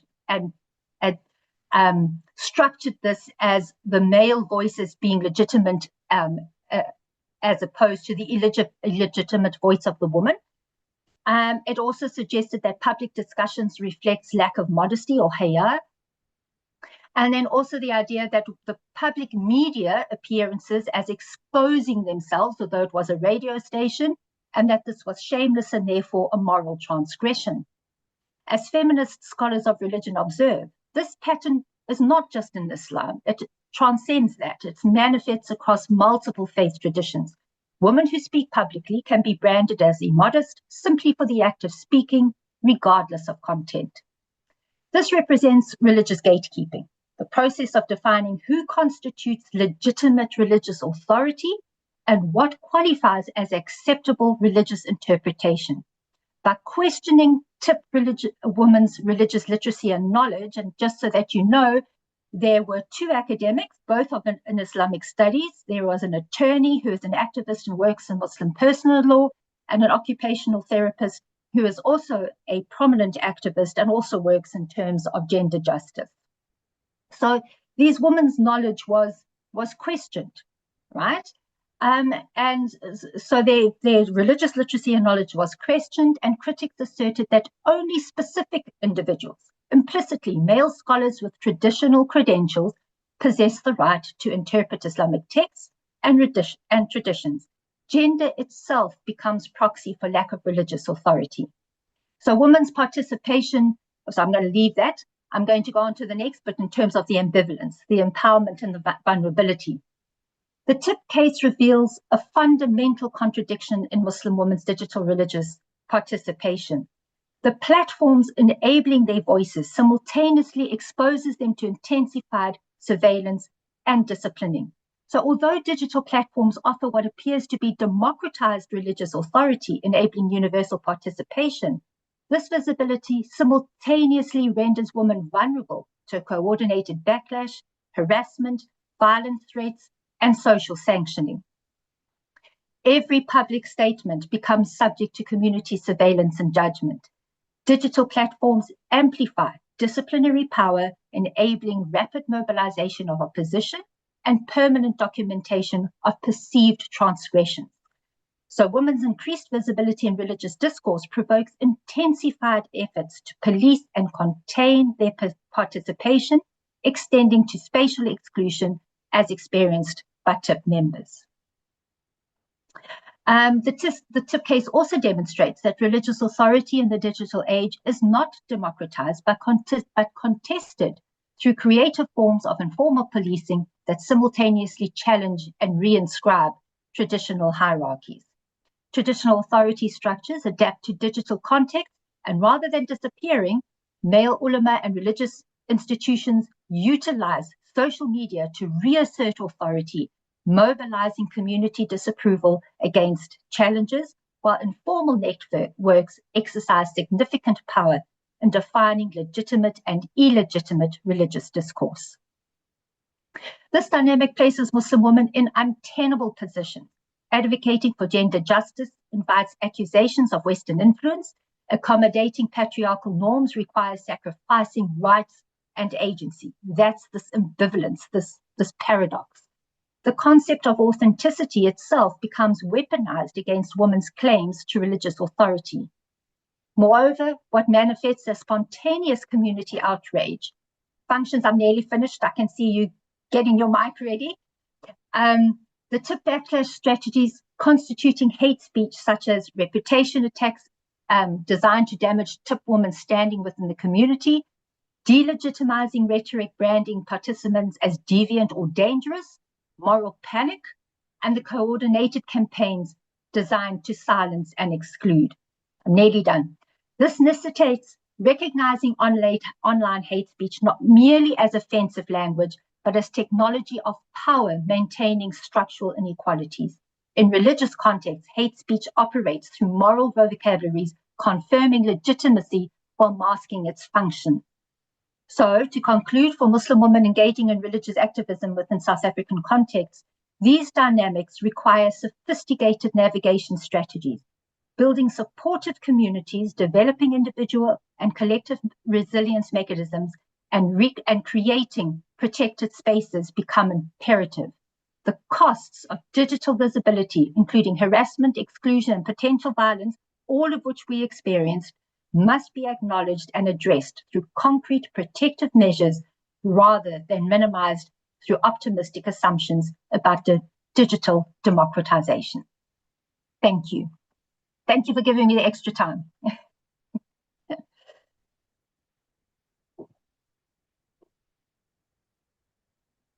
An eloquent presentation. Please let's clap for her again. How digital spaces can be used to promote and bridge the gap of inequality, especially within religious institutions. We know that we are in a digital age, and the experience that she has given here with the participation of Islam community through radio, local radio discussions can be furthered actually.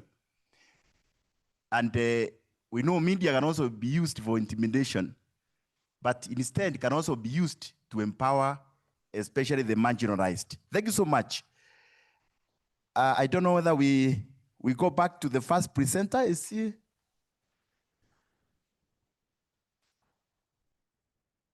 Can I be guided? The first presenter is still there? To the questions. She's still online? Or she's not online? Okay. So let's open the forum for questions. Our able sister, please, you can guide on that, questions.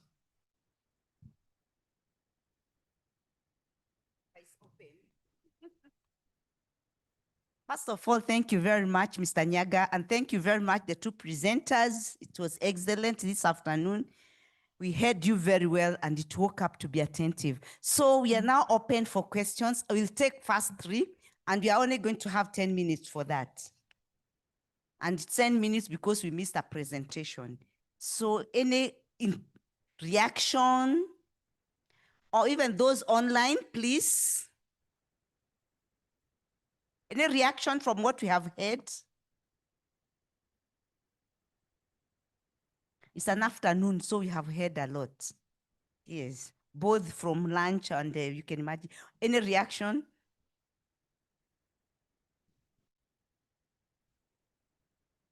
We had a good presentation from Professor Maura.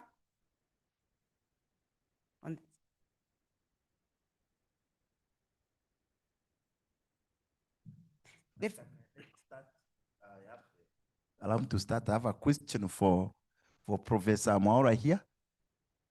From a presentation on the role of this circle.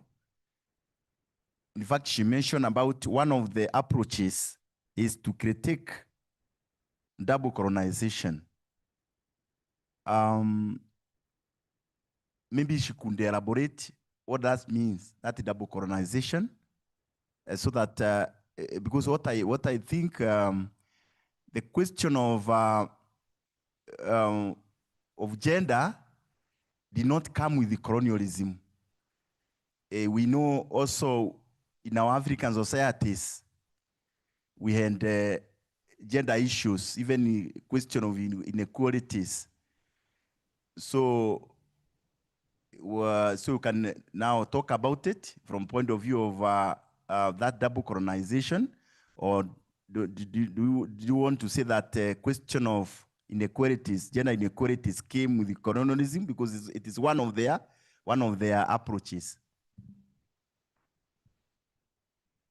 Thank you very much for that question. Is there another question? I would also like to pose a question to Professor Maura, at least to encourage you people also to pose a question. I mean, it's a clarification maybe. When you talked about African women theologians being founders or a guru on that, how can you encourage the upcoming young theologians? How can you encourage the upcoming young theologians? And at the same time, what are the opportunities? You know, the young theologians, young people want opportunities first. I don't know what drove you to that, but young people are driven by opportunity. What will I gain? Where will I reach with this that I want to engage myself in within African Theologian Circle? Thank you.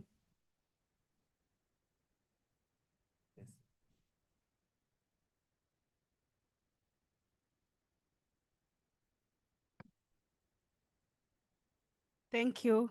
My question is going to our presenter here was talking about the theologian,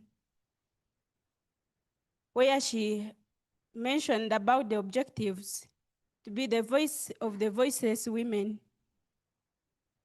Did you put any program for the women who have been left behind and who have not got the chance to access these sessions? Thank you. Thank you very much for that question. You are young. Father, you saying there's a question online? Yeah, there's a question online. I'm coming to it. Okay. Thank you very much. And you are very young and you really want to ask that question. You took a lot of courage. The person online? Yes, thank you. My question is directed to Cherry Muslim. It's always my pleasure when I are talking to. It's always lovely to hear from her. Thank you for your today's presentations and many other presenters of this afternoon session. My question concerns the ongoing scenario that has been presented on the xenophobic kind of that we hear on social media. probably for you are based on South Africa. You could be able to tell us briefly how is that experiences affecting the Muslim community and the women in particular at the moment. I thank you. Thank you. Thank you very much. We take another one, then we have the answer. Thank you. My question goes to Professor Moura. And I missed part of your presentation, so I'm sorry. But my question stems from what the moderator spoke about. So when we talk about even the patriarchal system that we have, most of it, existed pre-colonial.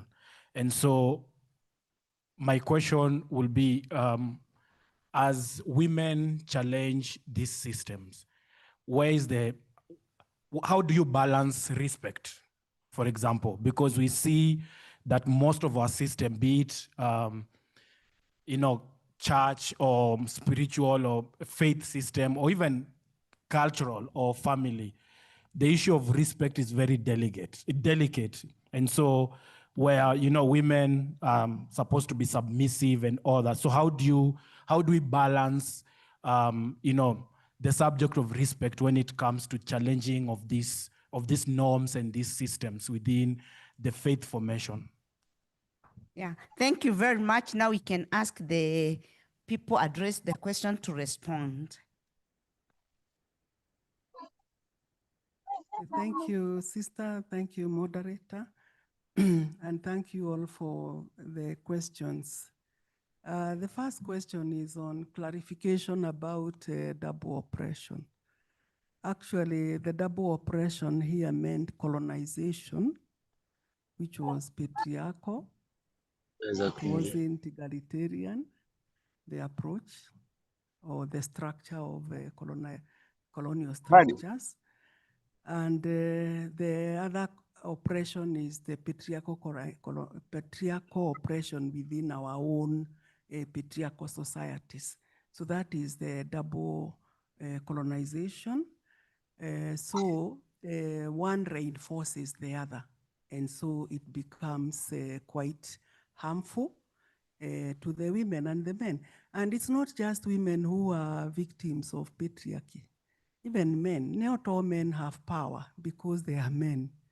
Men are also, the women actually fight for, let me almost use the word fight.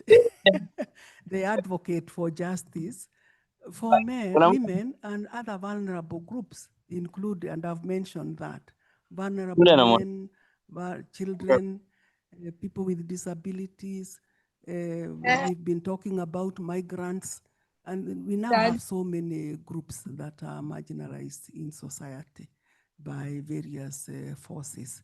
So that was the meaning of double colonization. Now, how do we encourage young people, young theologians? The circle is open to all women, actually, and they don't have to be academicians. But those who have the capacity to do research and write are those who are in the academy or those who are in ministry and have been trained in this manner, have been exposed to this, or have the requisite education and skills and knowledge that facilitates them to be able to do this. Though that doesn't mean that because you don't have a master's degree, you can't write. Everybody can write. So every woman reflects, whether they are ordinary members of the church, whether they are in whichever religion, because the circle is also multi-faith. But I was emphasizing more on Christianity because that's where I'm coming from. But the circle is multi-faith as well. So everyone is welcome who is interested in becoming a member of the circle. And the Kenya chapter secretary is here, Dr. Venerable Scholar. Please wave in case they are candidates for membership. So anyone who wants to become a member of the circle, Kenya chapter circle, the circle Kenya chapter, please see Dr. Venerable Scholar for that. But it is open to everybody. And everyone is, the reflection can also be in form of poem, in form of song. And that's why we are saying even proverbs, songs, these are also expressions of African women's experiences and material for theological reflection. Yeah. And objectives. A program for those, the voice, it is a voice for the voiceless. And the voiceless is not just the women at the grassroots, because when it was formed, it focused on women. But now it has opened itself out up for men as well. So men can join women in reflecting on these issues, because even as they affect women, they also affect men. And liberation, what the circle advocates is for liberation of all, men, women, communities, even it extends to creation, a relationship of women and nature, yeah, or humanity and nature as well, yes. So it is in that sense that it is a voice of the voiceless. But like I have said, depending on where in this country, whether it is the Kenya chapter, St. Paul's University chapter, or any other institution's chapter, maybe Kwea has a chapter, KU used to have a chapter, and Moi University and other places.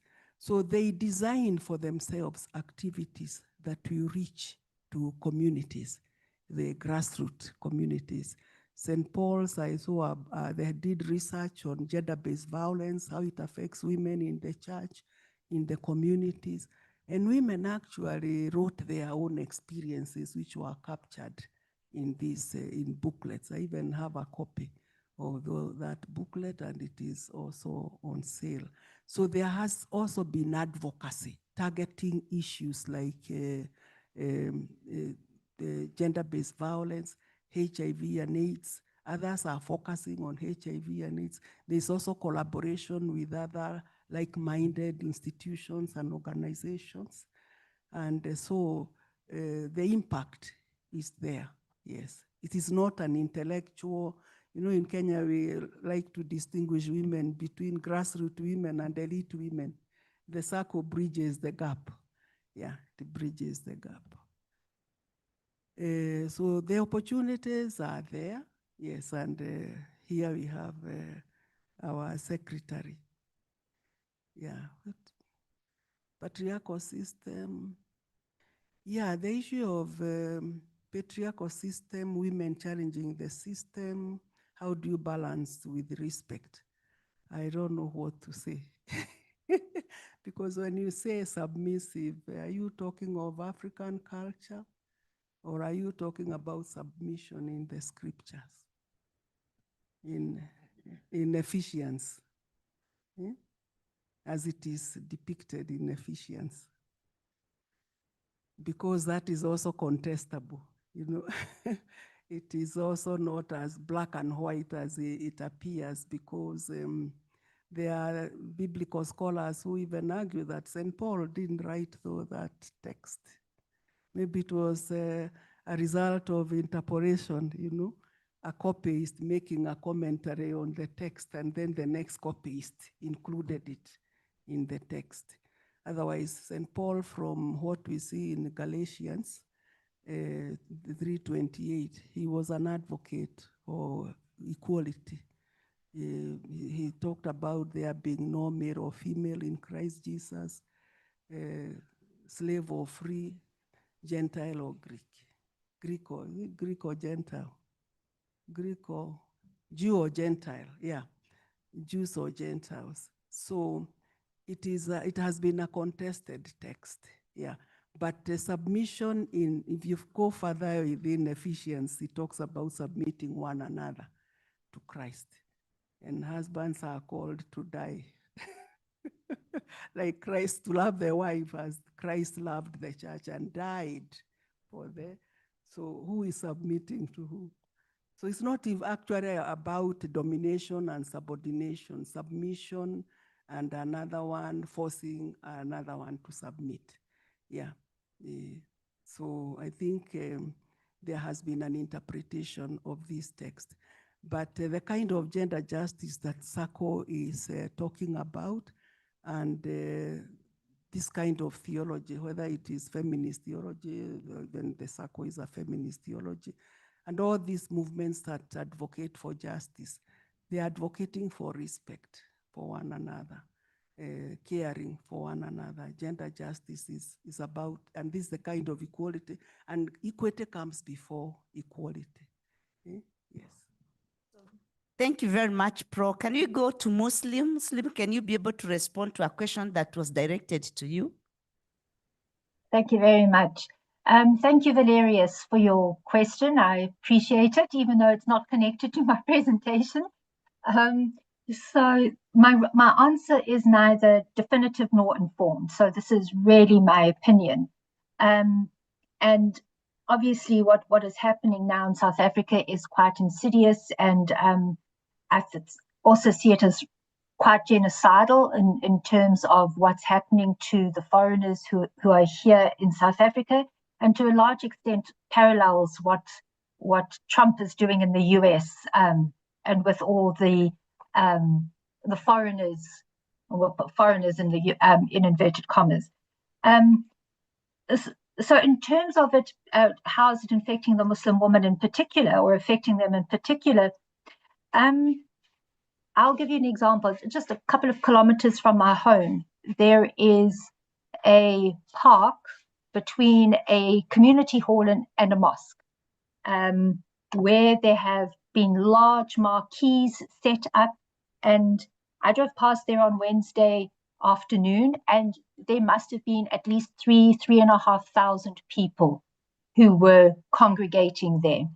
And actually a member of TIP, a friend and member of TIP, sent messages to us and said, all the people there are Malawians. Now, not all, but a large majority of the Malawians are Muslim. And if you consider there are 3,500 people in a very small space, what does that mean in terms of the men and women who are being accommodated in this space? So day in, day out, a lack of water, lack of ablutions, toilets, etc. So in terms of affecting the woman in particular, for me, it kind of relates to safety and security when you are now together with 3,000 people. It's also about looking after the children, looking after yourselves. It's if it's even possible, whether you are able to get to work, for example. Our gardener is Malawian. He was arrested yesterday morning. So what does that mean if he has a wife who is at home, right? So as I said, I do not have a definitive answer. What does it mean for the woman? I think in many ways, this is affecting everybody. It's affecting communities at large. Everybody is struggling who is affected by these xenophobic attacks. I personally have not heard anything about Muslim women in particular. I think everybody is struggling under what is happening with these xenophobic attacks. Thank you. Thank you. Thank you so much. Yeah, let's clap for our presenters this afternoon. I think they are presented very well. This is a very controversial topic, the issue of gender, and you know that it's very elusive, and it's a continuous discussion. But I like Prof when he's saying that gender is not about inequality of women, even men are included. I like that. And now there is a lot of emphasis on girl child. The boy child is left at the periphery. So now next time, the next presentation, there will be also inequality to do with the men. Thank you. Thank you so much. Please, let's clap for all of us again, and then we end this session. Thank you. Thank you so much. Sande-san. Thank you very much, Mr. Nyaga. We also clap for Mr. Nyaga and the panelist he had. Thank you, Mr. Nyaga, for being the moderator. Thank you very much. You kept a good time. Thank you. Now we are going to the fourth session, and this session will be led by Dr. Newton Kahumbi. It's religion, knowledge, production, and epistemic power dynamics. This will be led by Dr. Newton Kahumbi. Would like to welcome here at the platform, Dr. Dr. Kahumbi Maina is a senior lecturer in the Department of Philosophy and Religious Studies at Kenyatta University, Nairobi, Kenya, and a visiting lecturer at Tangaza University, Karen, in the Institute of Interreligious Dialogue and Islamic Studies, Idris. He holds both Masters of Art and a Doctor of Philosophy in Islamic Studies from Kenyatta University. His academic and research interests include Islamic studies, Christian-Muslim relation, religion, society, gender studies, peace building, and culture. As a scholar, his work focuses on the intersection of religion, social transformation, interfaith engagement, development, and peace building in Africa. He has published extensively in peer-reviewed journals, contributing significantly to the scholarship on Islam, Christian-Muslim relations, religious freedom, development, and contemporary social issues. His recent publication includes studies on digital health and maternal care among Somali Muslim refugee women in Kenya, undertaken through collaborative research involving Kenyatta University and Newcastle University in UK. Among his notable works are the Some Aspect of the Status of Christian-Muslim Dialogue in Kenya 2024, Crop Diseases, Pest and Food Insecurity in Africa, An Islamic Perspective 2024, Role of Islam Network in Peace Building and Development in Kenya, and the War on Terror 2023, and Family Planning as a determining factor in preference to traditional birth attendance among the Somali community in Durban University, Refugees Camp, Kenya.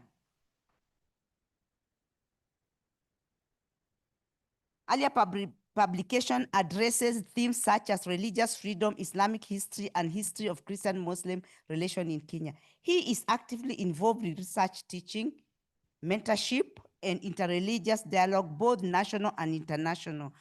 Dr. Kahumbi, we are very excited to hear most of your research you have done among the Muslim women and the Muslim community. And I believe you are a Christian. I'm sure you are going to share with us very, very rich experience. Karibu sana, Daktari. Thank you, Sister Jane.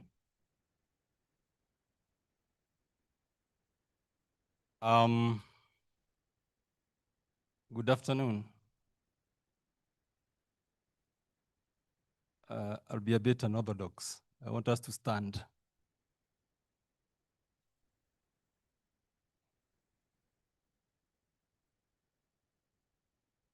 We have been seated for about almost an hour. And this is after lunch. And I was a victim of that also. So I was seated there being a victim of the circumstances. I realized quite a number of us were off. And just right to bed to your left like this. Left. Not yet. Left. Okay. Straight on. The light. Okay. Clap for yourself. Let's take our seats. I'm not a PE trainer, but I do it a lot. I do welcome you to, I think this should be the last session. Yeah. The session that has Sister Jane has mentioned, and she did not say that she was my student.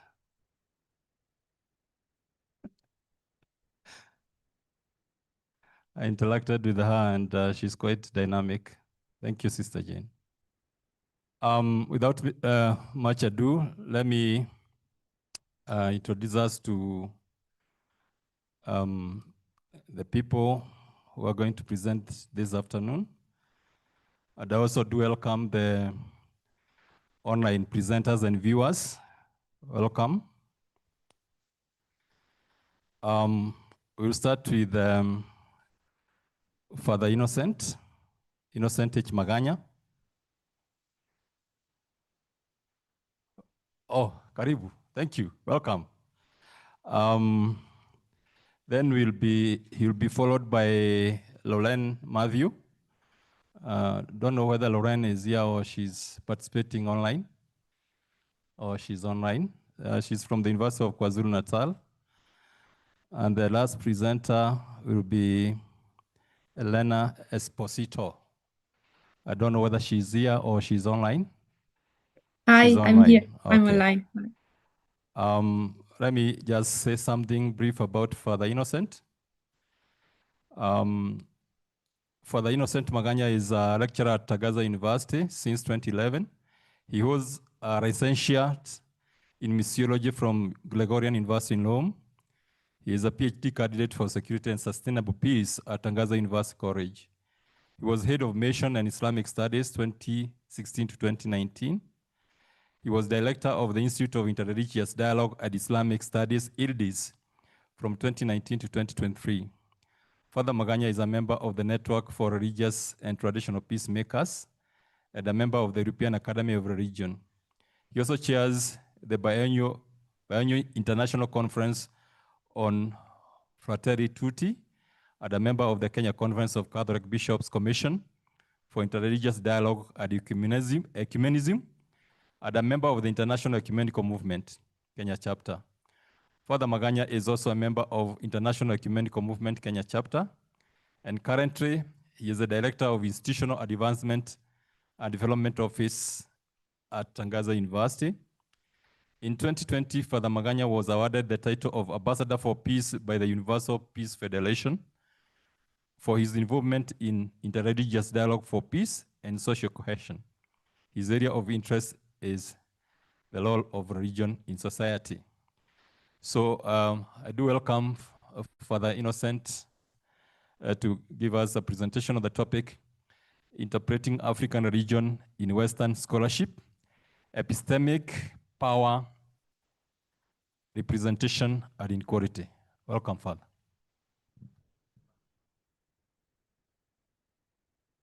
Thank you very much, Dr. Kaumbi, for those kind remarks.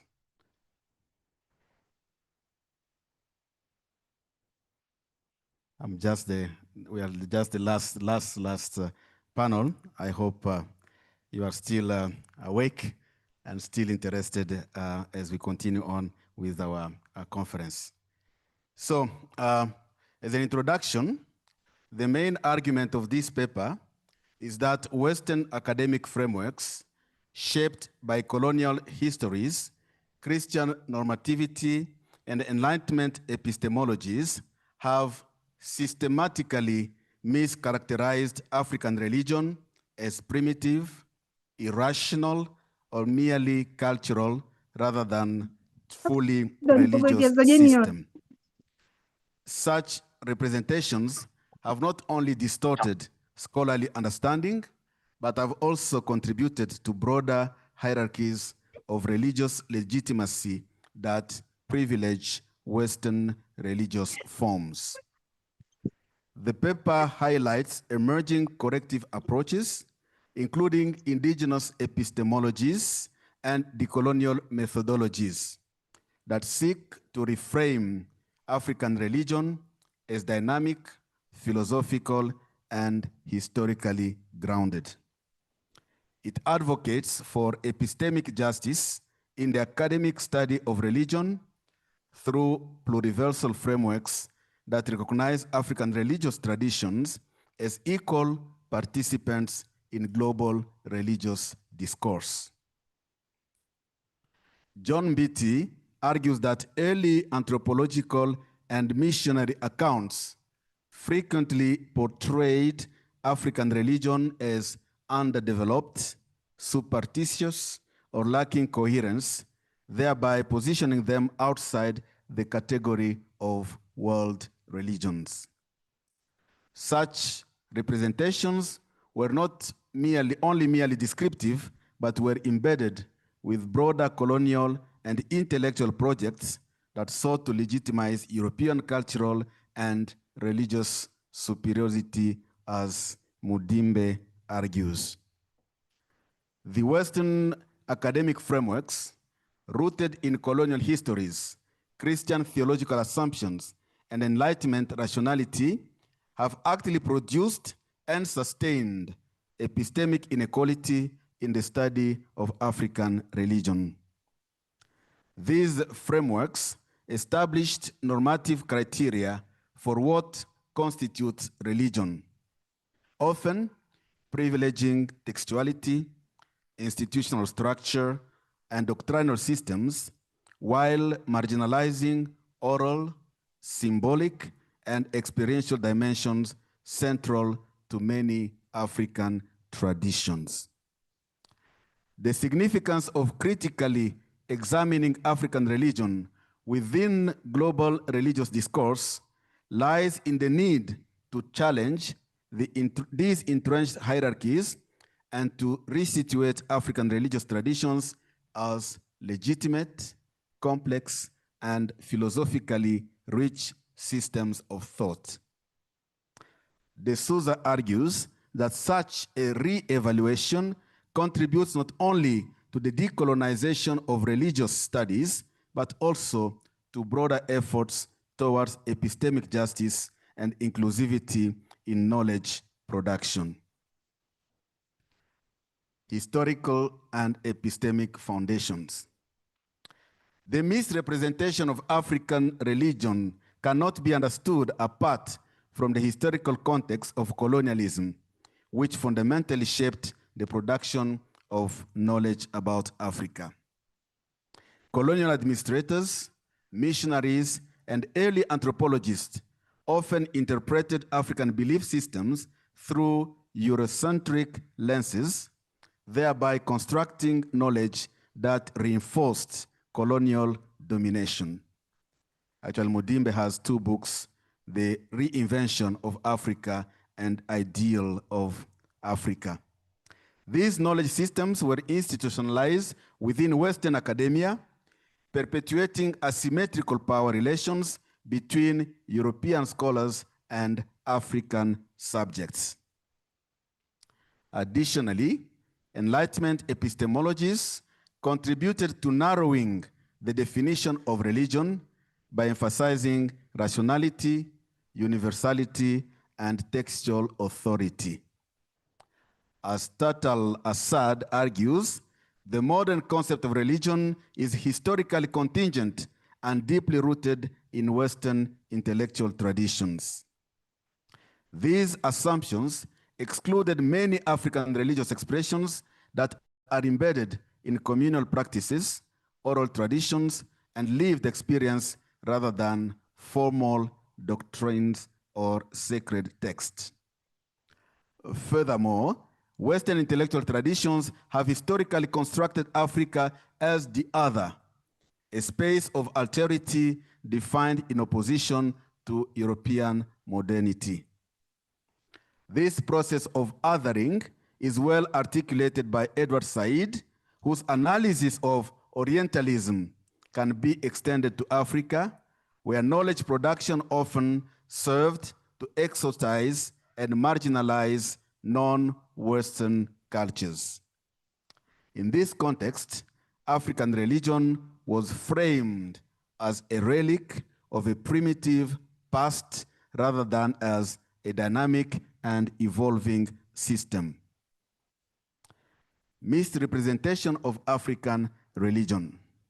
So within this Eurocentric epistemic framework, African religion has frequently been characterized in reductive, derogative, and pejorative terms. Early evolutionary theorists such as Taylor, well known, described African religious practices as animism, positioning them at the lowest stage of religious development. When you see the ladder, African religion is at the bottom, and monotheistic religions are up at the top. Such classifications reinforce the notion that African religion was primitive, irrational, lacking the sophistication associated with so-called higher religions. As John Beatty notes, African religions were often reduced to rituals, myths, and customs without recognition of their underlying philosophical coherence or theological depth. This reductionism ignored the complex metaphysical concepts present in many African traditions, including the notion of God, morality, and the nature of existence. So the denial of philosophical depth in African religions reflects a broader marginalization of African intellectual traditions. Scholars such as Kwame Gyeke and Magesa in 2010, we have African religion in dialogue debates, from tolerance to coexistence. They have challenged this view by demonstrating the rich ethical and metaphysical systems embedded within African worldview. So despite such contributions, Western scholarship has often continued to privilege written philosophical traditions over oral and performative modes of knowledge. Epistemic power and knowledge production. I think it was also alluded to this morning. The question of who produces knowledge about African religion is central to understanding the persistence of epistemic inequality within religious studies. As Mudimbe and Ranger argue, historically, the academic study of African religious traditions has been dominated by Western scholars, missionaries, anthropologists, whose interpretations were shaped by external epistemological frameworks and institutional priorities. This asymmetry in authorship has resulted in a disproportionate authority being granted to Western voices, often at the expense of indigenous perspectives and interpretative autonomy. The imbalance of epistemic power is further reinforced by the structural dominance of Western academic institutions, including universities, publishing houses, and research funding bodies. I would say not only Western academic institutions, but even African academic institutions modeled or patterned on Western academic institutions. These institutions function as gatekeepers of legitimate knowledge, determining which methodologies, languages, and theoretical frameworks are recognized as authoritative. If you write a paper and you don't quote Western scholars, sometimes you may find it difficult to prove your argument. Consequently, African scholars and indigenous knowledge systems are frequently marginalized or required to conform to Western paradigms in order to gain academic legitimacy. This dynamic reflects what Bonaventura de Souza Santos describes as epistemicide, the systemic erasure or devaluation of non-Western knowledge systems. In the context of African religion, epistemicide manifests in the exclusion of oral traditions, ritual practices, and embodied forms of knowing from scholarly discourse. Such exclusions not only distort the representation of African religion, but also perpetuate global hierarchies of knowledge that privilege Western epistemologies. A mechanism of representation. This paper presents three mechanisms through which African religion was misrepresented. One, through classificatory practices. Two, terminological choices. And three, methodological assumptions. Categories such as religion, myth, magic, and ritual are not neutral descriptors, but are historical and culturally situated constructs that reflect Western intellectual traditions. When applied to African context, these categories often fail to capture the holistic and integrated nature of African worldviews, where distinctions between sacred and secular, religion and culture are not rigidly maintained. Thus, the book of Laurenti Magesa, What is Not Sacred? African Spirituality. Terminological choices.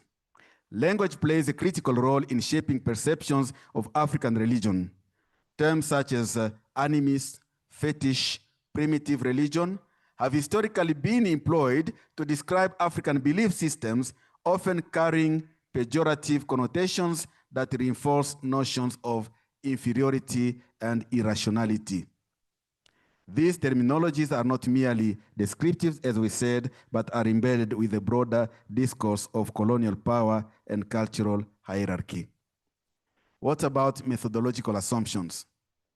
Methodological biases within Western scholarship have also played a significant role in the misrepresentation of African religion. A key issue is the privileging of written text as the primary source of religious authority and knowledge. This preference disadvantages African traditions, which are largely transmitted through oral, performative, and embodied practices. As a result, the absence of canonical scriptures has often been is interpreted as a lack of intellectual or theological depth. These methodological limitations contribute to the exclusion of experiential and spiritual knowledge, which are central to many African epistemologies. As Linda Tuhiwai argues, decolonizing methodologies require a fundamental rethinking of research practices to accommodate diverse ways of knowing. There's not only one form of knowing. In the study of African religion, this entails recognizing the validity of oral traditions, communal practices, and lived experiences as legitimate source of knowledge.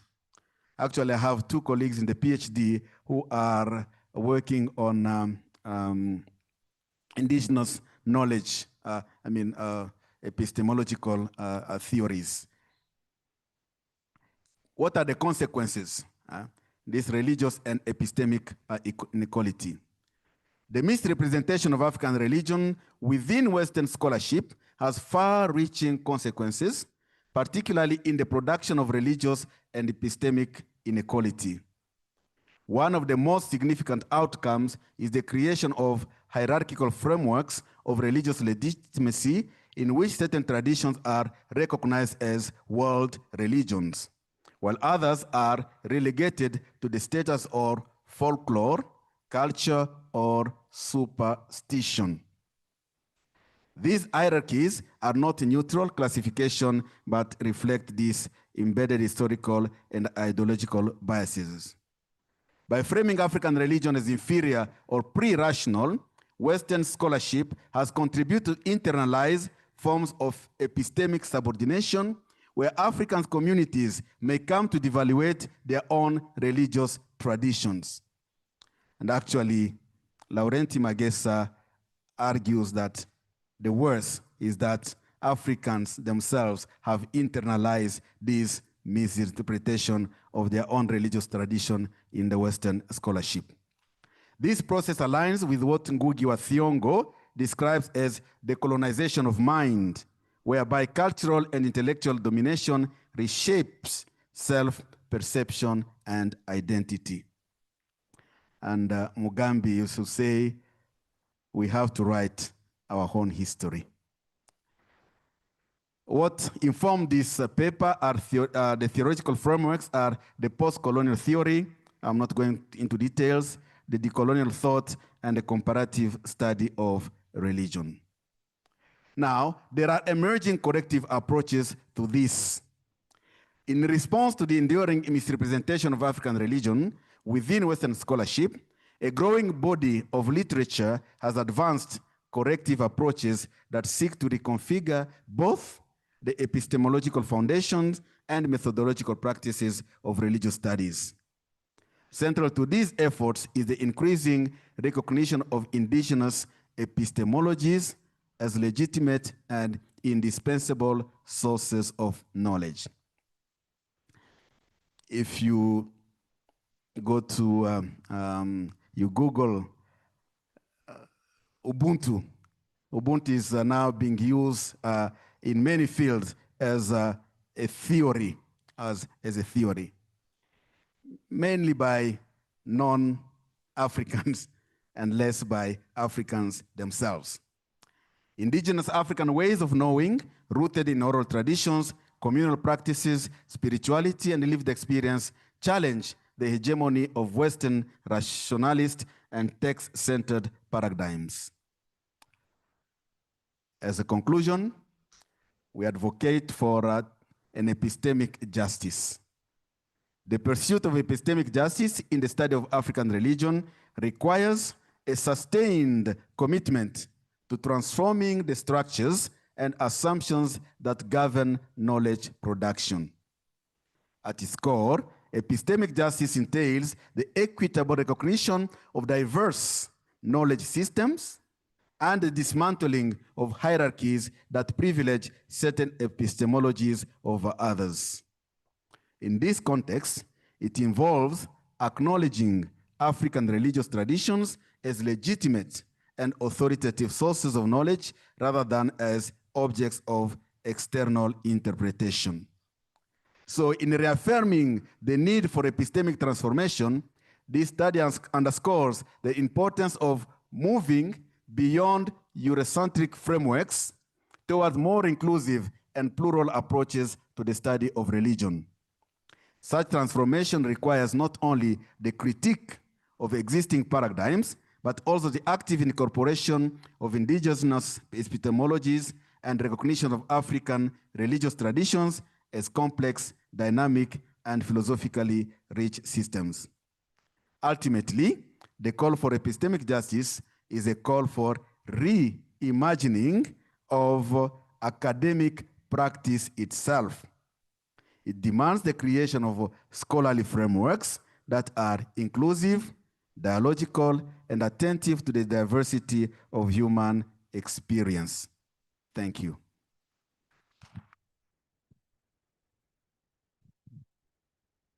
Thank you, Father Innocent, for that very, very good paper, good presentation. Of course, at the beginning, people might have been wondering, what is this epistemology? But at the end of it all, I think we have understood that we are talking about knowledge systems in the study of African region. I start to be guided, but I think, hey, let's give him a better clap.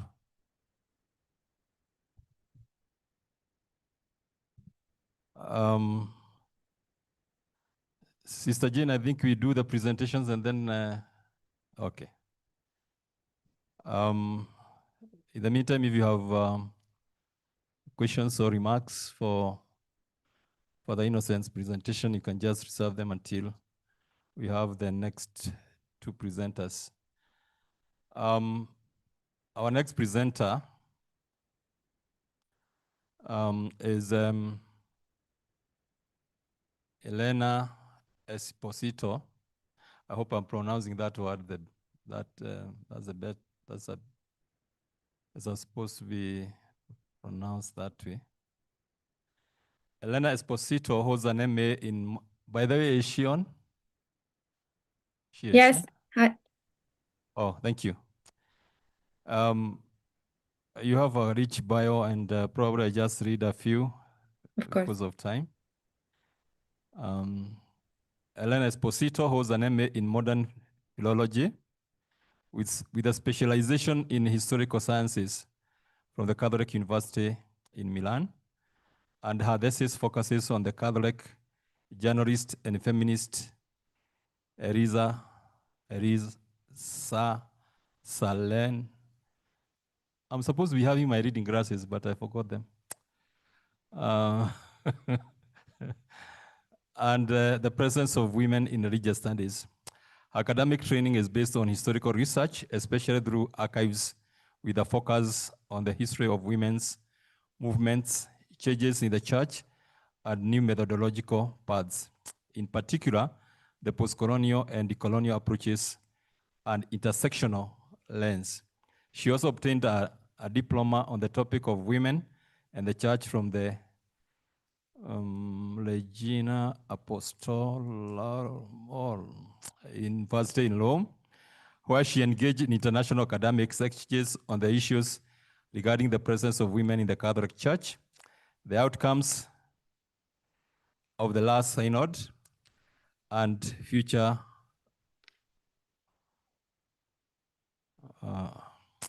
in addition, she undertook specialized training in the use of context, sources, and methods for critical historical research and discussion of religion, and so forth and so on. We can read it in our booklet here. Sorry, I'm struggling to read. And that's that I don't want to burden Father Innocent now that he has just come from presentation there. But we can read it there. She has done a lot. It's a rich resume. So let me welcome Elena Esposito on the topic, Bodies in the Making, Religion as a Power of Coloniality and Liberation in the Contestation of African People. Welcome. Thank you so much for having me. This is a great opportunity and I wish I was there, but sadly Italy is a bit far. And I'm also very happy to share this panel with Lauren that we'll talk later. In fact, we shared this topic. I will give the perspective and then Lauren will give the perspective from South Africa. Now I will share my screen. Just a second. Okay. So as I said, this is my point of view. And I would like to start with this quote from Nadesha Uyangoda. She is a young but very important writer here in Italy. She's Sri Lankan and Italian. And she said, in this country, Italy, she would have not been considered as a whole body, but just as a pair of arms, and less than a person, a resource. And I decided to put this quote here because it perfectly illustrates how the African body is usually perceived in Italy through a distorted lens that is full of prejudice and also the relics of a colonial past that still hasn't been thoroughly challenged. And before going into the presentation, I put here a disclaimer that it's very important for me. The focus of this presentation, of this panel, is on the discriminatory view that still see African bodies here in Italy, in contemporary Italy. And I'm aware that as an Italian and as a white person, I speak from a position of privilege. But all my life, I've witnessed how these discrepancies, this injustice affect differently me and people like me, that we don't have any difficulties in navigating everyday life and tasks, and the difference to those who are subject to prejudice and to discrimination. And I will pour all my energy, my power to fight against this. To start, there is a survey that is very sad to see. This survey comes from an association, AMREF, that is dedicated to healthcare in Africa. And they asked to Italian people, in fact, the survey is in Italian, which words do Italian people associate Africa with? And the three words that came up first are poverty, migration, and diseases. This is very sad to see. And I'm also, I don't want to use any triggering words or something that is very bad to see, but this is here in contemporary Italy. Usually, the African body is associated with a concept of poverty and to the narrow definition of always being perceived as a migrant. And that is why here I tried to identify the 5 deep-rooted issues that are still present in contemporary Italy. And I think that the first one is the unchallenged prejudice, as I said before, that comes from the colonial past. I say this because in our school program, our colonial past is almost absent. And we still have some references in our public spaces, for example, in names of streets or squares, and also in common language. Here I put a word that is very common in Italy, ambaradan, which is used to say it's a big mess.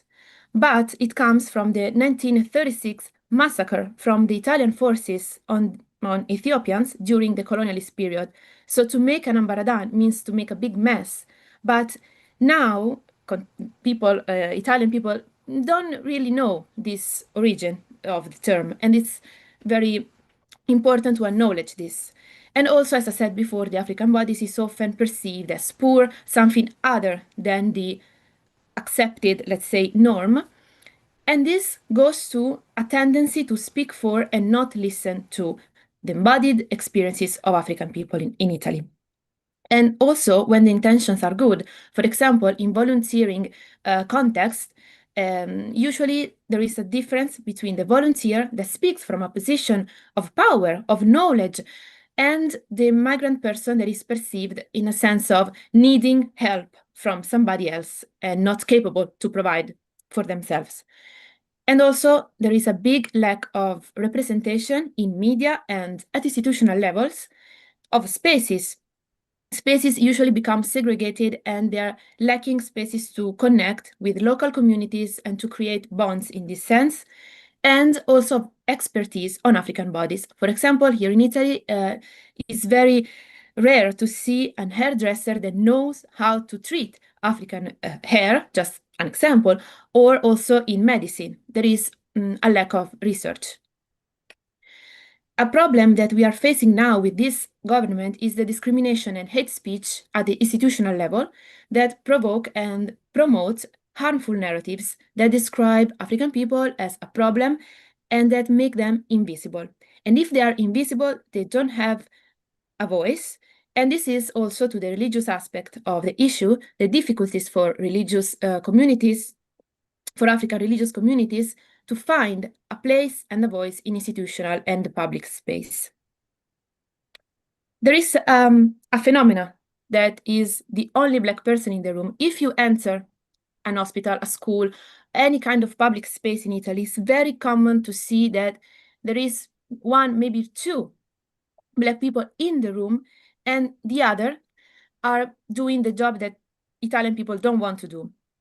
And the writer that I quoted at the beginning, she said that when she's invited to speak in festivals, she always thinks, I'm here talking, and another like me is right now a janitor or cleaning the space that I'm going to speak to. So it's very important for us Italians to acknowledge, to come to terms with this.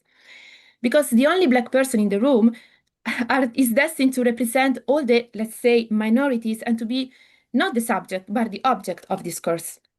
And if this person wants to have a say in the debate, they are forced, maybe they want to, but they are forced to join forces, to rely on unofficial channels, not the official and institutional ones, to tell a different story, their own stories. I've put here some good example. For example, the Colory platform, which is a platform that was born from second-generation immigrants here in Italy that are making a very important work on representing a different aspect, a different face of Italy.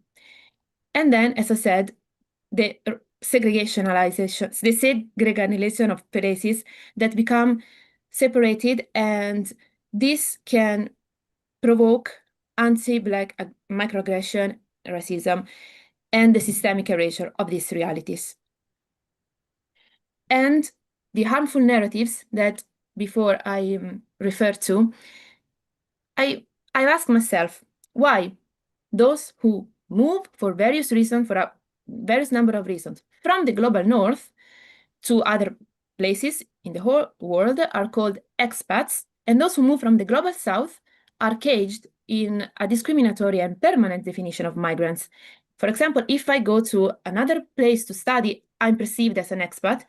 If an African person comes here, they are perceived as migrants. Even if they go to school, they study, they work, everything, they will always be perceived as that. Very little is told about the plurality experience, and the lens is always either pitiful or resentful.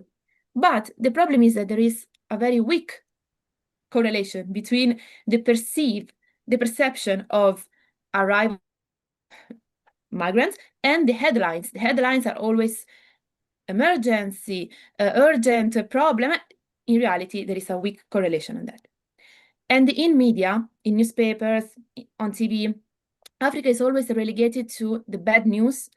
Only 7% of first-hand experiences from African voices are told on our TV. And even if they contribute a lot to our workplace, in our workplaces, there is an eclipse of this contribution. So we always see an oversimplification of their lives, of their experience, and the constant humanization of their experience and their voices. And as I said before, the political hate speech.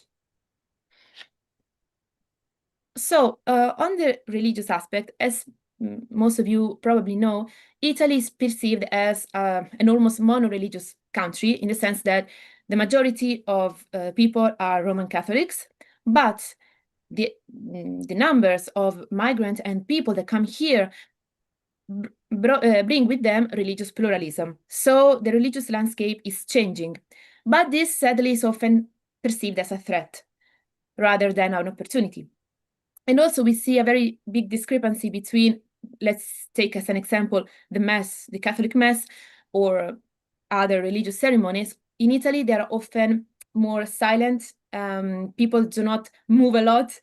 Whereas when I spoke with some African Catholics, they told me that they are used to spaces with importance of body language, a different perception of time. So here they do not find places to feel at home.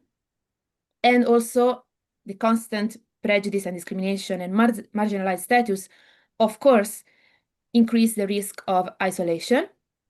A positive aspect is that many African people, from their own agency, founded this grassroots community that became not only the places of worship, but also of education, aggregation, and mutual aid.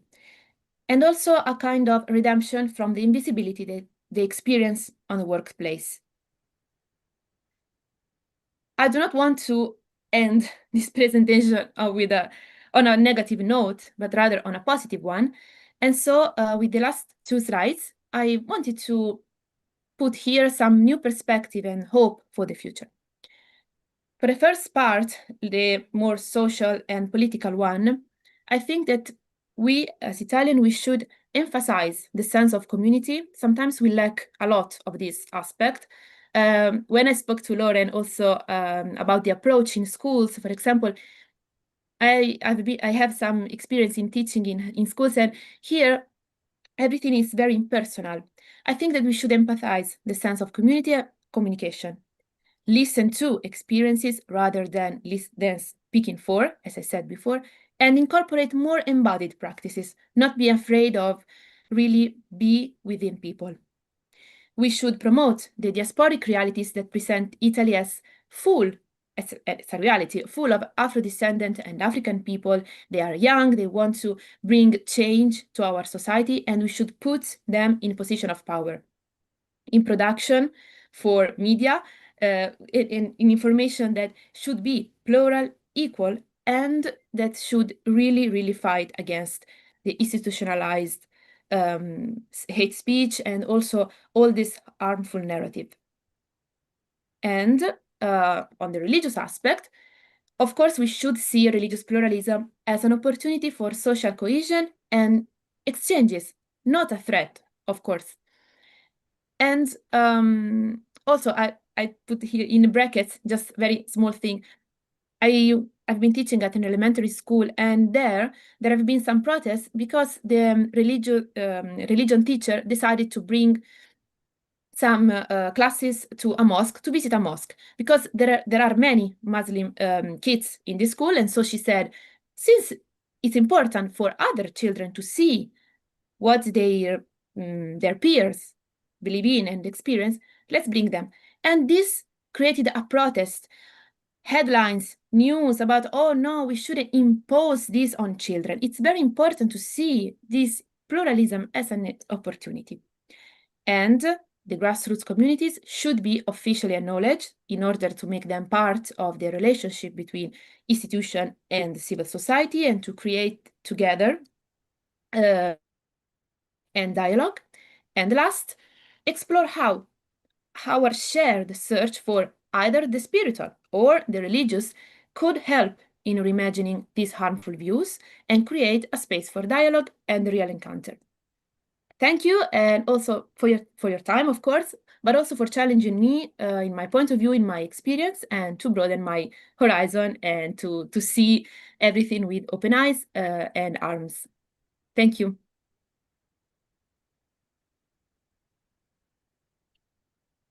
Thank you, Elena, for that incisive exposition. And you almost gelled very well with the last paper in regard to what you are referring to as epistemic justice, although lighting now from a Eurocentric perspective, but it goes very well with what Father Innocent presented. I'm sorry that I skipped Lauren Matthew from the University of KwaZulu-Natal. She ought to have come immediately after Father Innocent. But I blame myself for not carrying my specs. I didn't see it, I'm just seeing it now. So I'll be forgiven, I believe.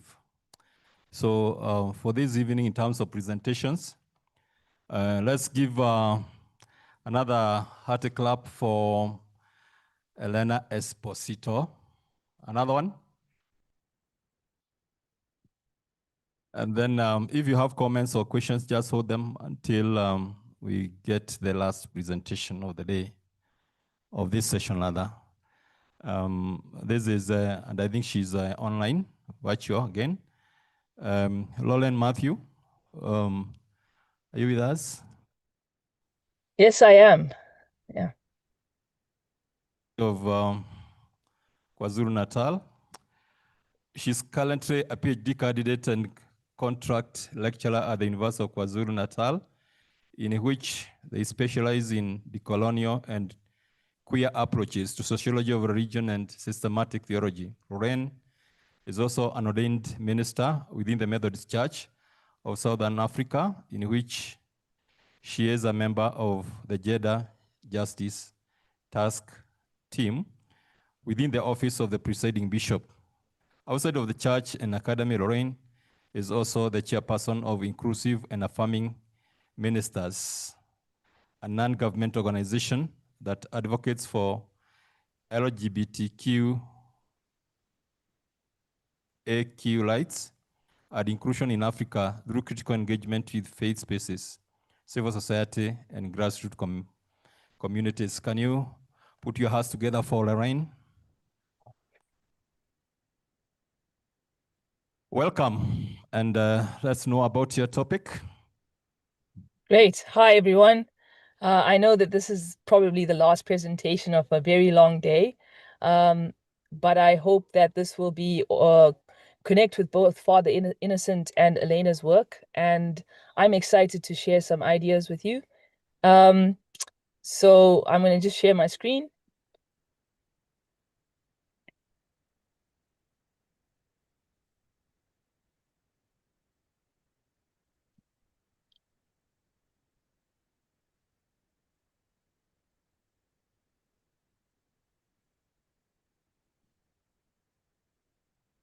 Great. So my topic for today is something that both Elena and I have been working on. It's entitled Bodies in the Making, Religion as a Power of Coloniality and Liberation in the Contestation of African People. My paper is going to take 3 parts. I am first going to take a scientific sociological exploration of religion as a phenomenon. I'm then going to connect some of the sociological theories of religion to the body, and particularly the African body.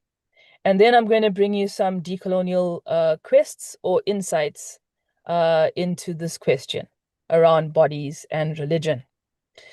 In this particular slide, my introductory slide, I have 3 pictures in front of you. In the bottom right-hand side of the screen, there is the picture from Leonardo da Vinci's Vesuvian Man, which was kind of designed by Leonardo da Vinci during the Renaissance. And it's the picture of what is the perfect human being. It is symmetrical. It has proportions that are in line with each other. It is masculine. It is healthy in the sense that you can see muscles. It's productive. It's an action. And this particular understanding of the human is something that is projected through religious discourse into and through the colonial project onto other expressions of humanity in the global South and in the colonial world. Just before Leonardo da Vinci drew this particular understanding of the human, another artist coming out of Venice in the 1492 or so, Botticelli, drew a depiction of Venus, the birth of Venus, which depicted a beautiful standard, our understanding of beauty anyway, standard, beautiful, symmetrical, blonde woman as the goddess Venus, which is the goddess of beauty.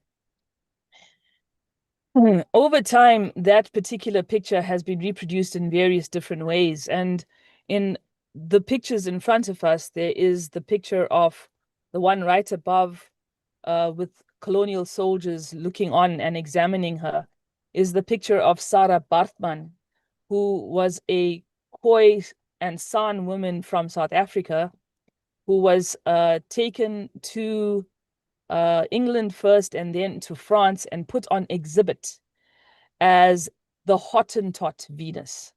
In other words, as a distortion of the Venus of Botticelli.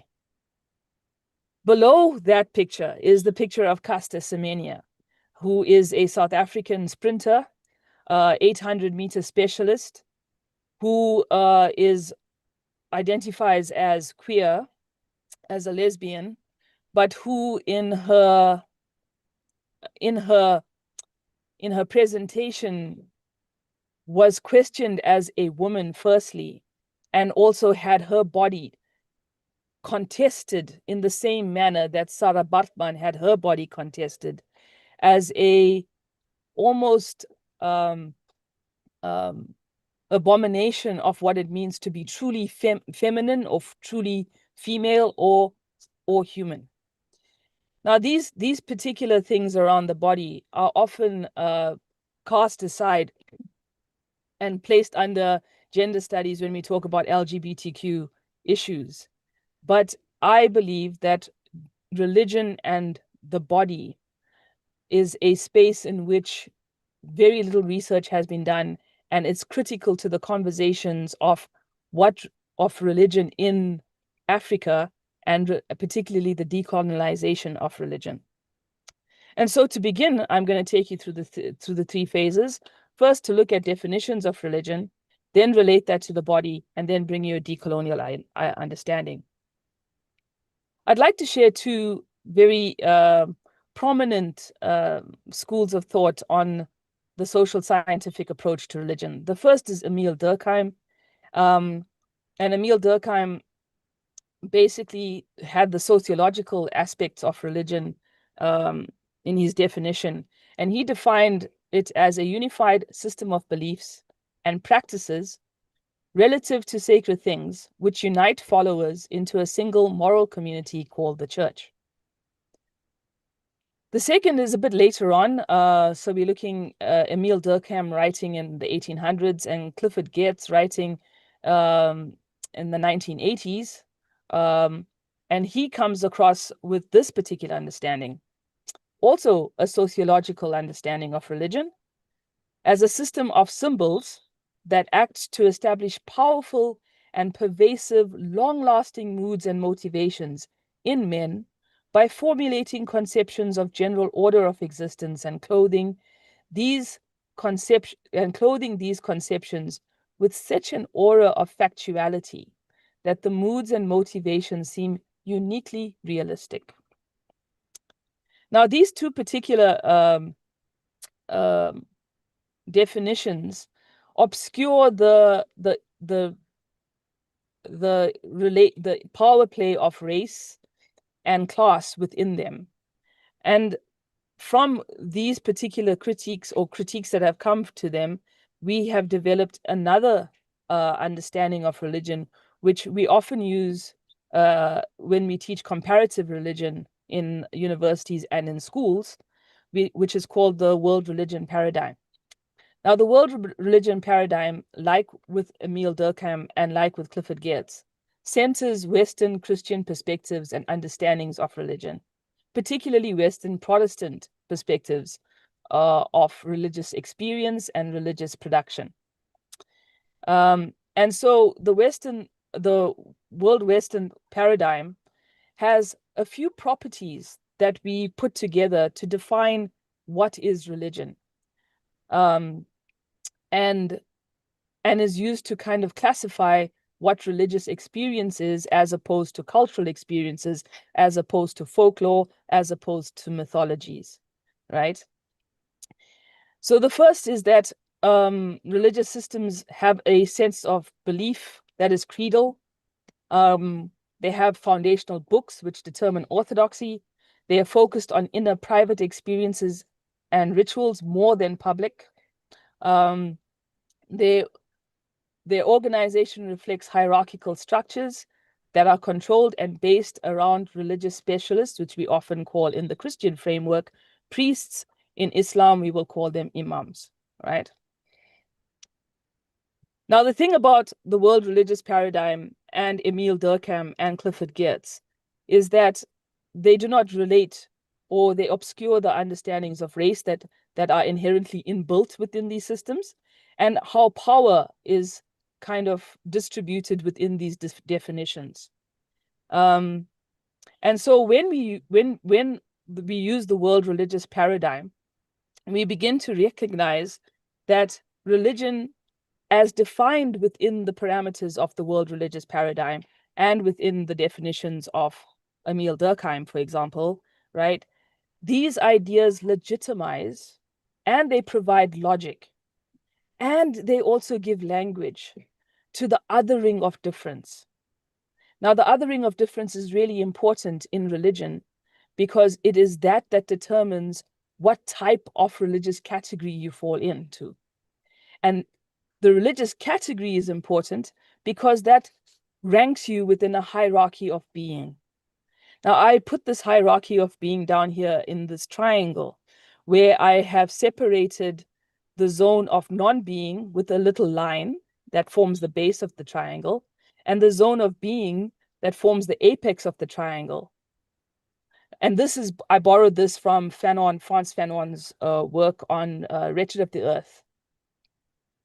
When we are in the zone of non-being, right, the classification is by having beings who have no religion. In other words, their world religious paradigm is unable to speak to the experiences of the people who live without, in orality, who do not have a hierarchical legitimizing structure the way that Christianity has, or Western Christianity has. So if you are living outside of those particular parameters, you become a being of no religion. If you have some of that, you are then determined to be animalistic or primitive or savage or barbarian. You have no particular religion, but you do have magic and superstition and animisms, right? Which makes you what we would call civilizable. In other words, you're primitive, but we can work with you, right? If we have books and language and a religious specialist and a hierarchy, much like Islam or Buddhism or Hinduism, then you are categorized as the noble savage or the heathen, right? Which means that within the capitalist neo-colonial systems of governance in our globe, right, you have certain ways of performing your humanity within these systems.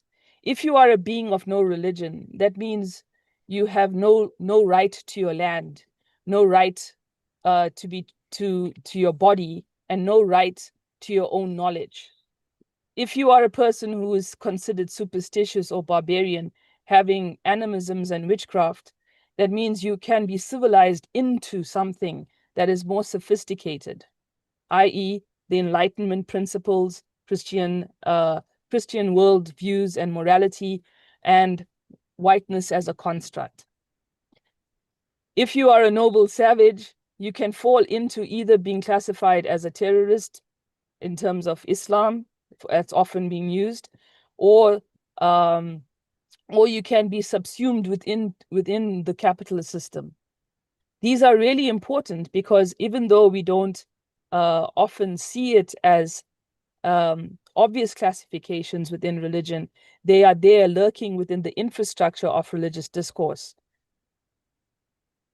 Now, there were some criticisms to this. So David Chittister is one of those who criticizes how colonized people were determined within this hierarchical system. Tomoko Masazua also talks about how colonial superiority is reproduced within the world religious paradigms. So does Talal Asad, and Father Innocent mentioned that a lot. And so does Mallory Nye, who also gives a case to decolonizing the study of religion in itself. The effect that this has, this hierarchical categorization that mobilizes religious discourse or religious sociological discourses about religious practice, the effect that it has is that it annihilates the people, it annihilates the world views of people through ontological destructions, which what Yongo talks about in the decolonizing of the mind, right? Through epistemological decapitation, which Ndlovu Kachene talks about in his work, through the centering of Western modes of organizing society and people, and through economics by centering Western systems of value and value distribution that are often based on this hierarchical arrangement of the non-being and the essence of being.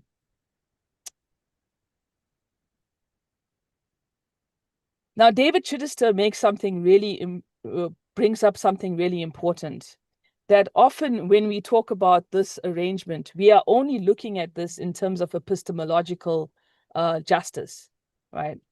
We tend to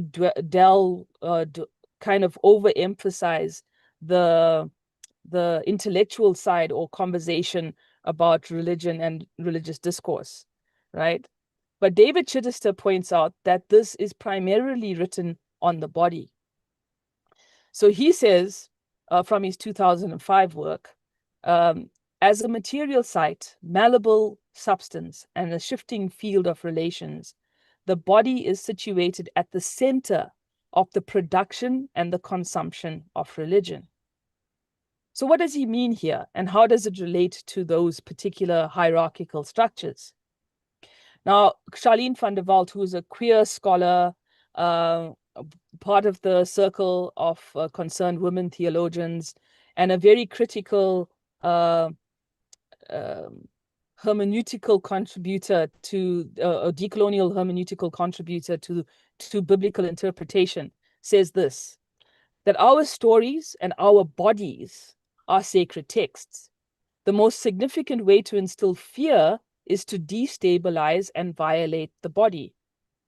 So in the colonial production of the religious discourse, the African body was placed under contestation, much like you see here with the Hottentot Venus reproduction, right? Where the African body, along with the African understanding of religion, was placed under severe contestation and almost violent investigation. The Black body, right, becomes the symbol of the metastasized idea of the animalist savage, which means that the Black body is often seen as the site of the hypersexual, the unintelligent, and the prone to emotions, the irrational, right?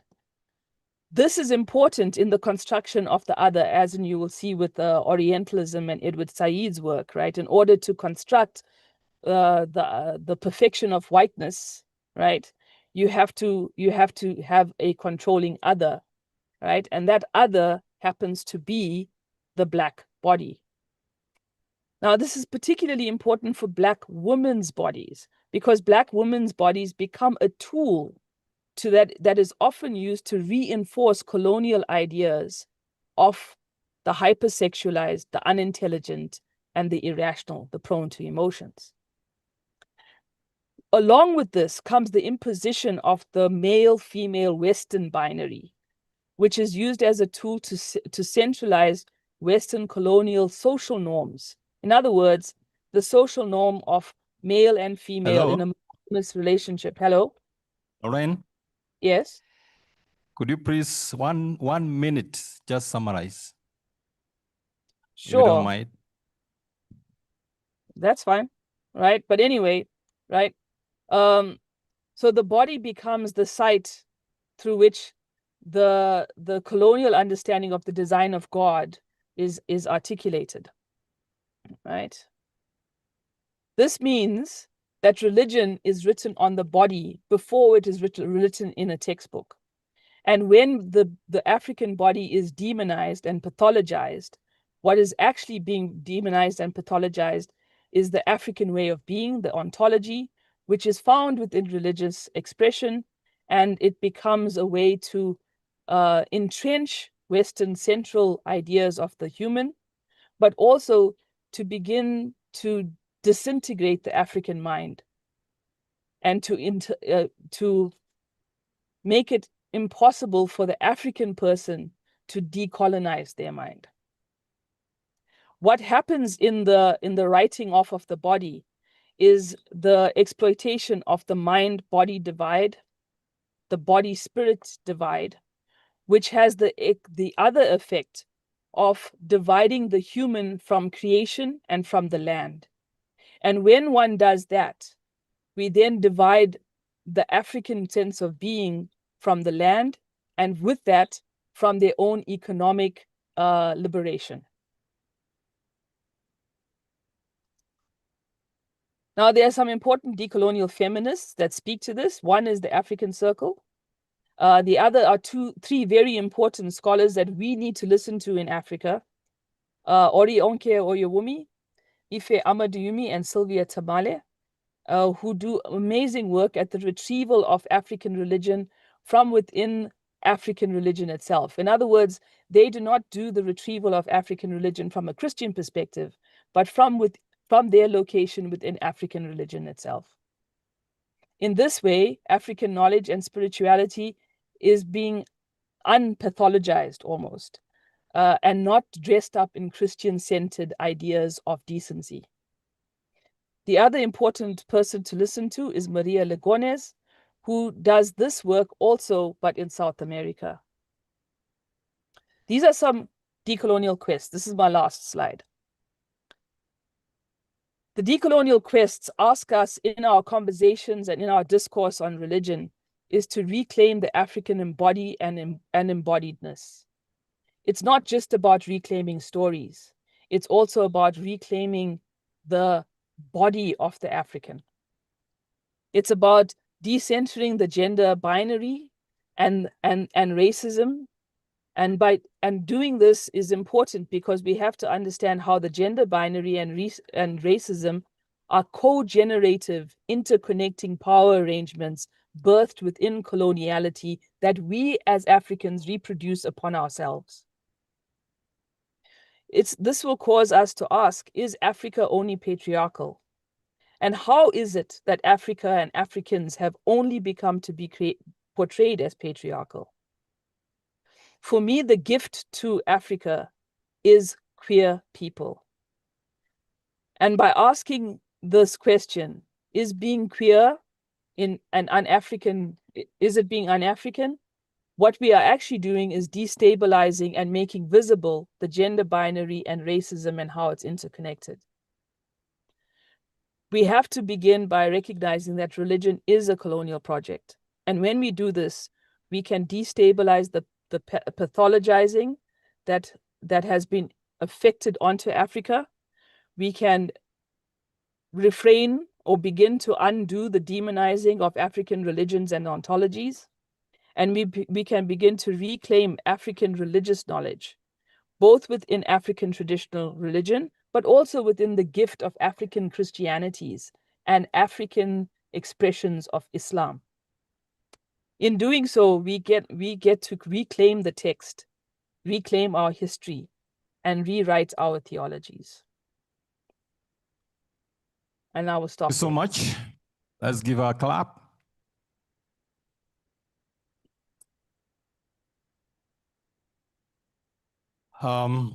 Well, sometimes you have to contend with she's very far, she's away, and she was not getting my communication, but I'm sure you have enjoyed the paper also. The presentation was excellent, it was very good. And these 3 presentations have got, of course, the same theme. Sister Jenny, you'll guide me on how much time we have for question answer, so that I know time is well spent. 7 minutes.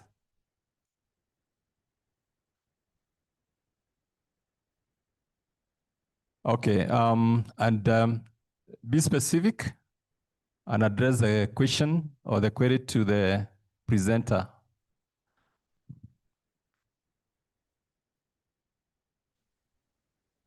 Thank you very much, Dr. Kahumbi. And direct, and the question is a question.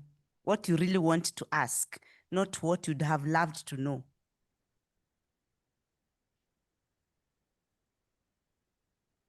Thank you.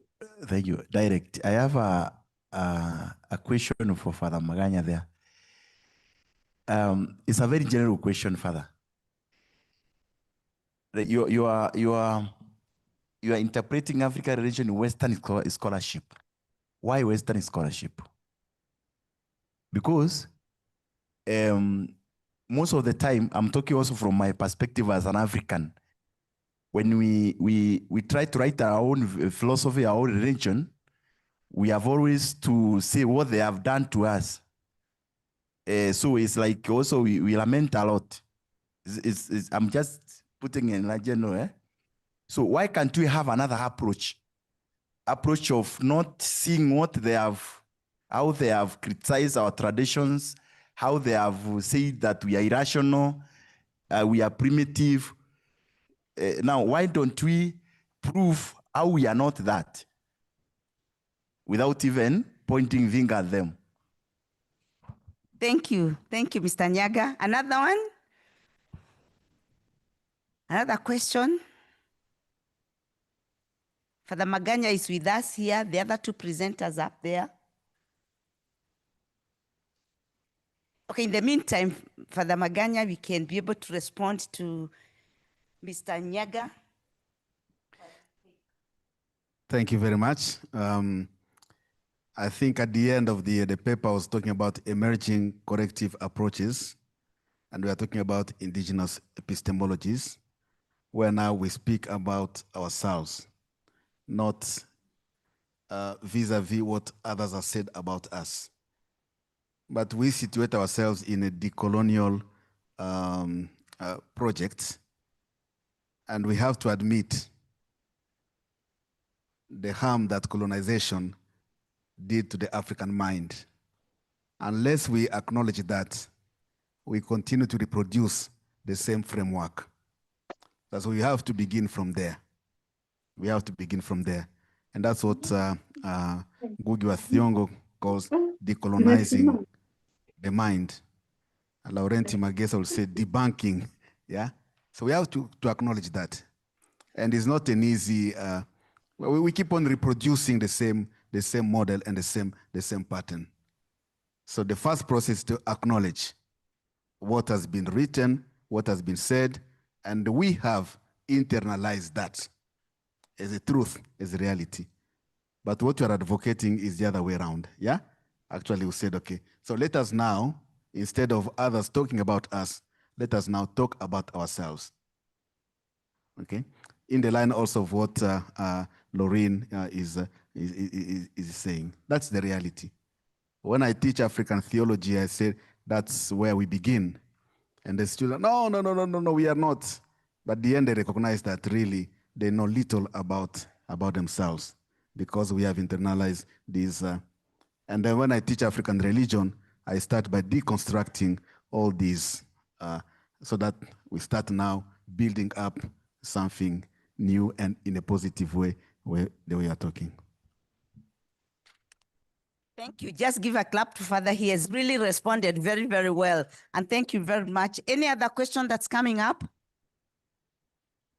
If not, I would like to make a comment and to thank Rorin and Raura how they have contributed about the body, the making of the body. She said that when she comes to Kenya or to Africa, she's an expert. But when I go to Europe, I'm a migrant. That made me think, and really what you said, it's how we are seen as migrants there as a problem. But when you come to Africa, we see you have brought something and you are really the person. Actually, we see you rich.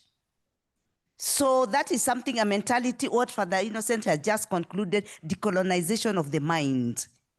So when we go to Europe, we should not even see ourselves as migrants. We should see ourselves as experts. There are a lot of experts in Europe, theologians. Really, I'm working with over 1,500 theologians. Most of them, half of them are in Europe, contributing a lot. But of course, maybe they are seen as migrants, but let us go with the mind that we are going to contribute. And that's why I say, go when you know you are going to contribute, but not when you go, you are going to become a burden, be looked a refugee and a migrant. And you, when you are coming, come with your riches, not to see as beggars, see as your brothers and sisters. Thank you very much. I loved your presentations, both of you, excellent. Give them a clap while they're there. So is there another question before we move to another level of what you are doing this evening? Online, there's the hand online, please. Yes, thank you, Sister Jenny, for seeing my hand up. I just wanted to add up. Seems there's no hand from the online, but thank you very much. So we thank the two presenters. Sorry, sister. Innocent, but that's not my job. There is a hand. Moderator's job. Sorry, yes, you've taken over my job. Thank you, Sister Jane, for that. Let's once again appreciate the three presenters this afternoon. Sorry, Valerius.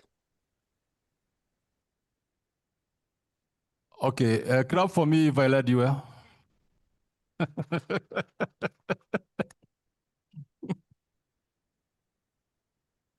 Thank you very much, my lecturer, my teacher, and for that nice moderation. I didn't know you are very patient. That time you were not patient with me in class. And thank you, Father Innocent. He was harassing me, but just have a seat the other side. Now invite the next person. Thank you very much, Dr. Kahumbi. Now we are going to invite Dr. Zachary Samita, who is going to lead us to the way forward and the closing remark of this event. Dr. Samita, I'm so happy to see you. The last time I saw you is almost 10 years. He is a PhD, he's a long-serving faculty member and the former chair in the Department of Philosophy and Religious Study, School of Law, Art and Social Science, and former founder of Director Kericho Campus, Kenyatta University. He currently chairs in a department, the board of the Board of Postgraduate Studies. Prior to attaining his PhD, he was the first winner of International Graduate Rehearsal Fellow, Concordia Seminary, St. Louis, Missouri, in US. That was many years ago, September 30th, 2000, and awarded a certificate of recognition addressing contemporary issues within the historical Christian faith. His research interests mentorship of postgraduate students, wide publications, and teaching in majorly from an interdisciplinary approach to African culture and African Christian studies, ecumenical studies, ecumenical and interfaith reality. He also trained with Haggai International in Singapore, not Nairobi, Singapore, in Singapore, in 1998, and he serves as a leader of Haggai in Kenya as one of the faculty members. The rest you read from the booklet. Dr. Samita, thank you very much for being with us this afternoon, this evening. Karibu sana. And yours is only 10 to 15 minutes there, even less than.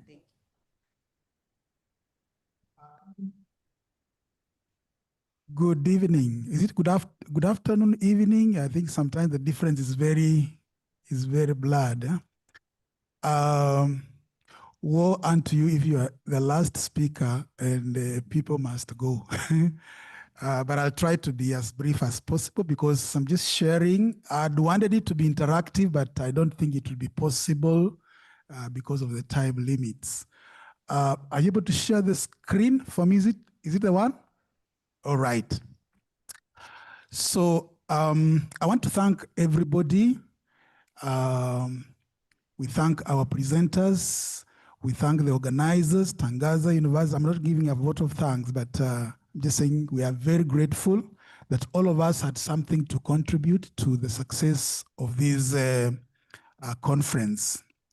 Our theme has been Ambivalence of Faith in Africa, focusing on power, knowledge, and gender dynamics. And it reminds me of, next slide. It reminds me of the words of one of our friends, Gary Terhar, in her book, Cockroaches, Rats, and People Like Us. In that book, she looks at religion as a double-edged sword. It kills, it heals, it empowers, and I think our conversations have been revolving around that. We are grateful for the opening remarks that were very, very, very challenging, very insightful from our Vice Chancellor, Professor Mwanya, and the keynote address from our very own Professor Mary Getui. Then we had 4 sessions. In the first session, we had religion and social cultural dynamics. We listened to the paper from Ilaria Makoni and Kolani Sakuba. I'll not read them because that's what we had in the morning. And then in the second session, we looked at religion and power dynamics, the colonial legacies. And Matteo Rovellini Mpumelelo Moyo and Evaristi Magoti took us through very, very interesting papers.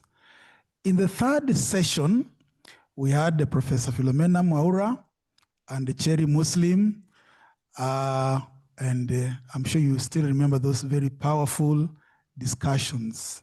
Last but not least, in session 4, we've looked at religion, knowledge, production, and epistemic power dynamics, and we are grateful to Father Maganya and Laureni Matthew and Elena Esposito in their presentations. I just want to look at 7 areas that I consider to be our way forward. But before we look at that, this was under the auspices of VIRID and AFRARE, and our approach has been the virtual exchanges, and it has really worked very well because we had it blended, and I think this is very good. And our emphasis has also been religious Euro-African dialogue. So where do we go from here? I see the following as the core trajectories for the future of faith in Africa. One of the things that came out is the paradigm shift. We recognize that the center of global Christianity has shifted from the global south. That cannot be overemphasized. I think from the Western-centric colonial models, we are moving to a vibrant Africanist theology. This shift underlines the need for reflections that are tailored to local contextual realities and active engagement in pressing societal issues using relevant communication skills. This reminds me of the late Professor Okot Pipitek in his first book, African Religion in Western Scholarship. I think if he was to resurrect today, he would be very happy that now we are on the driver's seat trying to lead the conversations of African realities as African people.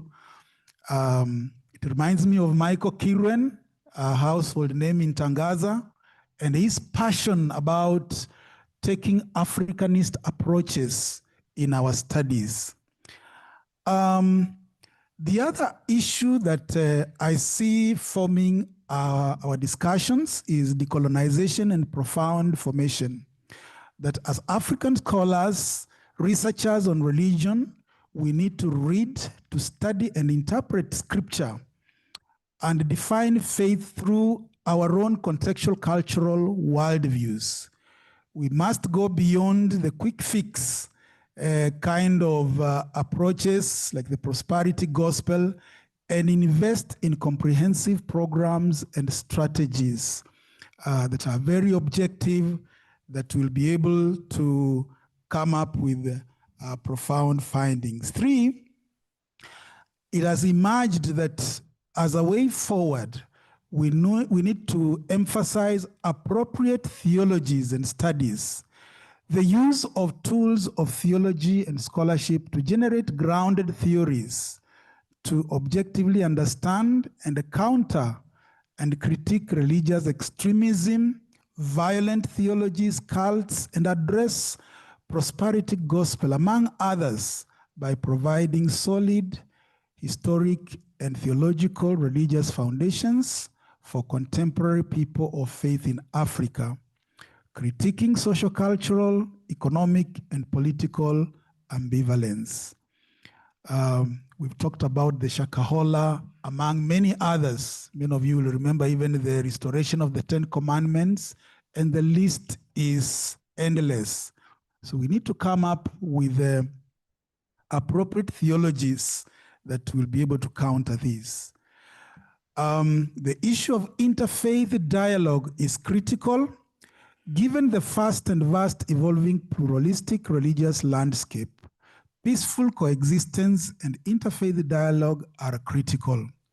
Religious actors and scholars and researchers must transcend religious boundaries in order to enhance peace, cohesion, and also challenge religious labeling, religious stereotyping, and influence, particularly policy frameworks. I think we need to really be at the point where we'll push for policy change, policy frameworks, because if you don't deal with that, then the cycle continues. 5, I think we've also seen the need for holistic societal transformation, that faith must go beyond nominalism.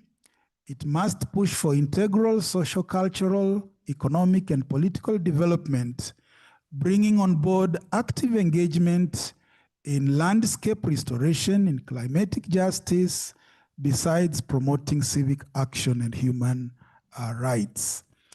And then I think it became evident also from our presentations that we need safe spiritual spaces. I think we found that sometimes we find ourselves in very unsafe spiritual spaces. There should be keener focus on providing tangible answers to spiritual insecurity, because many Africans, like Professor Getui reminded us, in the words of our ancestor Mbiti, that Africans are religiously notorious, and therefore they attribute life events to supernatural causes. There is a need for local religious congregations to provide comprehensive pastoral care that addresses both material and spiritual needs. And we realize that religion is actually a very big capital and resource that can help us be able to address some of these challenges. Now, leaving no one behind. I think you're familiar with that phrase. I think we need to redirect our focus to the others. I remember Father Maganya talking about othering. The others, those that scholarly limelight has forgotten. And I think for us, we really need to focus on the issues of the youth, issues of the children, the differently abled, the challenged. We need to focus our religious studies, theological attention to them, and bring the full scale of their realities into attention. Now, you can clap because this is my last point. You can rejoice. There is a statement I used to be told when I was a young scholar, and that should be about 40 years ago, that publish or perish. And this has been emphasized so many times. And there is need to document and disseminate our findings, our reflections, through dynamic and enduring applications. I went somewhere and somebody was paraphrasing this verse that the harvest is plenty and the laborers are few. And he said, actually, it should be the harvest is online and the harvesters are offline. And I think if we are to talk to the majority of our audience today, then we have to be online. We must take advantage of the online devices of our time, and we are among the most blessed people because we are living at the apex of communication, advantaged communication devices. And as we do that, maybe learning from the past. When we were young, and that time we were being mentored by the likes of Professor Getui, we will be brought along in conferences, Eatwort, Atia, and the like. And we need to use existing, but also expand the frontiers of other collaborative forums and networks, some of which have been discussed today, like the Circle, And I'm glad the circle leader is here. We have AASR, and now we have VIRID, and we have the African Academy of Religion, which has brought us together today. And I just hope that we'll use these forums to push the agenda for the study of religion in a honest, in an objective way in the days that are ahead of us. Friends, I'm capable of, I'm a pastor, and pastors say finally many times, but I don't want to go beyond that. I want to thank you very much for listening to me. And sister, you don't need to say anything because I'm done. Thank you. Thank you, thank you. Give him a very good clap. He summarized the day. Thank you very much, Dr. Samita. I give you 100%, not with the AI from myself. You really summarized very well. Thank you very much, Dr. Samita, for that. And now we come to another round of activity. This is the final one. Dr. Samita was a summary. This is the final one. Actually, according to the African culture, when somebody visits you, we always escort people to the gate. Sometimes if the bananas are ripe, you cut a banana plant for them to go with, or a banana, some fruits to carry. So we have a few fruits to give to our speakers as gifts. And now I would like to invite Sister Damaris, and also the person to do this is the host of the house. You cannot borrow another person from a neighboring house to give a gift to your people. So the host of the house is Professor Patrick Mwanya, is the one that is going to gift our speakers and our guests. So I would like to invite Professor Mwanya, and I'm sure you'll be happy to usher our guests.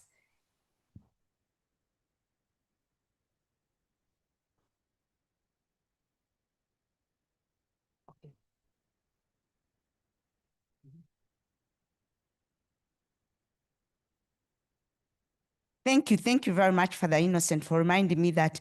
I would like to ask Sister Damaris to give the gift for Dr. Shomalia Mohammed. I'm sure he's not around, but there's somebody from Dr. Shomali that will pick. Come and pick the gifts.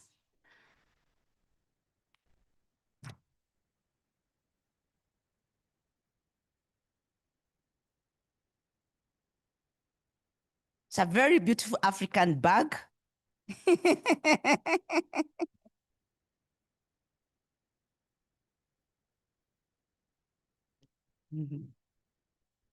Thank you for accepting to carry the gift for him. Thank you very much. I would like to invite Professor Mary Getui.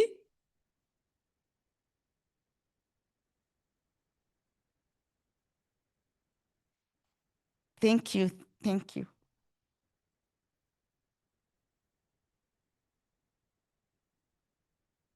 I would like to also to invite Professor Philomena Mwaura.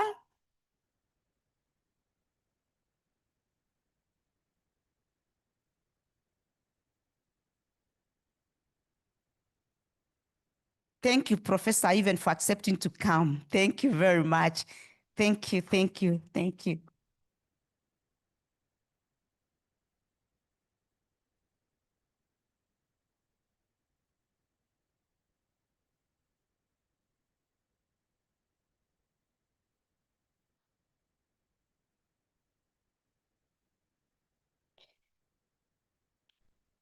I would like also to invite Dr. Nalugala, Regional Nalugala. Is he around? Or maybe he has a class online. So this is his home, he'll be found. Mr. Anastasio Nyaga.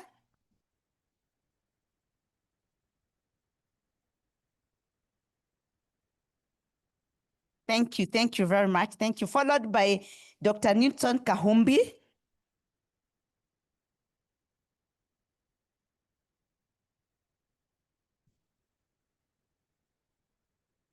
And also Father Innocent Maganya. Give people, clap for them. They did quite a good job. It's not easy to get a gift. Yours will come. If you present, don't be jealousy. Just clap for them. Don't be jealous. Clap for them. Yes, you get yours. I would like also to invite Dr. Daniel Kitonga, our DVC. Is he around? Dr. Daniel Kitonga. He's around. He's coming. In the meantime, we can also invite Dr. Zakaria Samita, who has done a very good job of summary. Yes, now your gift will come. Yes.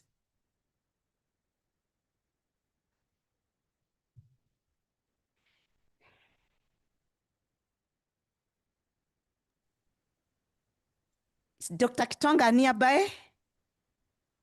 He has a class. Yeah, don't worry. We'll take the gift for him. So I would like to invite one of the students that's going to say the prayer, and he'll get the... Dr. Kitonga, I can see you. Come and get your gift. Before I carry it with me, he's behind there. Okay, I would like to invite Donald Peter. Is Donald Peter around? Donald Peter? Donald Peter gets... Get a gift, and you're the one to say our final prayer. So we thank you in advance. Thank you.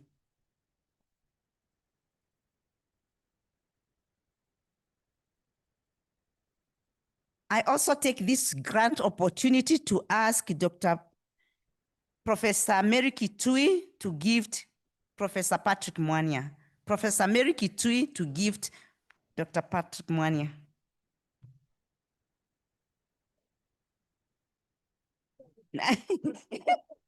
Yeah, change position. Yeah.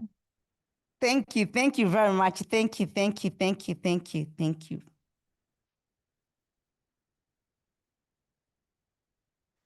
Also, I'd like to, we have one person that has not said a word, but she'll also speak later. I would like to invite Dr. Scholar Wayua, Canon Scholar Wayua. And you see her with a collar. She's a Canon Scholar Wayua who loves Tangaza. She's a friend of Tangaza, and she's also the secretary of the Circle of African Women Theologians. So see her for registration with a little bit of money. And yeah, thank you very much, Dr. Scholar Wayua. Thank you very much. Now, Professor, have a seat. I would like to invite Dr. Scholar Wayua. She has some gifts also to gift.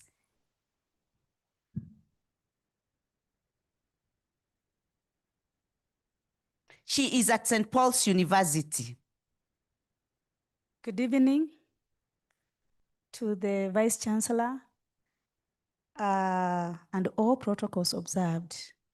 My name is Scholar and I'm a religious scholar. I teach at St. Paul's University, and by the grace of God, I also coordinate the Institute for Christian-Muslim Relations, Interreligious Dialogue, and Intercultural Dialogue at St. Paul's. I wanted to come a little bit earlier, but we had other visitors that I was charged to be with them for some time by the Vice Chancellor. And I want to bring greetings on behalf of the Vice Chancellor, who is a member of the Circle of the Concerned African Women Theologians, and one of our matriarchs, the Professor Esther Mombo, who was currently appointed as a substantial Vice Chancellor of St. Paul's University. Allow me, Sister Jen, to say that I have a special love for Tangaza University. And since 2017, we have been working together with Father Innocent, and even with the late Father Piris, who went to be with the Lord. And we have come here severally with my students, and we have learned a lot. Recently, I was here on Tuesday this week to deliver a lecture to the ongoing summer school here at Tangaza. So I am part of Tangaza by extension, although I belong to St. Paul's University. I want to say about, just to add what Professor Philomena Maura said about the circle. Yes, currently, by the grace of God, I am the coordinator for the circle of the Concerned African Women Theologians, Kenya chapter. And I am proud to say that Professor Maura, Professor Mary, Professor Esther Mombo, among others, are our matriarchs. They led the way, and of course, we are writing about them.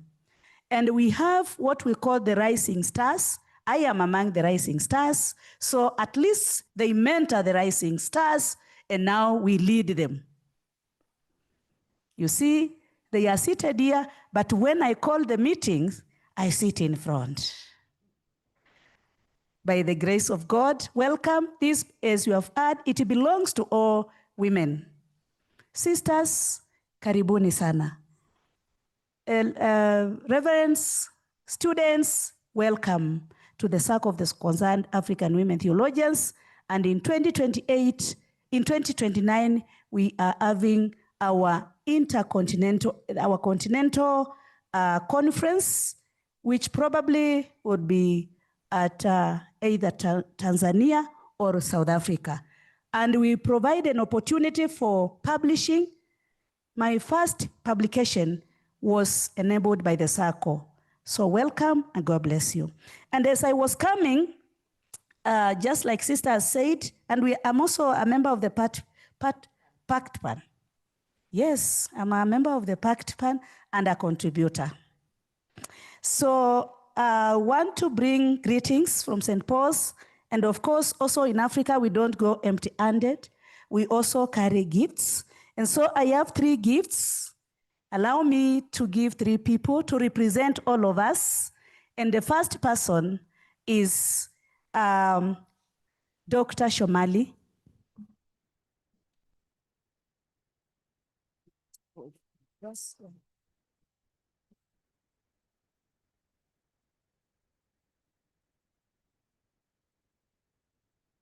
Kindly, yes. Yes. Thank you. No, we need a picture. No. Because No picture. I need a picture for evidence. From where, allow me. You can use the picture. No, just, it's okay. I will say this is a representative of Dr. Shomali. For the purpose of audit.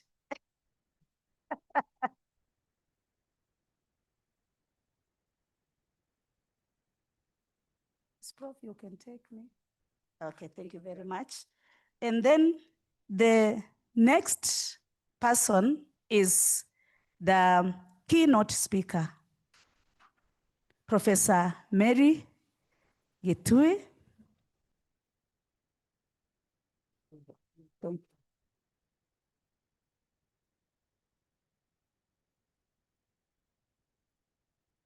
And the last is the owner of this house, Professor. Karibu, tuko kwako. Yes. Karibuni. Asante. Come and see what we do at St. Paul's and the great Professor Mombo. Asante. Thank you very much, Dr. Scholar. I would like now to invite Father Innocent. Tangaza Idris works very closely with the Harmony Institute. They pass here, they had other engagement, but they are students and they are people from their office who are here. So Father Innocent was tagged with some gifts to give to 2 people. Oh, thank you, Sister Jane. This conference had also an interreligious connotation, and our friends for Harmony were here, and they have tasked me to gift our 2 most senior professors in the room. So the first one will be for Professor Maura from the Harmony Institute, who are also partners of Tangaza on their behalf.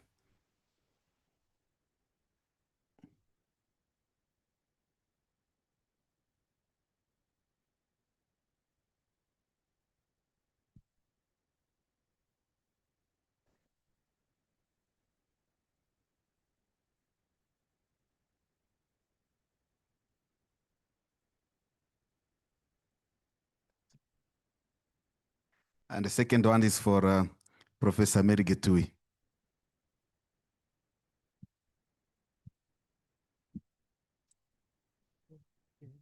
Asante.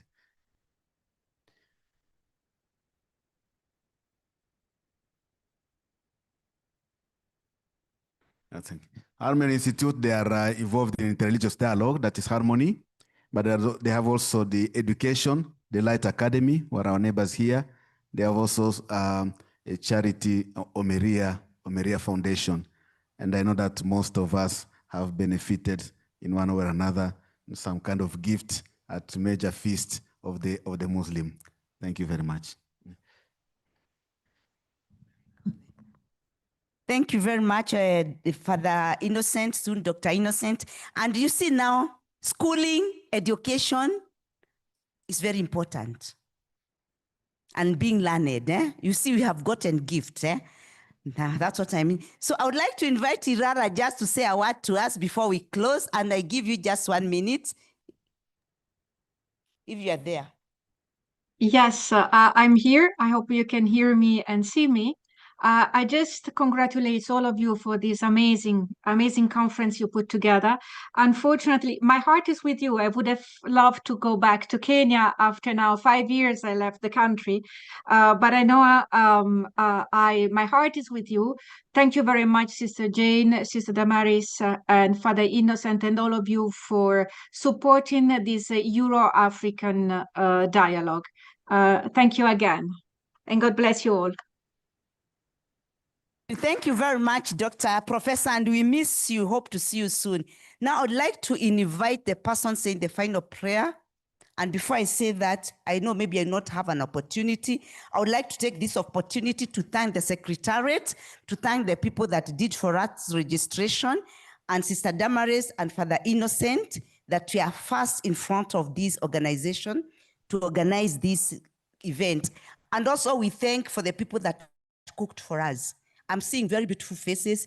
We ate very well. If you didn't eat very well, put up your hand. I'll know what to do with you. Then I'll give you a gift so that you can come. So thank you very much, Sister Damaris. Transfer our thanks and appreciation for that and for the whole Tangaza. Tangaza is home. And through your booklet, you have a lot of information about Tangaza. Each one of us is entitled to market Tangaza. Even if you're in KU, what you have seen today, you can tell them there's a Tangaza. So even if you're in the Catholic University, tell them there's a Tangaza from different universities. St. Paul just says Tangaza is not bad. We go with the beautiful bags. So you can tell them to come and be with us. So I would like to invite our prayer person for today. May we please arise? In the name of the Father, and of the Son, and of the Holy Spirit. Our Father, who art in heaven, hallowed be your name. Your kingdom come, your will be done on earth as it is in heaven. Give us this day daily bread, and forgive us our trespasses, as we forgive those who trespass against us. And lead us not into temptation, but deliver us from evil. Amen. Glory be to the Father, and to the Son, and to the Holy Spirit.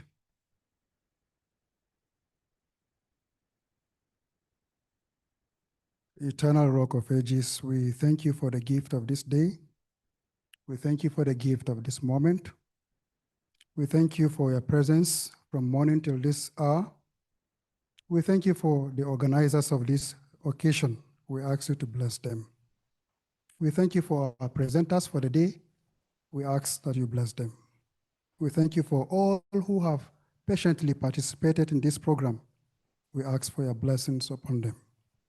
Despite our differences, we ask you, O God, to unite us. Thank you for the gift of faith. Thank you for the faith we have shared. Thank you for the knowledge. We are about to retire to our destinations. We ask that you journey with us. Give us the grace to announce your goodness by our lives. This we ask through Christ our Lord. In the name of the Father, and of the Son, and of the Holy Spirit. Thank you very much, Peter. The people online, thank you. And The speakers, your gift will be sent to you through somebody. Now we come to the end. We have a cup of tea. Please, please do not leave us with that tea. Tea is not water that we can put in the bottle. Please go and share this tea with us. Make sure you've taken your cup of tea and you have enjoyed the final tea for today at Tangaza University. Please do not leave the tea with us. Thank you very much for the day. Wow, thank you. Nice.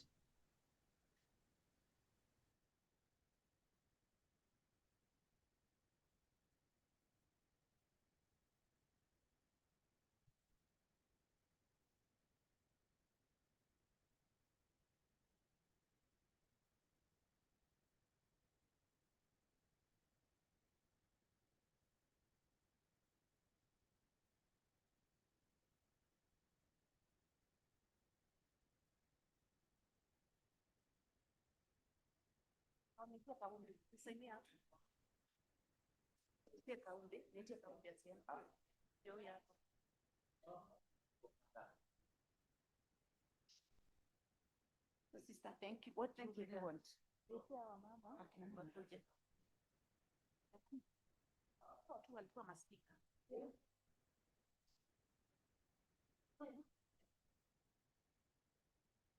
So, help me sign here.